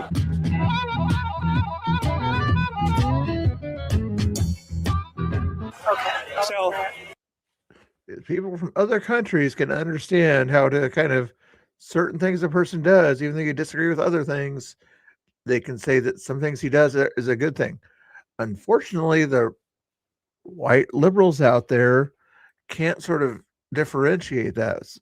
Like everything he does is bad. Everything he does is bad. He's a this, he's a thatist, and they can't give him any credit for anything. I'm like, there's got to be some disease or whatever that RFK Jr. can kind of fix with Trump's help, and the liberals will say, no, that disease should stay out there. That disease helps something or another. And that's what they would do. Oh, so it's Biden. They say, Biden's a miracle worker. I just feel like I'm a Trump supporter. I love Donald Trump. I'm a Mexican immigrant, but I got here legally. I support Trump. Wow. That's surprising to me, but go on. Well, I got here legally. I'm not of any threat under ICE deportation or anything. Well, your people that have not gotten here illegally, do you believe they should be incarcerated? They should be deported. Anybody who came to this country illegally, regardless of skin color, needs to be deported and sent home. That's the. It's not his people. Just because they have the same Hispanic heritage, his people that are here. What he's referring to are the legal immigrants. Idiots. These guys don't understand the difference. They think they're law and order. They don't know the difference in legal and illegal. Wow. Bottom line. Even those that don't have the means to get out legally. Well, Trump provided the means. He offered them $3,000 to deport by New Year's and a free flight to the country of their choice. Trump offered $3,000 US. That's a lot of money in a lot of these countries. Yes, that's true. So he gave them the means. That's not an issue. But ultimately, deporting is cheaper for America than having to cover the costs of keeping these people here long term. I just question whether they really have the opportunities once they get here, because Trump fosters such hate and prejudice against immigrants. I just don't think it's our responsibility. What proof do you have of that? His wife is an immigrant. People that he employs are usually immigrants in the hotels and things like that. Legal immigrants. What kind of hate are we talking about here? Responsibility to take in people from around the world. I think that we should only take in people that can contribute to our society. Well, I'm from New York City, Me too. where they take in people from all over the world. Yeah, I'm against that.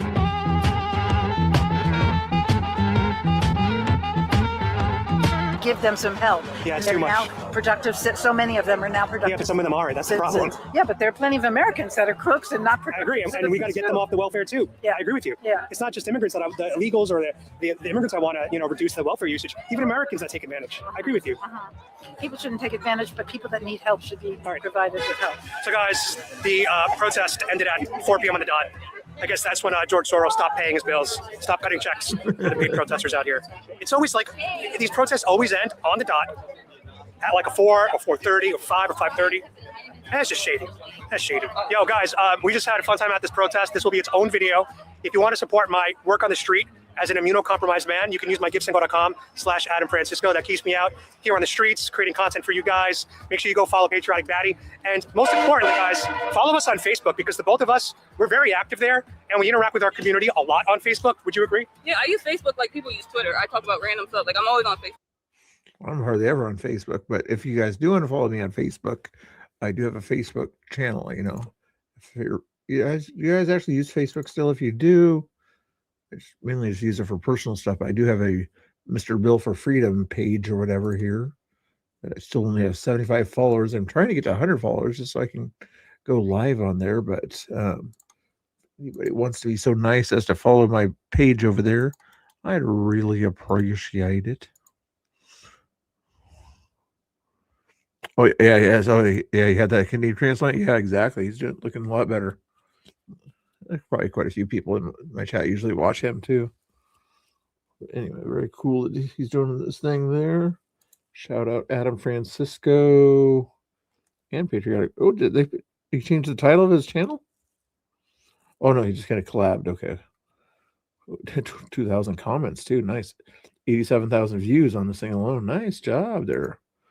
Here are 3 reasons why winter is the best time to build. Crazy people. Finish that one up there. Is there anything else to? Sometimes I watch some of the Freedom Tunes or whatever, like 2-minute videos of that stuff, but I don't see Freedom Tunes on the list there. But at least I got it down to 16 more videos to watch before anything else happens. Nope. A lot of Liberty Hangout and James Klug mainly. But I don't see a whole lot else to focus on right now, guys and girls. Is there so much? Not so much. Let's check latest news on Twitter for the heck of it here. How about that? Zoom in on this so you guys can sort of see that. Problem is when you're doing this on this, then I got to change this over here. Pull that over here. Pull that over there.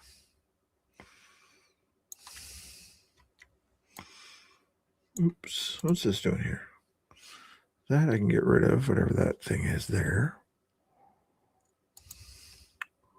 This is the only thing I care about right here. I don't care about what Tim Waltz's daughter has to say, believe it or not. There we go there. Adam Francisco. It's not what we're watching. We're just watching the news, so don't need that one up there. I'll keep myself up here. That work? That works. See if there's anything important on the news here. Let's hear what she has to say for the heck of it. Just try to watch this. And just social media. People engage with that. It feels more trustworthy than the news to a lot of people. It does, and I can't quite I have my own problems with like the media and like all of that. Sure. And that's, I said in a video this morning, like now I can kind of be let loose, and like I definitely want to have some of those conversations going forward. Yeah. But I definitely think people see somebody and they're like, oh, this person's, I see myself in them. And so I'm going to believe them. And that is what people definitely see in me. I think then that's like an ethical thing on his end. Like, you know, you can't just go and do this to people. I don't know. Yeah. But In communities. But more word salad than the Harris. I watch it. I haven't watched the whole video like you. I've watched a lot of clips on there because he's posting a lot of them. But the style of it, I watch it. I'm like, oh no, like this is my style. This is what I do. And like here I am, like feeling like what I'm doing is a good thing, but then it can be used. So easily. To and there's really no like terrible checks harm. and balances on you know content or not many, and just social media in general. Sorry, trying to make it look nice for you or something here. Does that work better for you? And let's try to find out. There, full size. There we go. Not a whole lot there. What did Paulina Luna have to say here? The governor's efforts in doing what he's doing, specifically for leading the charge on this at the state level, because as he pointed out, Nancy Pelosi's stock portfolio, 17,000% returns, outperforming Warren Buffett. On average, members that do engage in stock trading on both Looks like DeSantis might be losing a little bit of weight too. sides are getting He still has those big shoes though. Did you notice that? It had the big shoes there. 600% returns outperforming the S&P. So how could you ever expect members of Congress to truly work for the American people if this is indeed what they're doing? And it's wrong and it needs to stop. And so I'm very happy that Governor DeSantis has been able to lead on this effort. I hope other governors follow him suit. And I do think that he's owed a round of applause for this because this is something that is politically dicey, but a good thing to do.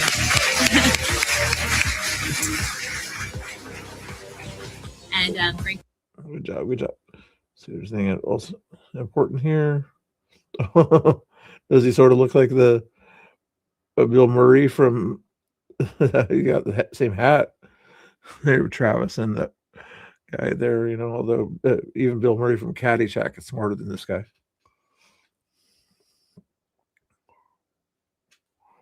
That would make Tommy Boy the little groundhog. Those got to be robots or something like that. No, is that real? Oh, come on. Really? That's cool. Old videos. Crazy guy. Schumer. Do I have any bookmarks by chance? I might have a bookmark or two here. Let's get rid of some of these other ones here.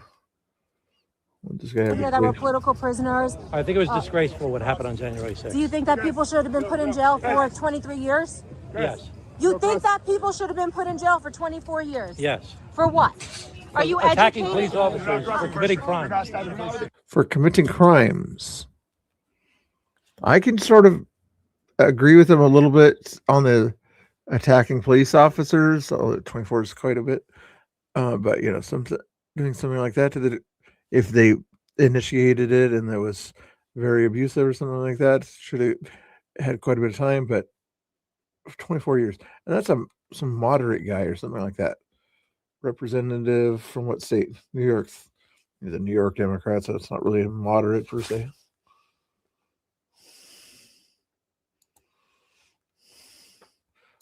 Far right, he called me a delusional conspiracy theorist, and then he also called me a white supremacist. Yet he can't deny any of the claims. Because when you're speaking facts, these people can't come after you. And so when I was just speaking the facts about fraud is fraud, 89% of the population committing the fraud is Somalian, that does not make me a racist. Dollars have no race to it. It's just a pure fact that money's being stolen from Republicans and Democrats. So we have seen no denial from Tim Walz at this point. Is that correct? No denial. Yeah. Could you imagine? Although I think if he does, then he's legally in trouble or something like that. So he's trying to fight those legal battles first. Have I seen this one yet?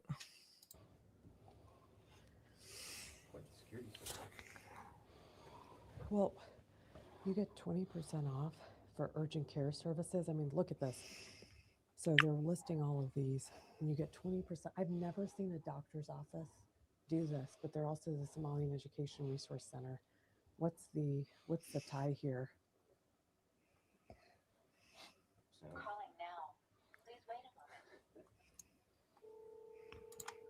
Yeah, some kind of crazy congressman. Yep.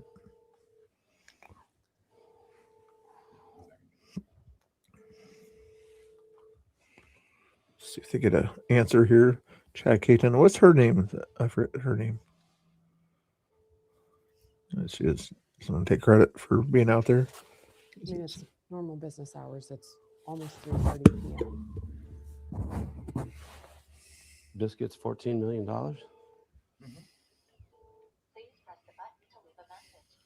No, thank you. This is what's shocking to me. We know that because you're legitimately not here.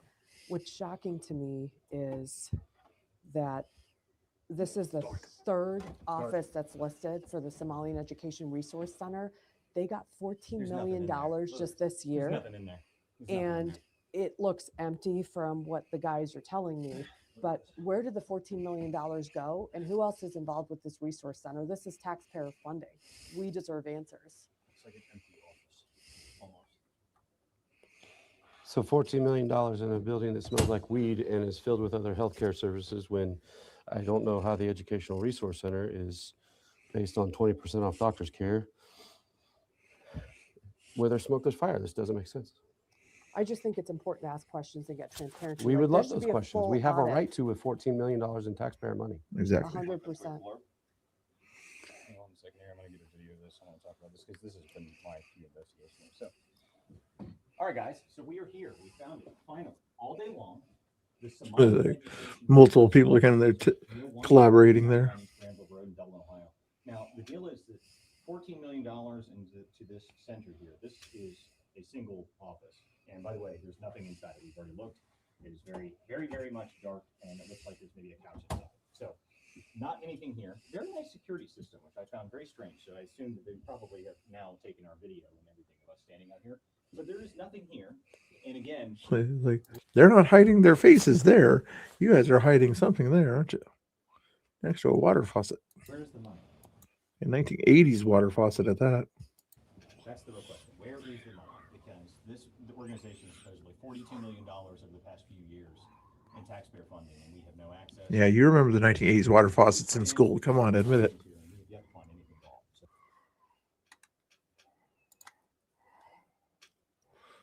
Was this J6 again? Guys, keep moving.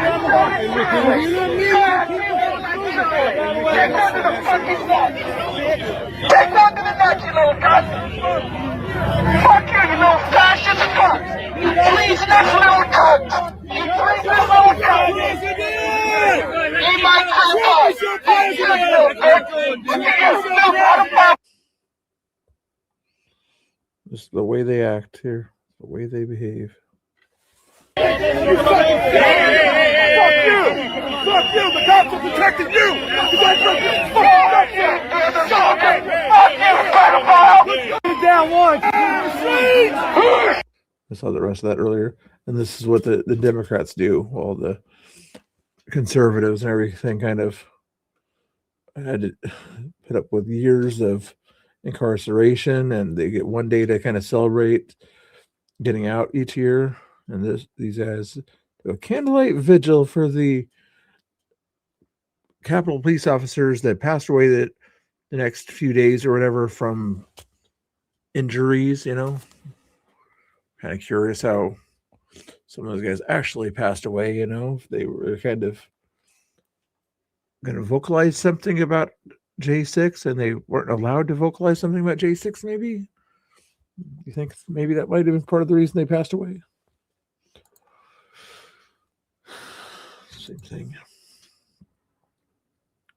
Dell TV on January 6, 2026, 5 years after we marched peacefully and patriotically to the Capitol. And we're doing that again today. I'm here with Enrique Tarrio. Tell me what we're doing today. I think today is about one thing only, and we're going to focus on Ashley Babbitt and the others that lost their lives that day. And I think that's what we're here for. We're not here to rally. We're not here for some type of policy change. Although we're going to ask for policy change, but I think today is for the remembrance of Ashley, Roseanne Boylan, and the others. The other two men that died that day. A lot of people only say that one person died. Actually, 4 people died. And Ashley Babbitt's mother is here as well. Organized this march. I believe we're going to march to the Capitol. And then what happens there? I think we're gonna say a prayer, and then we're gonna lay the wreath for Ashley. And she's been doing this, for the past 4 years. But this one's special because it's the first time that us January 6ers are able to join Mickey in honoring her daughter. And I think it's a beautiful day. It wasn't a beautiful day 5 years ago, and it wasn't a beautiful 4 years after that. But I think that there's big changes coming.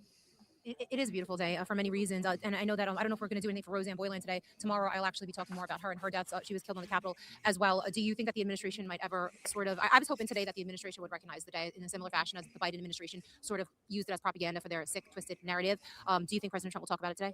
I hope the president talks about it, but I also know that there's a million things that are going on, Venezuela, all of that. But I think today should be a national holiday. I think it should be Patriots Day. Great. I agree with you. Anything else that you want to say on this very, very special day? It's January 6, 2026, the first year that all of the political prisoners of the Biden regime are free. I know that there's 12 more guys that still need to get pardons. They were only commuted their sentences. They're veterans, so they're not getting their benefits. Besides that, anything else that you want to say today? I think the main message after, the primary message of today, I think that I want to say we love you, Donald Trump. Without those pardons and without going against some of your advisors, a lot of us would still be in prison for crimes that we didn't commit or crimes that maybe were committed, but the way that justice was administered was wrong. And he made that correction through a pardon. So I want to say thank you to the president. We love you. We've always loved you. And you said once, stand back, stand by, which I think actually was, you were misspeaking there, but we've always stood by you and we'll continue to stand by you every day. Thank you so much, Enrique. Thank you. Yeah. He pointed that out. Like he misheard the question, so he said something else. We are looking for the Somali Educational Resource Center. We have been to 4 locations. We even went downtown to one of their locations listed as an address, and it was the Department of Education.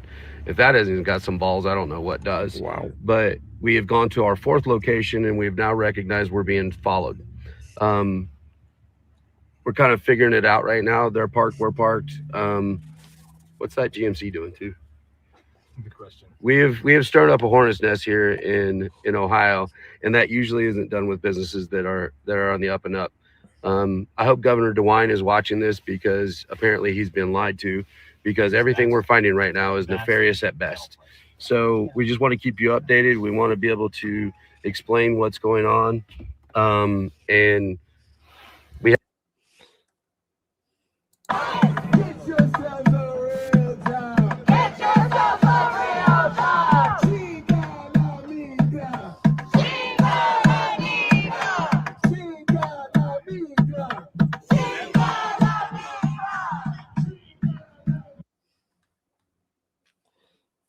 Where's that guy? Enough of that. Don't care anymore. Saw that already, I think. He did a lot of speeches today, didn't he, Enrique? I think we're done with that one. Let's see if I already saw that one. Where was this one? Here. So, no, don't care right now. Just getting through some of these old ones here.